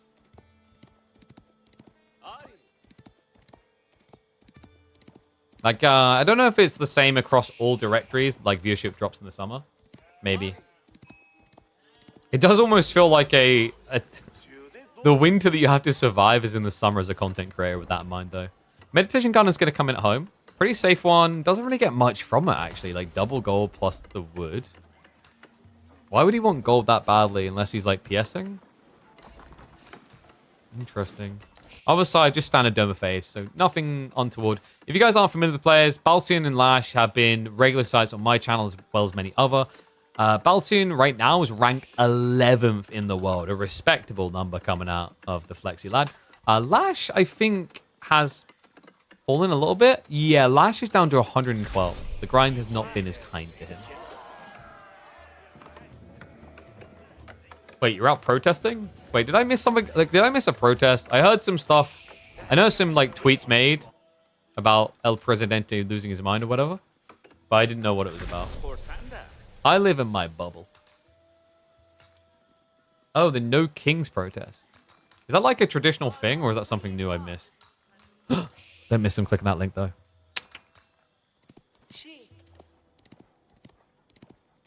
So normally this matchup, I think the way it's meant to trend is that Shu-Shi traditionally just go pro scouts, and then Deli try to deny. You want to deny by opening up Ghazi, which is really good because it keeps your opponent away from going into Chug. And Chug is like the bread and butter of what Shu-Shi want to do if they want to function this age. The challenge is, can you actually get your Ghazi out quick enough to contest? On top of that, because you become predictable, something we saw China, Shu-Shi, a few of us do now, is this Rax reaction. It's a great blocker. Also enables you to just shove the deer in with them in the meantime while you wait for pro scouts, which is very feasible in this map called Sunken Lands. Sunken Lands where you start in a little bit of a sunken area. I do actually wish it was more inclined, actually, so you're a little bit more blind to vision if you're camping.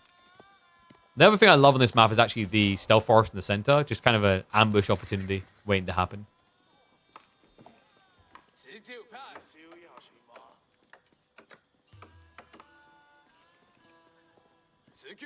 Oh, okay. So it's a modern thing.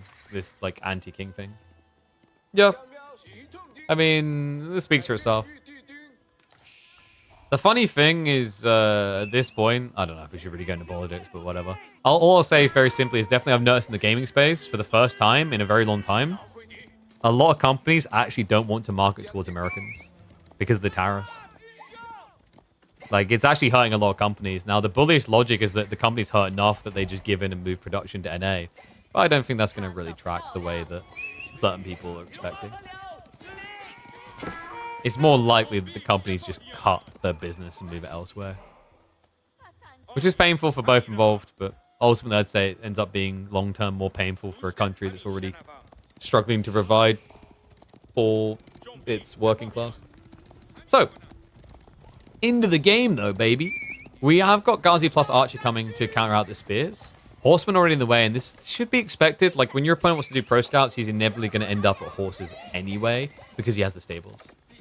I love that he did do the deer shove, brought them in, minimized the drag back a little bit, gets the better gathering rate sooner because of it. Balls were nerfed, so was Trump. Yeah, it's kind of crazy. It's representing real life now. It's just as difficult to build a wall all the way across to keep everyone out in AoE 4 as it is in real life.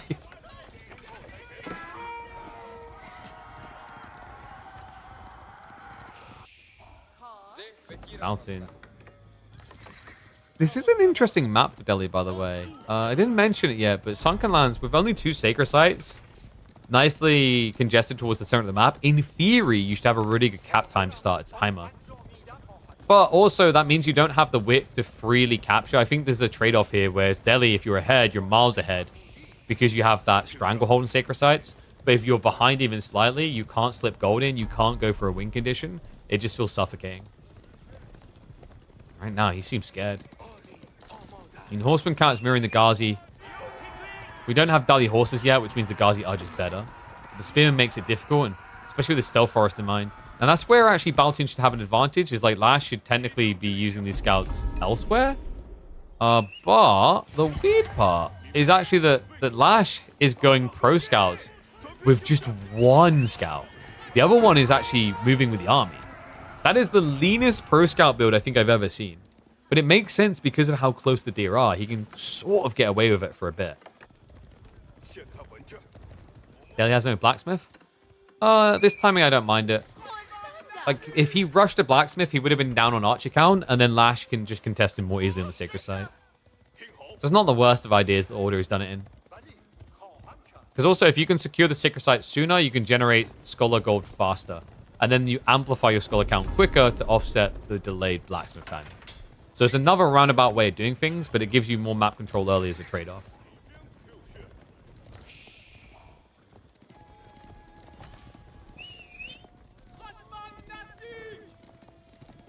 I actually like this from Boltune. 1 by 1, skulls are just going to get chased away, but together, ape strong. Boltune apparently doesn't believe that, though. Hesitant.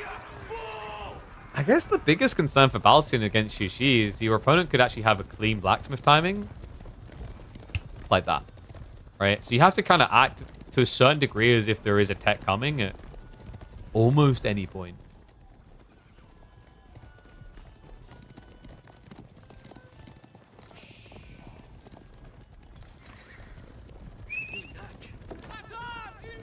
PG now from Lash. That is interesting. He's just muddying the formation. It's full melee.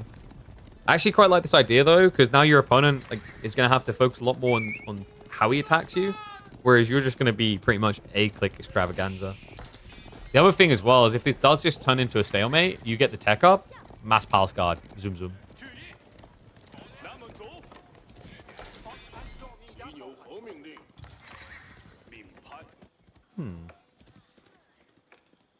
And Spearman now as well. I guess it's inevitable you end up at this 1-1-1 type comp. Lash is building a lot of horsemen, by the way. So he's just trying to overwhelm now. The idea is that you'll bog down each other's cav, but you have enough to hit the sides and go in.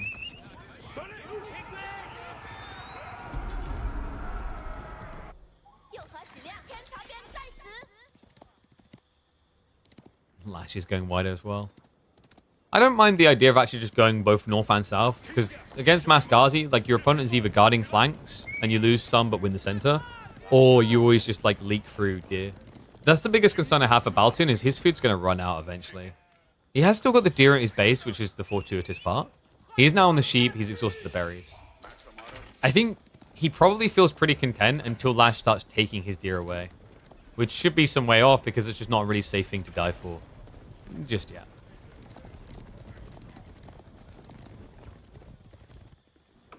Alright, ones if you think Boltune's going to win this. Twos if you think it's going to be Lash on the Sushi.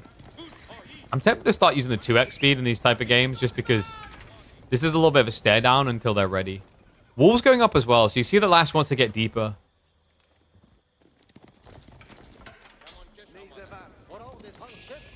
Boltune. My worry is just how quickly Sushi could age up at this rate. Lash is getting super aggressive. Yeah, so is this that classic strategy where you run to your opponent's base and then run all the way home for attack? Because usually what happens then is your opponent panics, and if he was thinking about aging, any attempt to age disappears and he puts everything back into fuel. Yeah, that's exactly what he's doing. Look at the macro.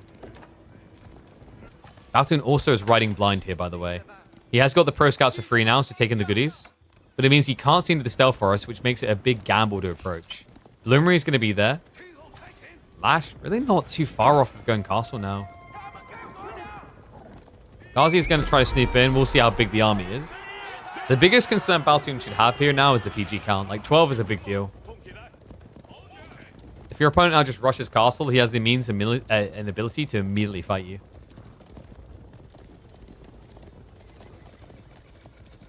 Yeah, I'm not liking the look of this right now for Bolt. Because he has no sacred sites. So you can't rush an age up, and there's only 2 sacred sites. You can't now rush free and get enough gold to catch up. He has to do damage. Dive comes in. We're trying to work a kill. We're going to stick on the 2x speed for the time being. I'm tempted to start using this 2x speed more like this. This is a very stare-downy type game. I feel like the first 10 minutes could have been a 2x pretty reliably.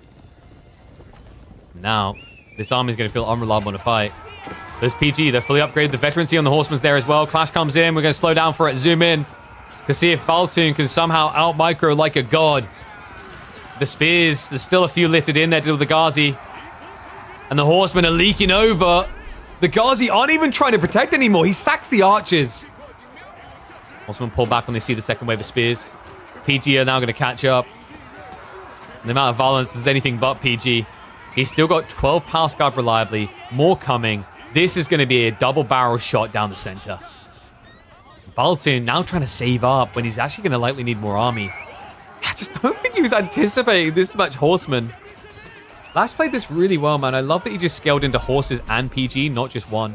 Gave him a lot more robustness than his opponent had. It should just allow him to roll him over now. Boltune starting to lose the front line. Archers can't stand their ground against this either. The village is about to be reached. Double Sacred Site has been locked in, but this is not going to slow down. It's a vomit. He's got monks now being produced to go pick up the relics.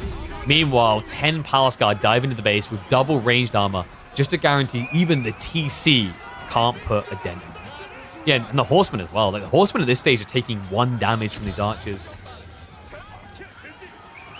Military count might look even, but the skulls are deceptive. They're gone as well, which means if you tech up at this rate, you're not going to actually have a way of unlocking any technologies. The only reason he's held on this long is because they're archers, and they're not going to hold on any longer. GG comes in. Game number 1 of this best of 5, and it is going to be the German taking an early lead. Okay. So G1 done. We'll mark that one up in this BO5. So that was Sunken Lands. Sunken Lands. And that was a right side win. Sushi versus Delhi. Let's see. Game number 2, they're going to be on Carmel. Oh my god, they really like the maps that don't have a lot of gold. It's going to be Rus versus Chinese, though. Interesting. We've seen, like, Rus struggle a bit against China today. But Carmel's a little bit of a different map in the way it functions. Like, very, very raid-oriented.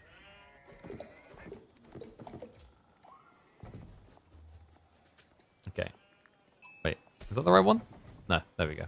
Oops. Oh my god, I'm getting so many messages from so many people.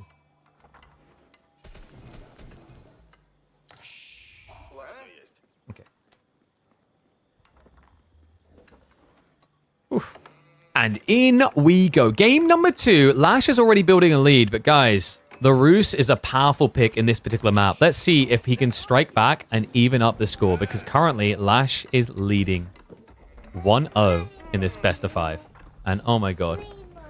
Freya wants to say hello to the stream because she just can't leave me alone. Can ya? Nanny, I don't go on you yet, Daddy. No, it's a one-off.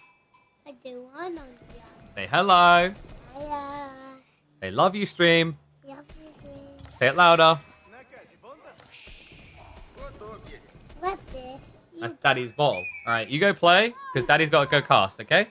What's it very hard? Yeah. Love you. What's it Where's my kiss? Mwah. Please watch it. Say please subscribe. Please subscribe. Thank you. Please watch it. Yeah. Up you go. Mwah. It's okay. Go show mummy. Bless her. She's like, I can't open this bottle that is a toy and not a real bottle. So, G1, we're going to stick on the 2x speed just as they're teching up. So, interesting thing with Carmel. Carmel is a map that gold-deprived civs die fast. You need to have easy access to like permanent resource gen, and this is where the hunting cabins, high trade house, really valuable. We've also got a deer shove to begin with. That's going to be the slow, the small one, the free stack that starts near your base. This is a pro scouts map through and through. It's very rare you see people resist pro scouts because there's just so much food on the map. There's 58 deer on Carmel. It is a ridiculous amount of food. And we'll slow down the 2x once we're in age 2. Great start, by the way. Yeah, Boltune's sitting, 20 sheep compared to the 16 from Lash. To be expected to have a slight edge, but this is where China's also really impressive to try and compete 1 versus multi-scout because of the extra vision they see. Now, what is the game plan here? You can see already Lash is going to react with spears. He knows he's behind on the timing of the scouts because you've got these hunting cabins generating scouts. On this type of map, you can actually quite comfortably go up to 8 scouts because there's just so much deer between the north and south side. Like, these are 10 stack, and then over here, he's got another 16. It's ridiculous just how much there is to pick up. And what's tricky now is by going spears, Lash has a long walk to try and get in position. Even once he is in position, it's a coin flip on whether you're on the side that's being pro-scouted at the time. And no, Chinese hasn't been played yet. It was Shushi that was played already. They are not the same civ. Slight differences.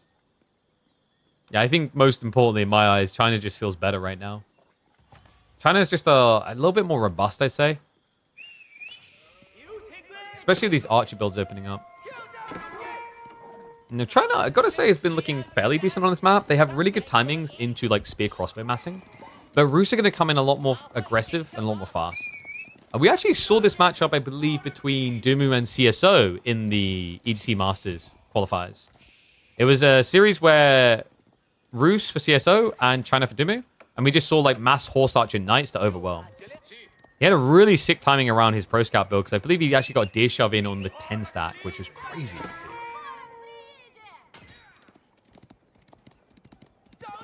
Lash, he actually stopped at 2 spears.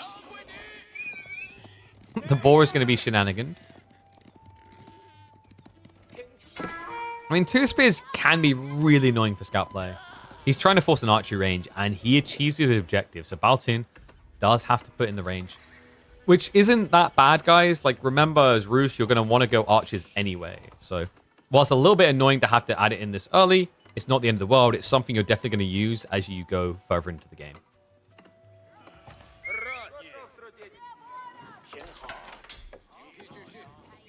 Lash, are we going to see him just vomiting out scouts now? He isn't supervising. He's only got the 2 Imperial officials. Third one is now on the way. As he didn't even prioritize Imperial examinations. And we are getting archery ranges. Okay, so I guess he's just trying to bulk early, go early. I don't think that's quick enough, though. Look at the timings here. Boltune really not that far off the castle.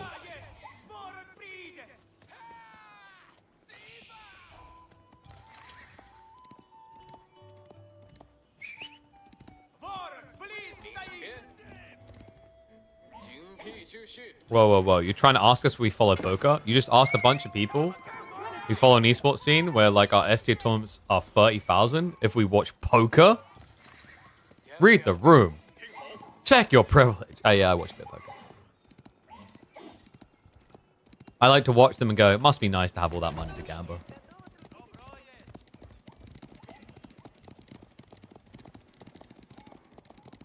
So things have slowed down for a moment, but that's because whenever you gather deer, there's this huge gap on drop-offs, remember? So although it looks like we've been seeing at 900 for a long time, it's just going to bump straight in like that. Has got Wooden Fortress up as well. That's going to add a layer of protection against the dive. Also gives a gen into archers. And get your numbers in, folks, because that actually looks like a really good high trade house. Boltune made this fairly lean in terms of his timing and positioning for it. Watch esports, MMA, and football. See, the thing is, I feel like I kind of got over traditional sports a lot. I was talking to some Americans about this last night. They're like, what football team do you support? It's like, I don't really watch football anymore. I find a lot of traditional sports now quite boring ever since esports. Which is funny because like a lot of my esports compadres, people who also cast, still watch a crap ton of traditional sports. Like climbing, I don't mind. My family's obsessed with darts and I just don't care. Snooker's terrible, my partner loves it. I wouldn't mind, like, ice hockey is, I was saying to the guys, like, ice hockey I wouldn't go out of my way to watch, but, like, if it's on, I'll watch it. You know what I mean? I've always found ice hockey quite entertaining. Especially when it just feels like everyone's bullying the goalies. Like, and not to devalue a good goalie in ice hockey, but a lot of the time it just feels like you're a body to exist in front of a tiny goal, you know what I mean? The futility of just getting hit in the face a bunch and then the puck still gets through. So what's Lash's game plan here? Because I'm seeing him prep Steel Arrow. He's not aging up. So he's going to Zug to answer the horse archers. Dangerous problem here, though, guys. And yep, Boltune's doing it. If you just go straight away into Monastery spam and rush relics, doesn't matter. Now you can just switch knights plus relics. This is the weakness of what Lash is doing. He's building in a way that is going to make him not present on the map. And sacrificing his efficient castle timing by doing so. Tennis? I don't find tennis that compelling, actually. There was a small time where I kind of enjoyed tennis in Andy Murray's Rise, but I remember as a kid, like, my nan used to always love watching it, and I just kind of rolled my eyes. Motorsports? The problem with a lot of motorsports is, like... I don't mind F1. I just haven't really watched it in recent years. But, like, I'm not a big fan of any motorsport where it's just, like, time track and they're not actually competing. I was saying this about when I play video games, like why I would prefer like a Midnight Club over a Gran Turismo usually. I want the ability to be able to ram your ass off the road. It's not about how well I play, it's about how badly you play. I like to believe that's the mentality of a winner. Horseman spam now from Lash is intriguing. I actually don't mind this idea. On a map like this, you just have so much food to work with. Boltune has got the Warrior Monks coming, and it looks like he's going wide. Yeah, so he's going for more spread relics first. Understanding that Lash is probably trying to control center. So far, it's only horse archers. We haven't got a switch into knights, which does surprise me. Feels like it would be a good time for it. But we have to remember, like, Boltune hasn't seen anything yet. He just has to suspect. You know what the weird one to me is? NASCAR. NASCAR must be like a polarizing experience. Because you're not... Are you watching... Like, you're not really watching a sport in the traditional sense. It's almost like you're watching a survival game. I think I'd nail being a commentator in NASCAR as well. They're turning left! They're turning left! They just turned left again! What are they gonna do next? I mean, you could turn right, but you're going to hit a wall quite quickly.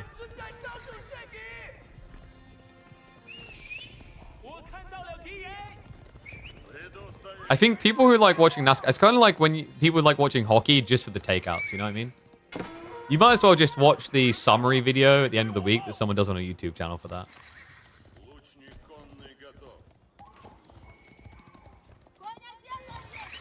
So we still have no switch from Boltune. Just greed. 3 Warrior Monks. You see what the optimization is here. He's going to hoover everything. And, well, Lash, there's going to be no gold left for him to yoink. And that's really important in this matchup, guys. Like, the relics are so critical to most games on Carmel because there's so little gold to go around. These are all small 1.6k veins, with the one exception being the 8k vein in the center. Yeah, and to make matters worse, like, Lash didn't get the condensed spawn where you get, like, double gold near the center. He got the wide, which is great for Horse Archer Raiders. Not so great for Chuganu defense. NASCAR's more of a social outing? I always thought, like, I always felt like baseball was the social outing, right? Like, do many people find baseball itself interesting to watch, or is it the culture and the experience of being in the arena? It always struck me that baseball was about the culture in the arena. But, like, then again, I've heard some people don't view cricket in that way, but I would always say that's the only attractive point about cricket.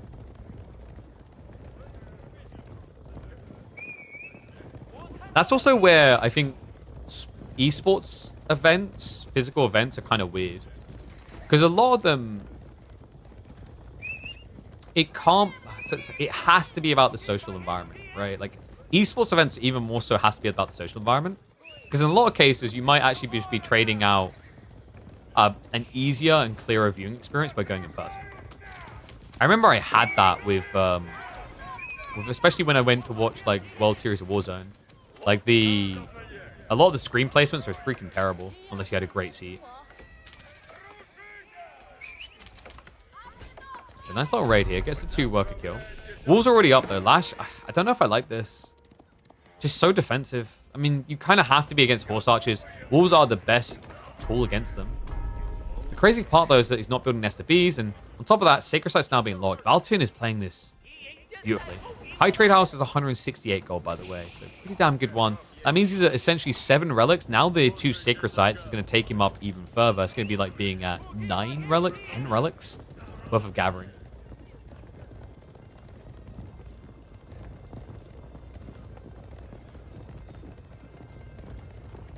I can casting AoE to baseball? In some ways.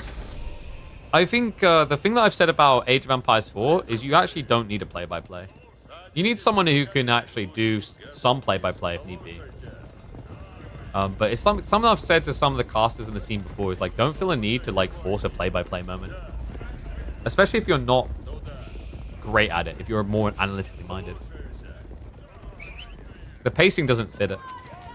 Like, StarCraft, you could probably have more an argument for a constant play-by-play, but even then, you have a lot of chill times there. RTSs historically kind of have that. More so than MOBAs, for sure. Because, like, MOBAs, when the fight happens, the hype level, like, you need a full play-by-play. It's always been interesting pivoting to other esports from Dota 2 as a starting point. Because Dota 2 has a hard analyst role. Makes it very unique. Right? You don't share it. Whereas most other scenes will have a play-by-play and a color commentator. And the analysts are usually just on the panel. The Horse Archers have been shut down. Lash actually looking pretty decent after hiding this long. But he needs to do some damage soon. There's a reason why he looks good. Boltune has chosen Greed. 2 TC. This is going to be a difficult defense. I mean, Lash has a lot of Flood. It's not fast-moving Flood. But he doesn't need it to be. We've got Ram Spam. Okay. I am actually digging what Lash is cooking here. A lot of his moves have been making sense. And finally, we are getting those knights we mentioned earlier. Just at a point where there's already so many crossbows. Spiritual placements is a cool way to try and defend your base. Makes a lot of sense here. You got a lot of squishy targets. I think for Lash, 1 ram is greedy, man. Like, just go the full 9 yards before 5 rams. Fortress out, he's just going to dive in. Widow Fortress is going to be garrison. Spirals are coming through soon. But it's not going to matter. That is just going to go down. Might as well cancel at this stage. Actually waste the stone. But hold on a sec. No, he steps up. Boltune hesitates for a second. As does Lash. But now the commitment comes through. Lancers just hang on to the workers. Horse Archer is defending in the choke point. And sorry, it wasn't 2 TC. He went 3 TC. What? This should not work. Lash sieging in. Free TC, farms, 5 relics, 2 sacred sites. Is there anything left you want, sir? I feel like I'm watching that San Andreas meme when the guy puts in the order. I'm going to take 5 76s, 2 19s, 3 23s, medium, and a Diet Coke. Boltune. He's actually made this work long enough. I think the trickle of troops is the problem here. Like, Lash has a big military lead, but he hasn't found the kill point yet. Boltune is going to lose the TC. Backs up. He's still only Cav. The downside now is that TC loss means no farms. Question now is, can Lash keep diving in? Military count just doesn't look as strong because he's got this trickle of troops. That's the struggle, getting them here quick enough. Is that enough crossbows? Yeah, it should be. Okay, so you can camp here. Siege Workshop's going to be taken out. I think the thing that's missing for Lash is more rams. If Boltune survives this, it's going to be because of that. Because, like, Lash right now has a lot of firepower for trading with units. He just doesn't have a lot of firepower for trading with buildings. I think that's why he's being forced into retreat here. The military difference is actually decreasing. I feel like Lash was at, like, you know, when Boltune was at 20, Lash was like 60 or so. Crazy to think as well, considering, like, he's just pumping mass cav, which is just meant to be slower on the production rates, really. He's at least finally going to think about going in for the decap. So Sacred Site already been taking the north side. Wouldn't be a bad idea to send a few troopers down the south, because right now Boltune's getting additional gold gen, which is allowing this night spam. Like, this is the thing, actually. Like, he has pro scouts, sure. But if he was forced to spam horsemen here, you'd feel really bad. The reason is that you'd be draining the food quicker. Like, if you're talking about one knight versus one horseman, one knight's going to feel better, right? And he's able to do that because of just the raw gold count. Now, one thing that has surprised me, Boltune did build the Siege Workshop, but we haven't seen him build any siege yet, despite all this gold gen. Like, look at this. It's 0 people on gold and 1,000 gold income in this game.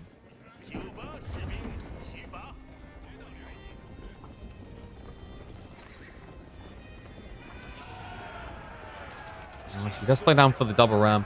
The thing is, if he just done double, triple ram at the beginning, think of what would be happening right now. This whole area would already be demolished. Houses would be key here, by the way. I think, like, Lash going for farms is a bit wasteful. I get the logic. Your opponent should be starved eventually, but the pop block is more important. Now the surround. Check this. The horse archers cutting reinforcements. Knights spread out in the choke point. Just enough of them. It's a leak over. They're stabbing on the backside, and Lash, he's overextended. Boltune was given too much time. He bulks up. He takes the lead. He puffs his chest out and says, "Get the hell out of my base." Knight count now at 17. Numbers declining quickly. Lash, he's missed his timing here. For a moment, it looked so good, but the eco lead undeniable. And the idea of just flank raiding way too late. Boltune has done it. Damn, what a timing. Just a sick read. Patience by Boltune. I mean, he must have been feeling like for a second they had been too greedy. It felt like Lash had the correct read. He just didn't have the correct dive point. And now, there's nothing correct to be done here, right? It's a raw out eco. When you had the military lead, at least you could just find a way of punishing him, right? But now it's just all numbers against you. Relics, villages, military quality. Boltune just shows you the prime way to play Roos. Any game where you can get away with Knights, Horse Archers is a game where you are smiling. Knights, Horse Archers, how do you counter that? Just build loads of Nesta Bees, right? Nesta Bees and Spears. It's probably your best answer. But on an open map like Carmel, just not a viable answer in most cases.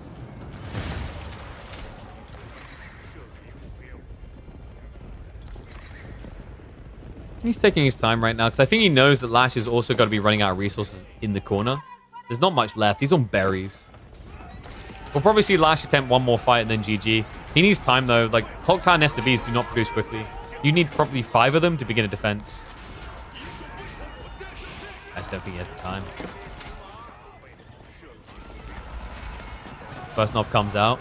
Decent hit with the boy's fortitude there. A bit of a shrug. Boltune's now going to split up the troopers. Good dodge. Knights get in. Clock Tower, Nesta Bees goes down. And Lash's lead is going to get decimated. Good strike back by the Swede in game number 2. Okay. Wait, why is my draft so cursed in that scene? One sec. Oh god, yeah. Okay, we just won't show the maps then, I'm afraid, because that's weird.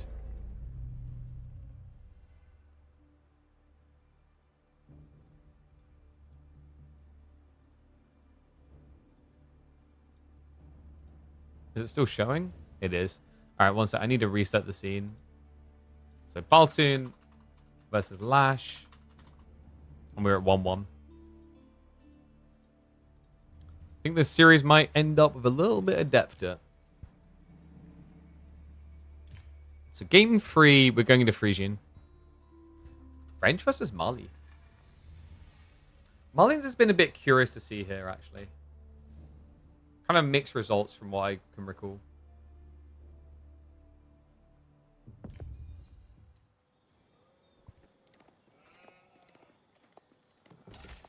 Well, I'm seeing it again. I keep pressing the wrong one. Whoops.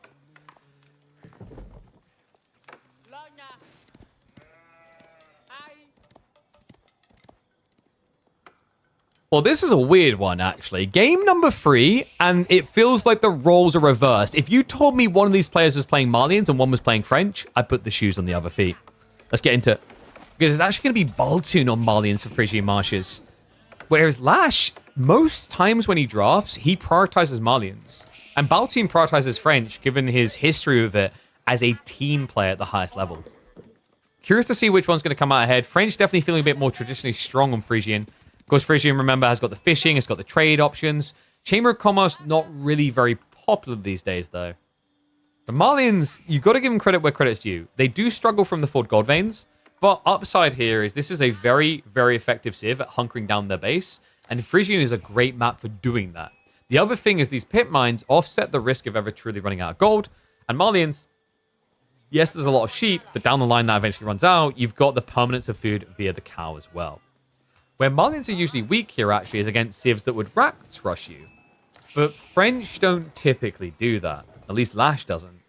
Wasn't willing to. Instead, he just rushes the School of Cavalry.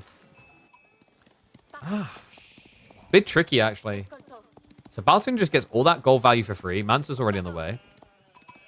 I guess from Lash's POV, he didn't like the idea of going for a Spearman opening to force his opponent to build Donzos, which he wants against Knights anyway. So Lash probably felt like the long Dark Age was disadvantageous. We're going to stick on the 2x speed just for the early game here, though. But French against Mali is a very good matchup for Malians. It's an interesting one. French can definitely do things, especially with the Pro Scouts meta. I think the map control actually keeps French competitive. But yeah, Malians just, like, benefits a lot from the high-value cav targets, like, kind of being limited in count, right? Like, when you think about it, French's job is to raid you to death, so if you're a very good defensive Malian player, should be able to hunker down, especially on a map like this. That's where I think the advantage for Lash is really just using the map. Play out onto the fish. Play out onto the deer. Don't go Pro Scouts.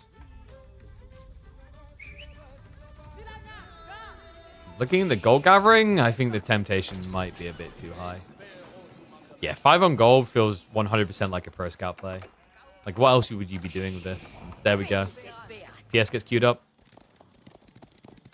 And this is the thing, like on a map like Dry Arabia, the Pro Scouts just makes a lot of sense. But when you're talking about a map like Frisian, the fishing alternative is so good, especially for French, because they only pay 25 wood for their mills. So it's very efficient to just move pond to pond.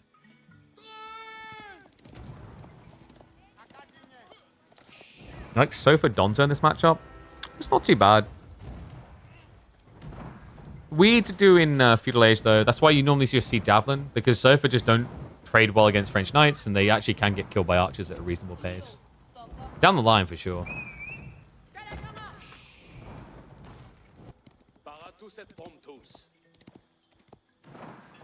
I wonder, are we going to get a Farimba-type builder tool?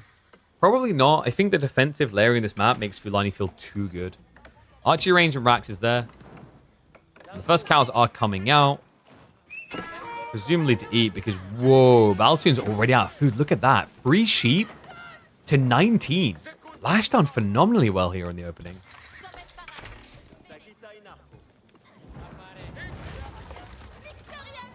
Gonna get some poke damage, so able to actually deny one of the houses, but the pit mine's very hard to kill. And the Don's already coming, so Lash won't be able to stand here long. Has got archers on the way, but we already saw Boltune drop the archery range, so should be fairly easy to defend here. And this is the trade-off, right? It's like Lash is looking to scale eco. He's getting pro scouts home, but it comes at the trade-off of you not having as much firepower at this opening between idling your school of cavalry building scouts and also just using resources somewhere else.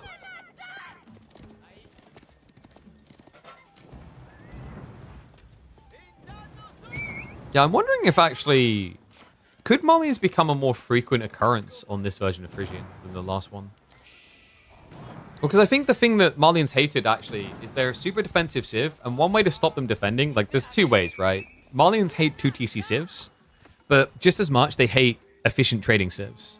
And with this change to the trade post, I think that trading is a lot harder for most civs now, in most matchups. Not impossible, I think you're still going to be seeing, like, things like Mongols. But the idea before is, remember, Frisian used to spawn the trade post in the corner here, which meant often the only efficient way of stopping trade was either sneaking a village to wall, which was very cheesy, or playing cavalry so you could in and out raiding them.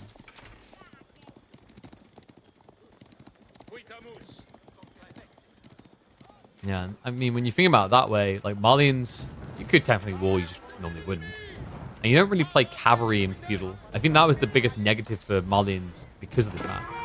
Is if you want to be infantry, you'd find yourself super out of position trying to actually block trade.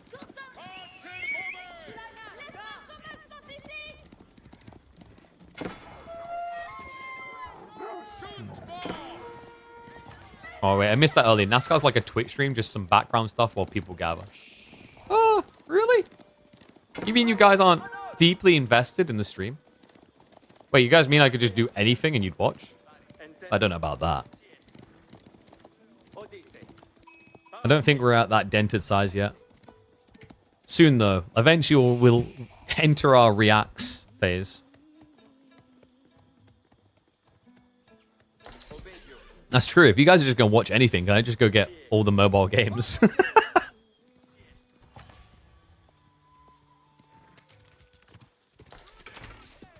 Okay, so who's winning this right now? Like, Lash is scaling a gradual lead. That's the beauty of French. But I imagine Boltune's starting to add in Cow now. No? Oh, wow. He's actually kind of struggling. Yeah, that's really inefficient. Yeah, Boltune does realize quickly, though. This is where it might be worth setting up a second mill, just so you can start scaling potentially the ranches. The alternative is he's looking for an attack point here. It's a very open map to risk that on, though.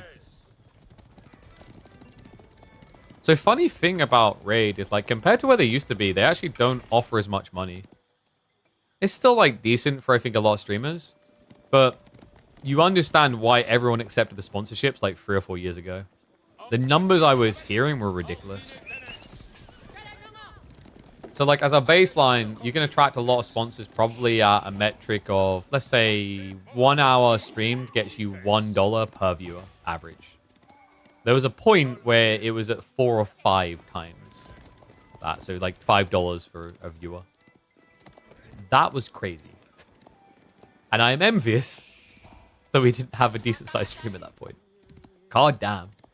Life could have been easy in those days.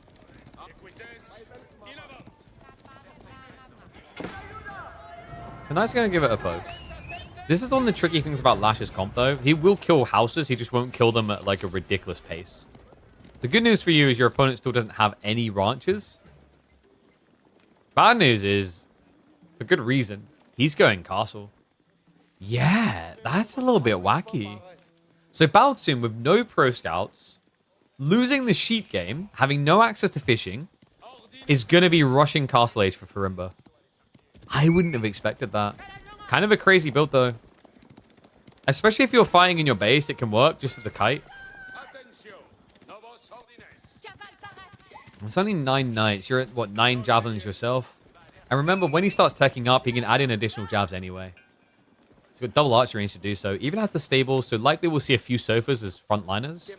Undermesh is coming from Lash, but against castle jabs doesn't really feel that useful.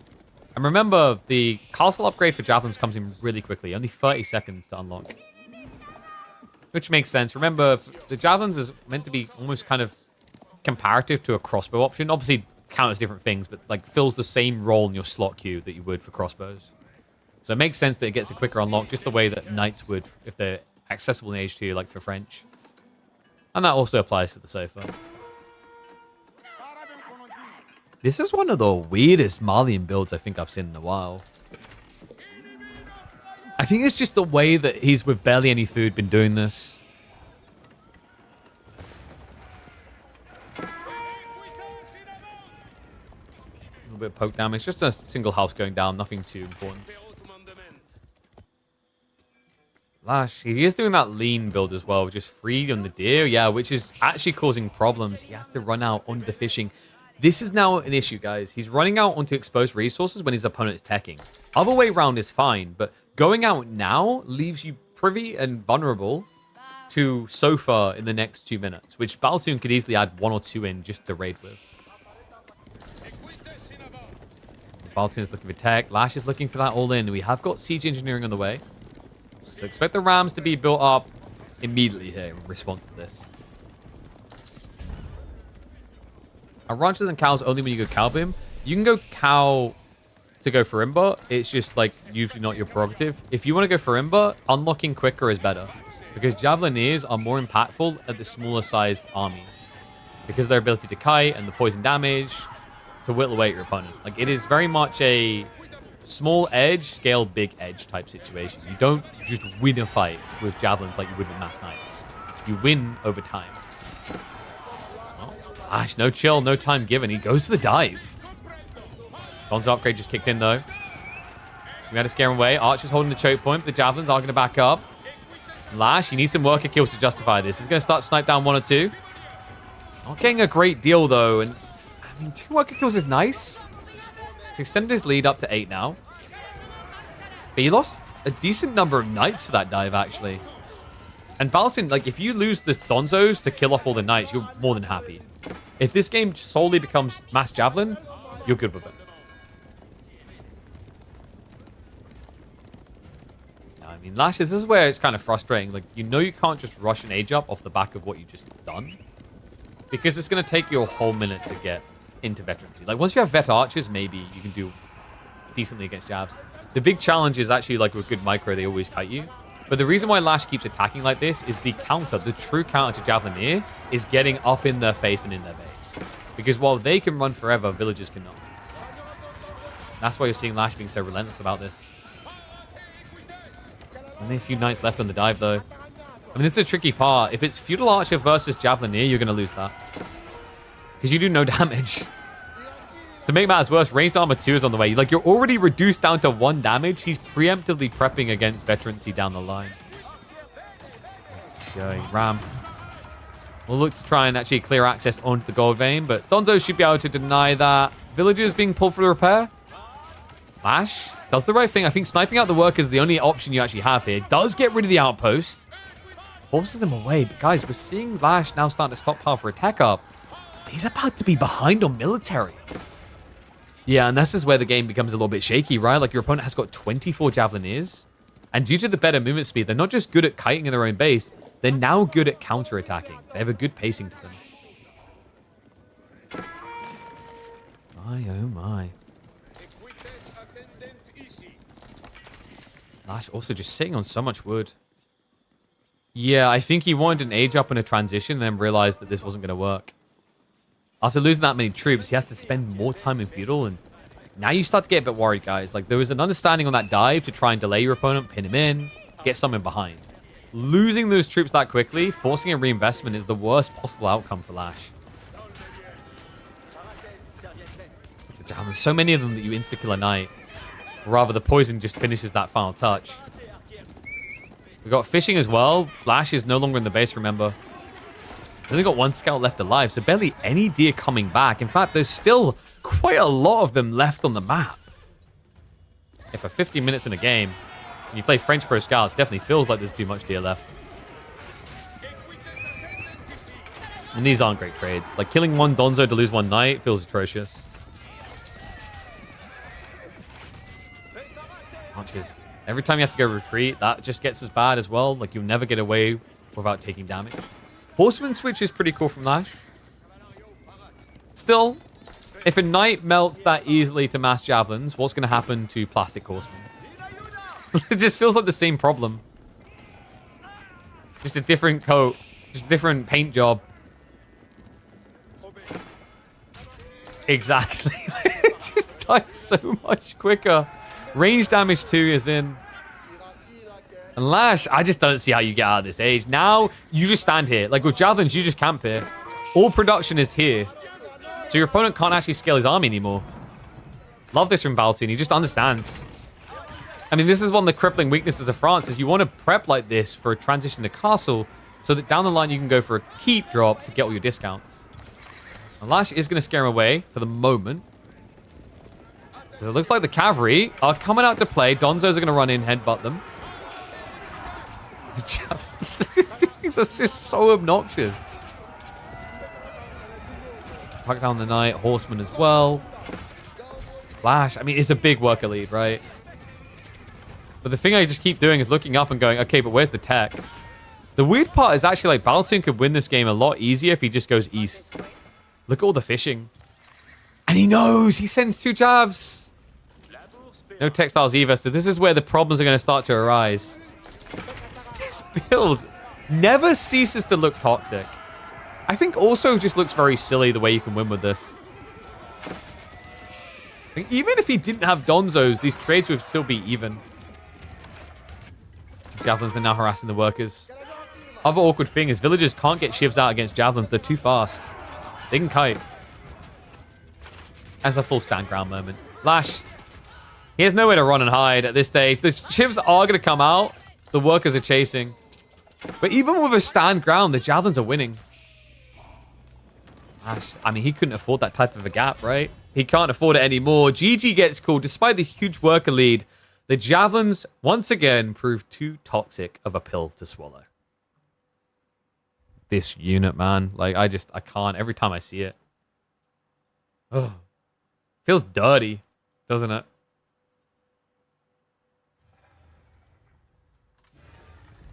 There you go. Caesar salad said the obvious thing. Hey, you got it. Oh, God. Why is there an archipelago? I'm going to guess that Lash drafted this. I think Lash kind of likes water, if I'm not mistaken. English versus Order of the Dragon as well.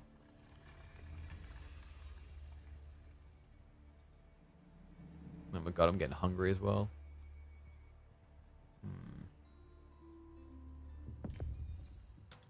Well, let's round out this series.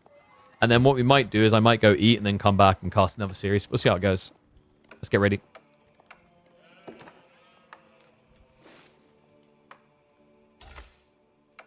I'm going to go 4x speed. In advance, I apologize, but it happened. Archipelago, a water map. Hold your horses. Don't run away. We're going to go for 4x speed to make this a little bit more tolerable. We have got Order of the Dragon going up against Lash on the English for game number 4. And I'm pretty sure Lash selected this map on the map draft. He definitely selected it for this game. Remember, loser always picks map. English a pretty strong pick, though, overall. This is the EGC Archipelago, so very different to what you see maybe in your pub games. Pretty cool map conceptually. It's just obviously a lot of people aren't a big fan of water. We're going to stick on the 4x speed just to make it a bit more palatable. You're going to get that initial surge in fishing. Who has the edge here, though? OTD or English? I think English is a really cool tempo pick. Order of the Dragon is an eco tempo pick, though. Like, there's a very different approach, right? It's aggro tempo versus eco tempo. In the OTD are very good at getting boats out fast because they're better gathering. But where English thrive is the tech. Admiralty allows them to have that extra range to trade out well. So I wouldn't be surprised if this is one of those type of builds. I've seen a lot of English players when they play water, they ignore the first harassment of boats just to get this tech in. And we even have the Abbey of Kings near shoreside to give you that nice sort of rejuvenation and defensive strat when you get harassed. And this is indeed a best of 5, hence why we've got 2 and 1 on the board already. Archer ship's going to come in from Boltune. He's just going to tickle away at this, but I mean, Lash, he's already got the docks there to garrison. He has got the transpo ship coming, so he's going to look to harass with the king. The king's a little bit less impactful against killing OTD villagers straight away, But the cool thing about the King play that has actually made English look decent against all the Dragon in this matchup is it forces a very heavy investment. You have to build a Rax and at least one Spearman, which is already going to be 310 resources. Harassment's coming in. We're going to stick to 2x speed Boltune. Poking at the fishing, but extra docks are there, so Lash is just doing a good job of dodging the issue. DeMu connection is going to be decent. Does get rid of one of the Springolds. Archer ship is trying to address that annoying DeMu ship. He gets the touch just in time there. Potato aim, problematic. Galley's going to have to scurry away. We have got another Sprinkle coming out. The pressure is on. We're going to slow down a little bit because it is getting a bit chaotic right now. The DeMu ship connection is brilliant there from Boltune. He's strangling Lash in this beginning. Yeah, and I mean, this is the thing. Was he looking for that militaristic element of Admiralty? Is that what caught Lash off guard? Or was he trusting in the King too much? Let's see if your Majesty can actually deliver. It's going to be one worker kill already. So a decent start. And that is interesting for Boltune. We normally expect that Rax reaction we talked about. Instead, he goes for the outpost rush.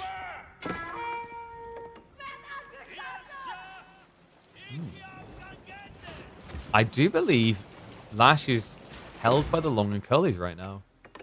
That tree line is also problematic. Because it hugs the side of the map, you can't cross-rotate and hit the trees from both sides for your King. So yeah, it kind of minimizes your opportunities.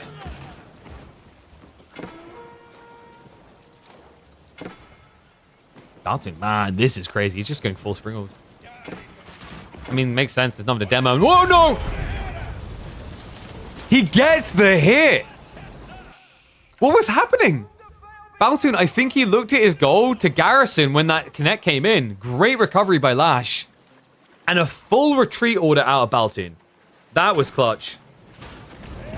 Yeah, and you see like the oppressive nature of trying to siege into docks like this early on, even an advantage. It feels so easy to just slip and lose your edge due to the demo ships and how little range you have, how quickly they can connect.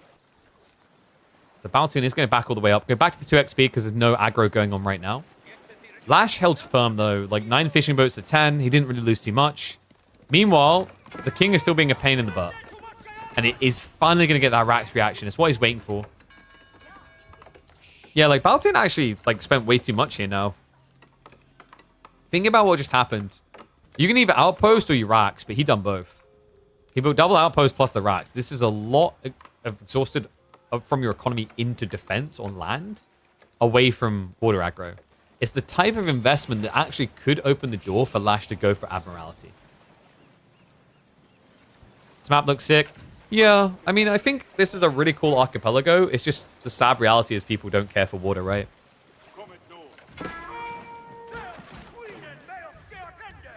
Like, I feel as if instinctually without looking, if I check stats, we got into this and then, like, viewership went down. Hopefully not too much, but I know people have a polarizing experience about water. I think that's why we've leaned away from having full pure water maps in KPMM for a few weeks now. We'll still have the side investment ones. Like, I think things like Kawasan are really cool. But you may have noticed that we decreased the amount of like full body water maps we have. Oh, yeah, there you go. Viewership sunk. I guess you could say viewership took a dive. And here we go. Now he's going to be taking a pun. Admiralty. This is the big boy. This is where I think Order of the Dragons start to fall behind. This tech is really scary, guys. You know when you watch someone have a castle advantage and get Springle Crews? It's kind of the same thing. Boltune, wait. He actually went for a man-at-arms. Now that's interesting because actually Lash has nothing at home to defend with. The King is still raiding. That's kind of a sick idea, actually. Yeah, so he sends the MAA in, knowing full well that short bows do not defend against that very well. Oh, man. So he's going to idle out the gold. Crafty maneuver just in time as well because Lash was moving south side. Just not quick enough. Demo connect. Not going to be there. And archer ships do pull back just in time. Arms are now going onto the gold. Oh, this is so annoying. This is really frustrating on water maps because remember, you're not going to have many villages near the TC to garrison for the arrow fire. And without wheelbarrow as well, because like you're not expecting to move your villages too much. Water side. Flashback does come in. Boltune now with the mass demo play. This is usually the counter to English Admiralty. It's like you need to just get demos and wipe them. Because their goal now, their priority goal is to avoid demos and build the other 2 ships. Because demos don't benefit from Admiralty. They can't get more range.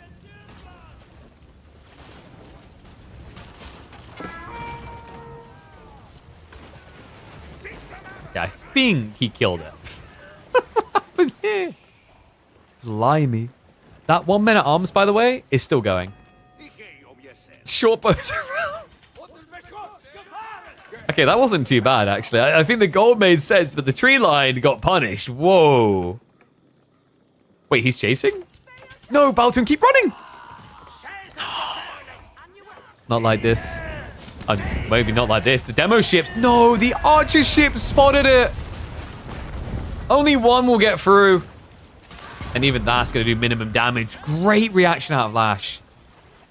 Great read. These little stealth areas, super crafty for this type of backstab.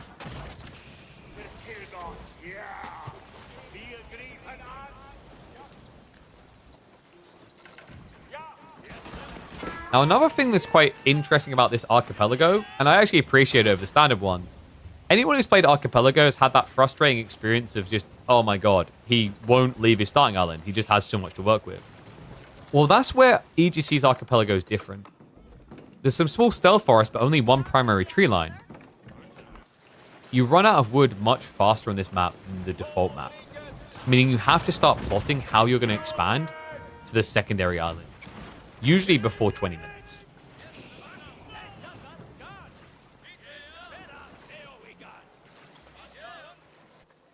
One thing I haven't really seen too much of is Sacred Site win conditions. I think we had one where it turned into 3 Sacred Sites mass outposts around them. And the other player was just building carrots to try and deal with it. Not sure if we'll get that deep into the game. Normally the thing that's decisive is, yeah, this type of move. Sometimes we see people actually just prep a stables and then rush their opponent's side. But Lash right now, a little bit distracted. Hasn't moved the workers. They're now on their way towards the tree line. The dive comes in. He's connected onto the fishing. Boltune not willing to fight for good reason. He understood this. He needs the tech up. But great read. Like, we've seen this from Lash in this series so far. We had it in the Roost Chinese game. His game sense is on point. It's just sometimes he lacks the conviction for the commitment. That's what we saw in the Carmel game. This time, though, he's taking the risk, getting up close and personal with these docks to deny all fishing. Now, Boltune still has the fishing lead. He's at 13 compared to the 11 Lash. The archer ship is going to read this. He sees what's happened. He knows there's been a transport ship drop. And he's done the same himself. Boltune, 7 workers across that tree line.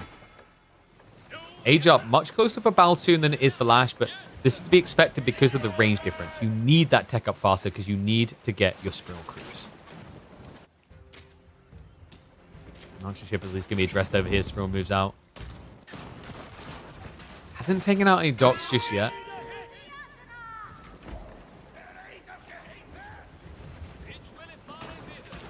All right, what do you think? 1s if you think Lash is going to win this. 2s if you think Boltune's taking it.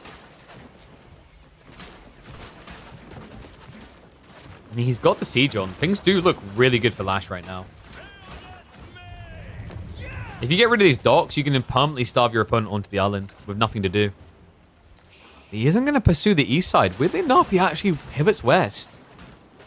Yeah, west is quite ambitious. It's putting you further out of position for a potential backstab here. Also, your opponent actually has fishing down here that I don't think Lash ever noticed.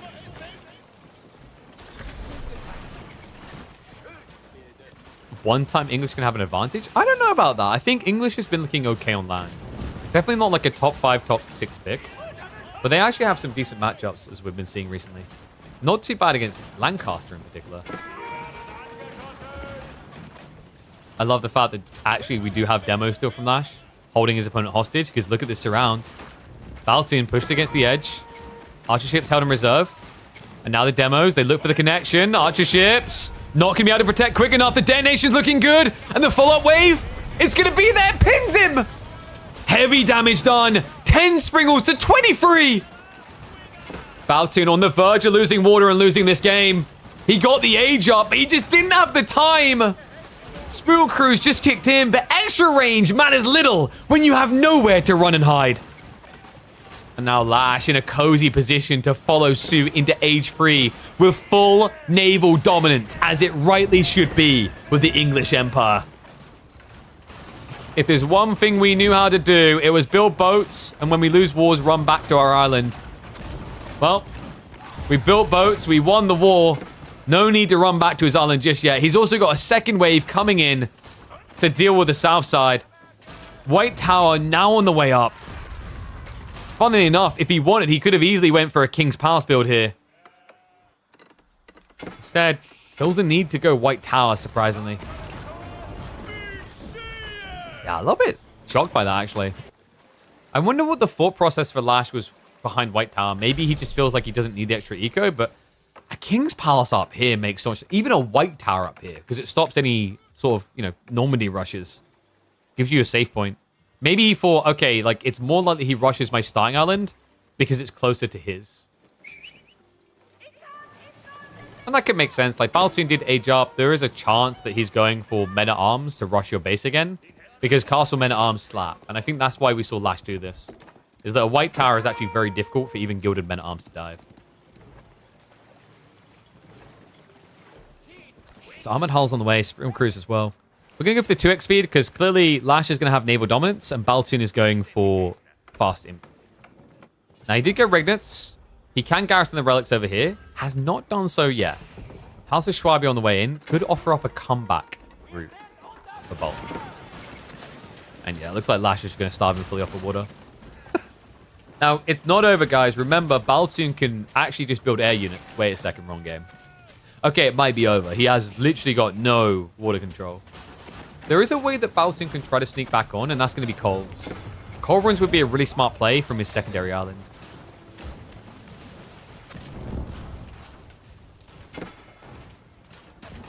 Alright, hear me out. You save up enough resources to build a wonder in the corner, and now your opponent having 74 military into water is useless. Checkmate.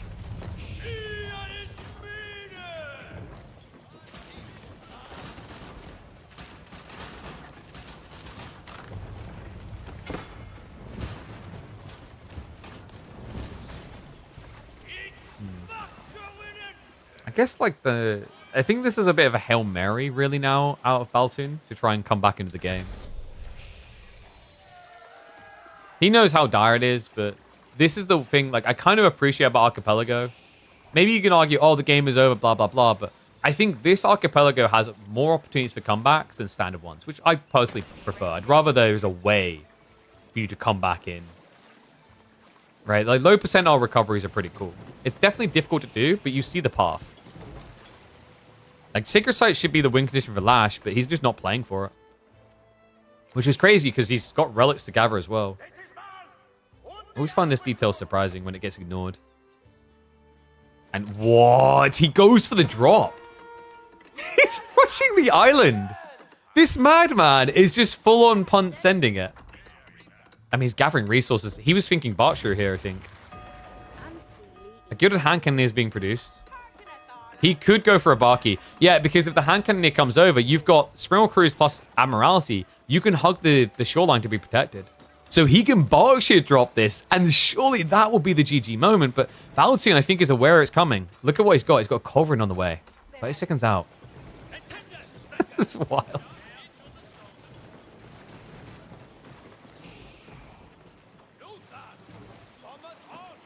I think Lash probably needs to spread out his boats. I don't like how stacked they are right now. He does have a second group patrolling against a Remax in the south side. And yeah, he does have one up here. So this is just full camp to guarantee nothing can come in to contest this. This is crazy.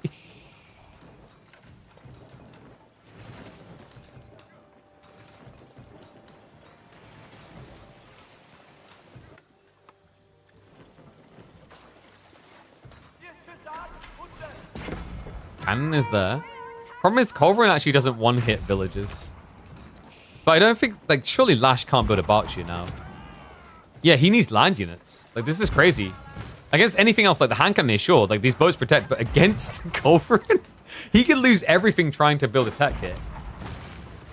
That's wild. What a clutch move. And now, also, because you've got these outposts in place, no way does Lash want to dive with the villagers. Also, past the Schwabia means that you've got all these workers here, Guild of Villagers, that will beat English villagers. So instead, it is going to be Berkshire at home. Just full protection on the starting island.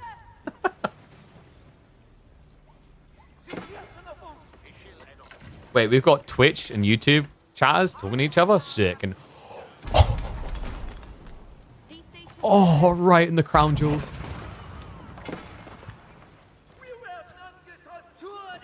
I think Boltune just like increased his win probability by at least 5% with that. Remember, there's a lot of gold on this secondary island. Like almost 16,000 remaining here. There's a lot of potential runway.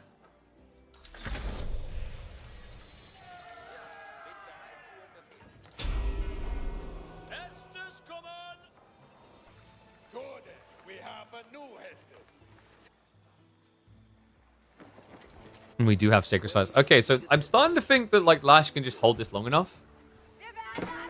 As long as he just doesn't get too close to the coast and keeps an eye out for the docks. And oh, there it is. They're the culverins. Coming in. Guys, just imagine if Lash built a handful of knights right now. Could you imagine that in this game? You're going to have to imagine it because it's just not really happening. This is the funky thing, actually, with Lash's strategy. Obviously, we have God Vision. He'd be punting blind into things. But, like, if he just had a handful of troops when he Normandied with the villagers, this game could already be over. Instead, you're just sacking a lot of boats to try and keep your opponent pinned.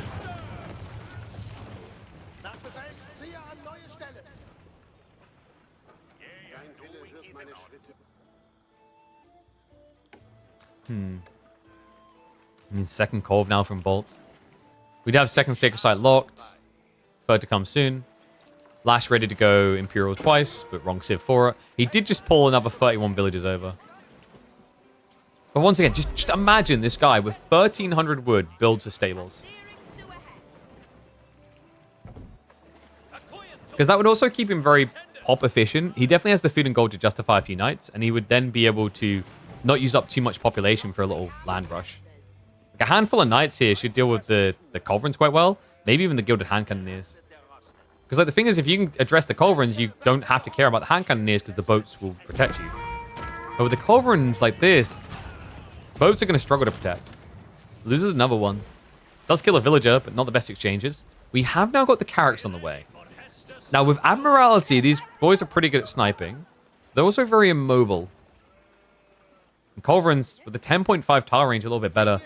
This is the interesting thing about Order of the Dragon. Like, they have a better opportunity to recover than, like, Bombard civs here. Culverins are slower, but they have slightly better range. They have a better attack point. So, in some ways, better kiting. Like, I find Culverins in land engagements are really weird for kiting. But on water, it's just very difficult for your opponent to ever get close enough. Yeah, not to mention the 85% missile resistance. You do range damage here. Which means you don't really have an ability to kill coves. Another worker's going to be sniped. More boats are being pulled. And Lash just he doesn't care to even try to raid this on land. I think we're just going to speed this up because this is just like full-on stuck. Like, Boltune isn't going to die, sure, but once he secures his coast, he needs to get out quick. And your opponent's already going to have mass Carrack, so I think the goal now for Lash is just to kind of wait slightly out of Cove range. Because think about it this way, like, if you have Carracks coming, which he most definitely does, which have got 10 tile range, Culverins have got 10.5. But you stop here, boat spawn here. That's more than half a tile. So if the Carracks just stand ground slightly out of range, you don't ever get off of this island. It's so silly. So what I'm saying is Boltune needs to discover dinghy boat technology so that he can put his Culverins on them. And then they can, like, row themselves around the pond by shooting behind them to build velocity. We have got a dock sneak on the south side, but Carrack's quick to react. Yeah, I think Boltune, it's a cute idea, but he's out of tricks here. He's trying to Carrack spam himself. He's going to come in on the north side now. But your opponent just has such a ridiculous lead on Carrack count already that he should just be able to just sideswipe this. Right? It's drive-by time. Wow, Carracks are so fast when you put them on 2x speed. They also look very cumbersome and clowny when they try to rotate. Corbin's in. Quickly out. Carrick's just denying everything. Boltune has to realize this one's over. Yeah, the docks, you wouldn't believe they existed. They just got deleted so quickly. Like, sure, on 2x speed, but even on 1, this is a ridiculous pacing. Because Carracks are designed to take out buildings, remember. That's their primary function. Or at least, based on the tags, it's meant to be. So 6 minutes left on the Seku site. We're going to go up to 4x speed now. I think Boltune probably realizes this is just inevitable now. It's 14 Carracks. He keeps trying, but it's almost just like a match pace. Like, okay, I won this fight. I guess you're trying on the other island. Moves back to the other island. Okay, I won here. I guess you're trying on the other island again. Moves back again. It's just in, out, shake it all about constant. And now, like, Boltune, he's just draining so much gold to even try and be here with the Culverin Carrack strat. Meanwhile, your opponent's got Sacred Sites. That's extra gold trickle. You can't touch your 8k vein. Meanwhile, look at what he's got. He's still got 3k remaining here. Another 3k here. And it means we are going to be going all the way to a 5-game series to decide who will make it to the main event of EGC Masters Summer. Okay, so 2-2 apiece. Deciding game coming up. And it is going to be decided on Gorge. Please don't be a long game. I'm really hungry. I want to eat. I didn't think this out. I should have eaten first. Oh, God. Oh, dude, it's Japanese Ottomans. We're safe. I mean, we should be safe. I feel like this is quite an aggressive matchup. It can't even end in feudal age.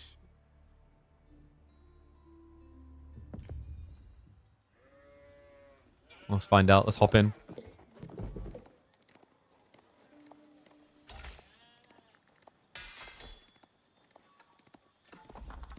It comes down to this. The final slot on offer for the S-tier tournament, the $30,000 tournament. One game to decide it, and Boltune rolls the Japanese against one of the hardest counters in the Ottomans. One and all, welcome back to the channel for what could be a brutal end for Boltune. After Lash oppressed him on water, we find ourselves here. Ottomans on paper just have every answer imaginable to Japanese. But there's a new build.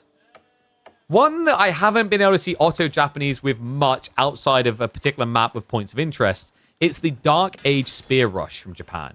This has been their bread and butter, their organic play, and maybe they're one out against a lot of issues. Ottomans tend to have Japanese number because of the feudal play.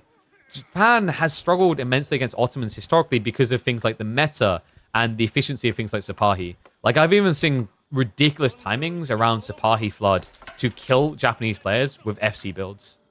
And you wouldn't really expect that to be quite feasible to reach enough to do that. But that's where the extra armor, the aura comes into play. So we are going to get that spear spam to begin with. And I'm wondering, like, is this more reactionary from Ottomans? Because you know that Japan's going to do it. Like, Japan, 90% of their games right now is spear opening. So you're anticipating it. And I think that's why Lash is doing this, just to try and block the deer shove. Because the thing that has been making Japan look so good is their ability to get deer home. Unfortunately for Boltune, everything is going wrong here on the scout rotation. He's checking a side that does not have any deer whatsoever. His scout is checking the wrong location. His spearman is busy just laming the enemy deer, which I actually quite like. So he's clearly anticipated the spear on spear. We are just getting all deer denied, so no deer shove. Wow. Okay, I think you're pretty happy about this if you're Ottomans then. That's pretty crafty, man. And remember, like, Ottomans in some ways are de-incentivized to do the spear spam this early, I think, because on this particular map, it's unlikely your opponent's going to spam spears long enough for you to get vizier points. Where the vizier point system looks really good for the spear spam is when you're on maps that have either points of interest, like Enlightened Horizon, or maps that have contested fishing areas, like Kawasan or Canal. Canal was a classic one for Ottomans, if you guys remember. Because the idea is you'd be able to justify enough spear spam to get into Fieldworks, which gives you the healer boys. The healer boys are important because if you're playing along Dark Age, it means no range units. So no threat. And this map, definitely very different. I think this could have easily backfired. Looks like it's worked out quite nicely for him, though. And thus, we have to look at the sheep game. And the sheep game is rough. Yeah, Boltune looking like the weak puppy. 7 sheep to 15. Lash should have a smile on his face, man. This has been a great haul. He's even going to move across the berries. I guess Lash is just looking to place the Madrasa here, so getting in position. Wait, really? Would you place it away from your base? Oh, no, he hasn't come home yet. Yeah, he was a little bit delayed. He kept the scout out too long. So a little bit suboptimal there as he runs out of food, but we'll now get the sheep back in time, so it minimizes the damage done to his gathering rate at least. Still painful because that actually should have been a tech up start by now. And no, we clubbed the sheep so far away. No. Oh, it's so annoying when it's on the backside of the TC because you maybe don't notice. Kura Storehouse is now coming in. I think that's one of my pet peeves is when you don't reallocate villagers after they're done with sheep and they see sheep coming nearby, they panic react and just go and club them wherever they are. We've all had that game, right? Like, one's in chat if you've had this where you're running your sheep by and then a villager just walks over and clubs them like here. You're like, what do I do with this? Do I build a mill? Do I just shamefully eat this off the floor? What did I do to deserve this? Lash found both deer stacks as well. So sad boy Boltune just had these spears. Not for much, actually. Like, what? Wait, what? Lash! He's getting the other deer stack! That's crazy. Boltune didn't scout it. He didn't lame it. So huge edge for Ottomans in a matchup where they have a lot of edges, in a matchup where you'd expect both players likely to rush Castle Age. This is brutal. And remember, Ottomans feels really good about rushing Castle, because like if your opponent's going to go Mount Samurai, you play into Janissary. Now, what I haven't seen much of so far is Yuumi as an answer to that. In theory, Yuumi should be good, but there's always that risk your opponent plays Sipahi Janissary, which is just like the S tier comp that Ottomans can scale into.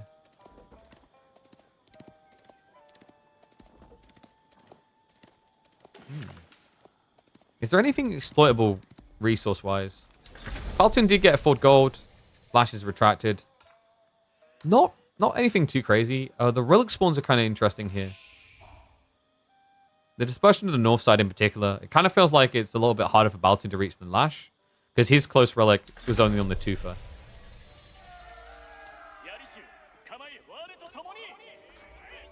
Tech up complete. It's going to be Blacksmith stable straight away. Interesting way to follow up. You might be looking at this going, this is weird, like your opponent has spears. But I think it's because he knows that Boltune doesn't want to keep scaling spears.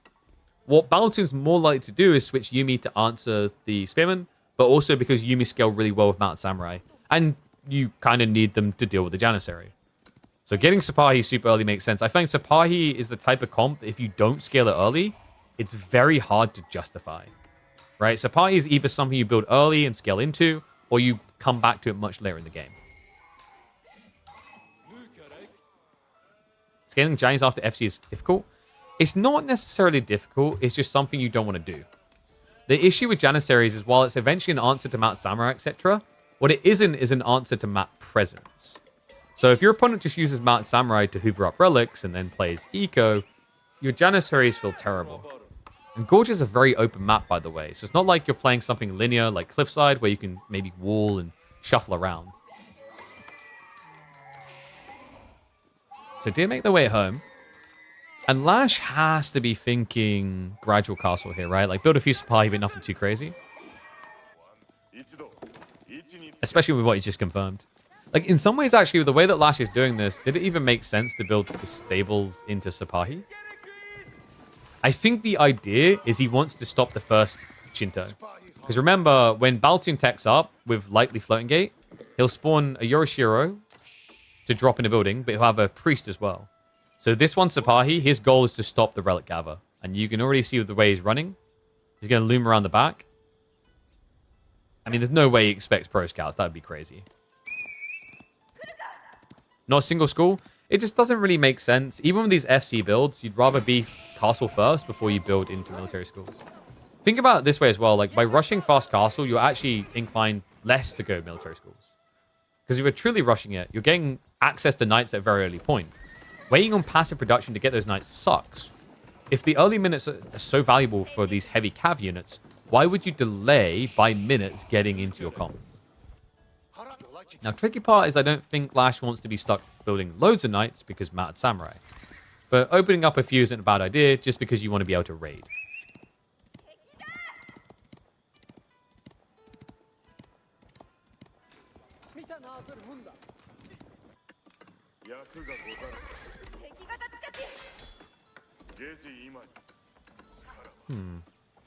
Does Lash go for the Imam point?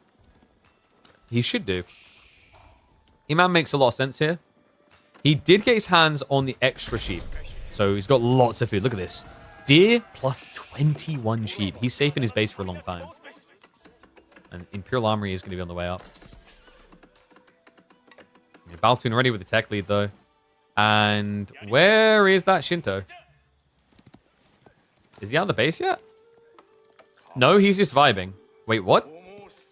Why is he standing here right now? I think Boltune just forgot about him. Or he saw the Sapahi and freaked out a little. But you have like double spear to escort, right? Like your first relic should already be coming home. That's a big advantage overlooked. He's on the move now. There we go. And I like this. He's going for the deeper relic first. Just because like you have this tech lead, you should be taking something that's more likely contested and then falling back to your safe option afterwards. This is how you, on average, will get 3-2 relic splits in equal relic rush timings. Lash. All these wolves. Oh, they're not going to work because the Uma Bannerman's already there. That's going to be first blood drawn on the villagers. Nice other time achieved. Lash without wheelbarrow. He's going spears. Really? Wait, what? Nah, that can't be. Janny spears? Guys, this is maybe like the most nightmarish comp to build against Japanese. Now, here's why. It's Mad Samurai now, but think about what counters everything that Lash is about to scale. Think what destroys you, decimates you, erases you. Think what unit could you build that gets bonus damage against both of these? You heard me correctly, both. If Boltune sees what Lash is doing, Yumi is his full get out of jail free card. Like, this is actually the most high-value Yumi game I would have seen in a long time. And the funny thing is, like, even if he doesn't scout it, it's quite organic to go Mount Samurai into Yumi currently. He just saw the veterancy on spears. That's already enabling it. Oh, man. We do at least have Sapahi. So Lash is adding in something that should deter Yumi. That's good. Because this is worrisome, folks. Like, he was actually on the route to death. You know, this is going to be one of those, like, you basically played your way through a 5-game series, game 5, to die like this type moment. Samurai goes sneaking again. Remember, the Uma Bannerman means you're actually quite competent at taking fights. Obviously, Boltune doesn't want to do it right now, that close to the base. Does walk by. Deflective armor offsets a lot of the potential loss. We've already got 2 relic gaming from Boltune. Third to be snatched away now. Yeah, because the other thing is Lash didn't go for the Imam point. He went extensive fortifications? What? With just TC? That's wild. An intriguing idea. Remember, extensive fortifications, it gives you the bonus damage against heavy. So it increases base damage by 1, and then gives an extra 2 against heavy specifically. So this is a full FU to Mounted Samurai. It protects your TC. It does not protect anything else, though. This is crazy. Like, Does Boltune realize yet? Because it's such an unseen tech. And unless you catch and look at the TC when it's garrison, you won't know. You can see right there, look, the +2. What on earth is happening in this game? That is wild. And we actually have a Bugacia switch from Boltune now. I'm guessing second Yorishiro. Yeah, it did go 2 TC. Well, not 2 TC, into the TC. He is moving out onto the deer for good reason. I mean, Lash is completely docile.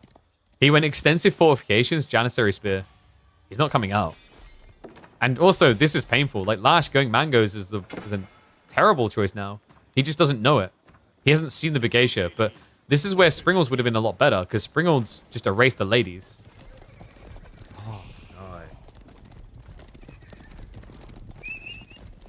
I feel like Lash is losing this game due to a lack of scouting. He's just kind of assuming what he's up against. He's not confirming. Now you could argue it's like difficult, but this is where sometimes it is just worth building a scout and punting him out. He might die, but if he finds out what your opponent is doing, it's worth the death. On top of that, Lash, like, we are now talking 13 minutes, no military school still, which means you have no skill point. You get a little bit of extra production for free with the Mimic Imperial Armory, but your opponent's now playing Yorishiro drop TC, which scales his villager lead, and on top of that, he won the relic game. In fact, it's going to be an overwhelming win. He's going to get 4-1. Does Boltune know? Yeah, he does see it.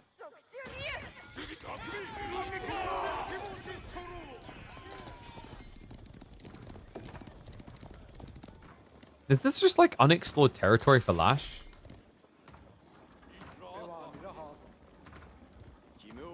Because we were saying at the start, like, this is a very hard matchup historically for Japanese. Like, Ottomans just uses them as a human toilet. Like, I want to say, you know, before the Yumi meta we're currently in, this is like a 85% win rate matchup for Ottomans. Really, really good in pro play. Based on the games we've seen quite a few. But, like, times are different, right? Like, Yumi now being more viable, plus Mount Samurai can work. And this is another thing that's becoming more credible. This is the second game today we've seen out of high-level players involving Owner Bugeisha. Now, Bugeisha is peculiar against Janissaries, specifically. I would still like to see Yumi. Maybe his thought process is that the Janissaries, if you just get on top of them quick enough, you don't care about the raw DPS. 2 TC, oh my. 2.25 TC at that. He's typing it again. I feel like this game right now, the only way that Boltune really loses this is if he dives. Like, actually, with the way that this has been strategized by Lash, he needs Boltune to dive him.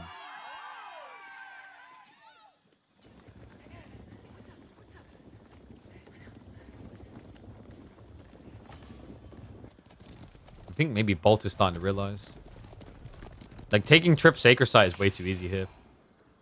Your opponent does have a few supply, so he might come into, like, counter decap. I think some of this kind of underrated from this position as Japan is the triple outpost drop. Just drop an outpost with a spring placement on each of these sacred sites to stop any sort of trickle decap. Sapahi, please discover the TC. This is important. Okay, he sees it. He knows what he's up against now. He also sees the Bugeisha. This is huge. Gets all the info. He knows he's on the right road now. Men at arms, Springolds. Please let the military schools begin, though. Please. Why are there no military schools? No. Yes, Freya. Oh, I have no tissues, Freya. Sorry. Oh, thank you. You go get me some more tissues. Go. There you go. Take it to mommy. Thank you. She's so sweet. I love how helpful my daughter wants to be. The problem is, when a 3-year-old tries to be helpful, they're usually not actually helpful. It is adorable they want to be helpful, but they usually make things more difficult. So Bugeisha are going to start flank raiding.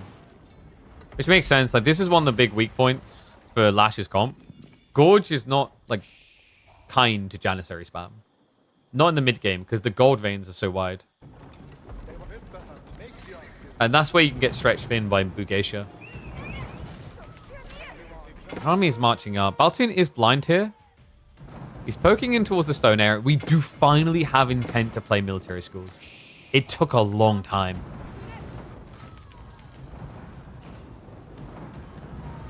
Find this. I mean, the farms, they're starting to layer in quite nicely. It's Daimyo level 2, so the food blob is going to be there. I believe Boltune also, did he do the Yorishiro drops in... No houses. He's missing one, though. Where's the final Yorishiro? Am I blind? Oh, no, it's the TC in my brain. Yeah, okay, there's one. Yeah, he just dropped in the farmhouse.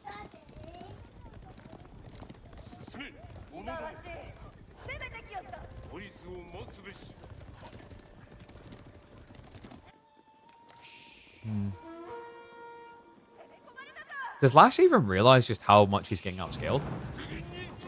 This is the thing, like, game sense can only take you so far. Like, he has to be feeling something's not right here. He scouted the second TC. I don't think he realizes the full entirety of this, though. Like, it's going to be Imperial as well. It's possible he does, but he just doesn't know what to do. Like, how the hell are you ever meant to walk out with 17 Janissary and do something?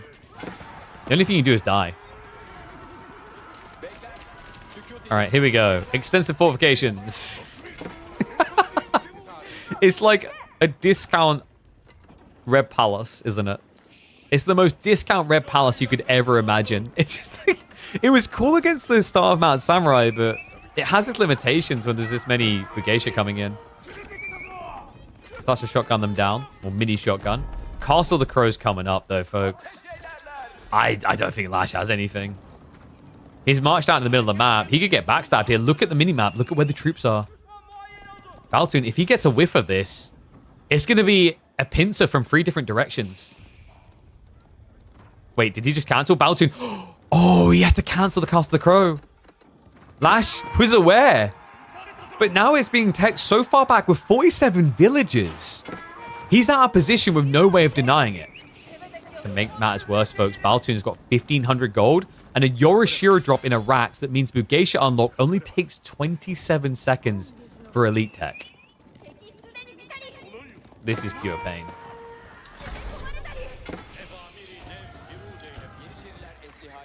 Lash is going to look to march deeper. Needs to at this stage. There's no going back. You either do damage or you die. But the problem is, you can't do damage to a Castle of the Crow. Oh no! And the worst part is still to come. Boltune isn't even coming back to defend. He sees this damage as irrelevant. He's trying to break into the base. I'm telling you, we actually need caca noises whenever the rockets launch. Wait, did Boltune just not expect him to do this? He's coming home now. Yeah, I don't know what you want from this dog. Lash has no active gold gathering, so Imperial Age is a pipe dream. He'd need to rush north now. Shogunate upgrade is not in on the TC, so no rocket launcher here at least. The Bugeisha is coming. Remember, they are elited up, ready to yeet Lash out of this deciding game. Oh, man. What a confusing game. I wonder if Lash has, like, practiced this matchup much recently. This just felt very different. The Bugeisha build is just so easily forgotten because it's rarely seen these days. But now, it's all he's going to be seeing. When he's awake and when he's asleep, this is going to be his nightmare. The Sprills can't protect him.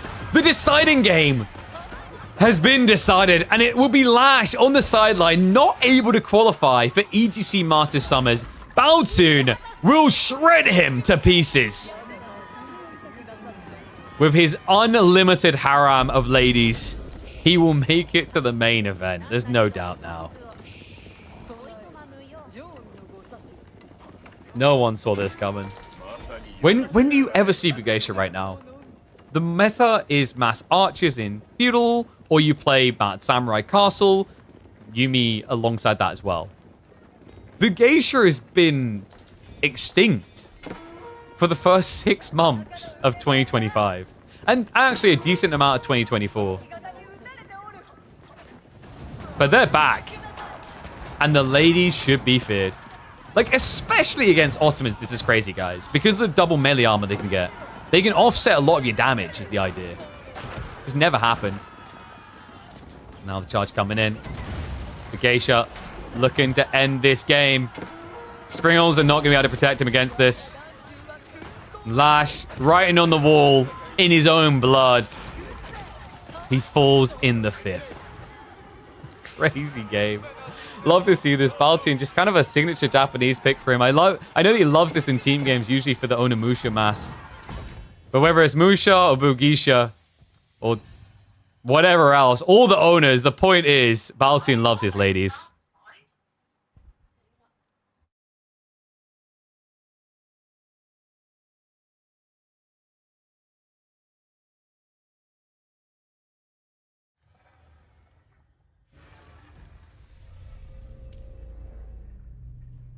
All right, guys. So amazing series, but we have some clownery alert here. I'm trying to think if we pull up a game and then come back, or if we call it. I definitely need to go eat now. On top of that, Emma needs to go pick up her sister because her car went in for MOT and the garage decided to close for the day without giving her her car back.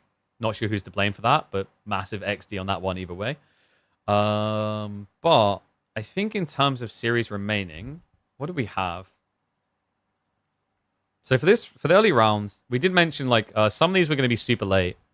So Vodamon Mahodo was a forfeit from Mahodo in the end. He wasn't able to play.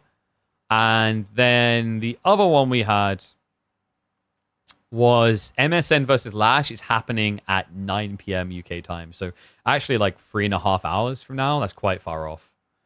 The other possibly, we already done Wham versus Funfmal. Sorry, I haven't had a chance to update this.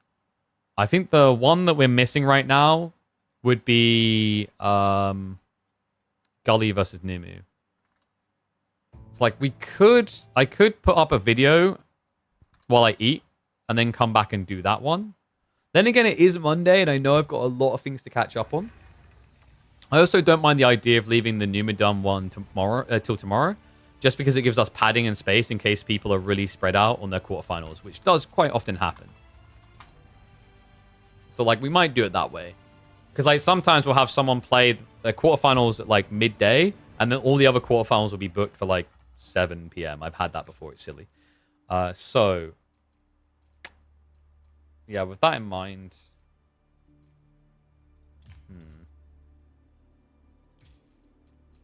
Actually, I'm not even sure if we'll be able to do Numadon versus Gully. Oh, no, dude, we won't, because they done it... Sorry, guys, they done it before. They done it before the qualifiers, so it'll be hidden. Like, it's too many games played.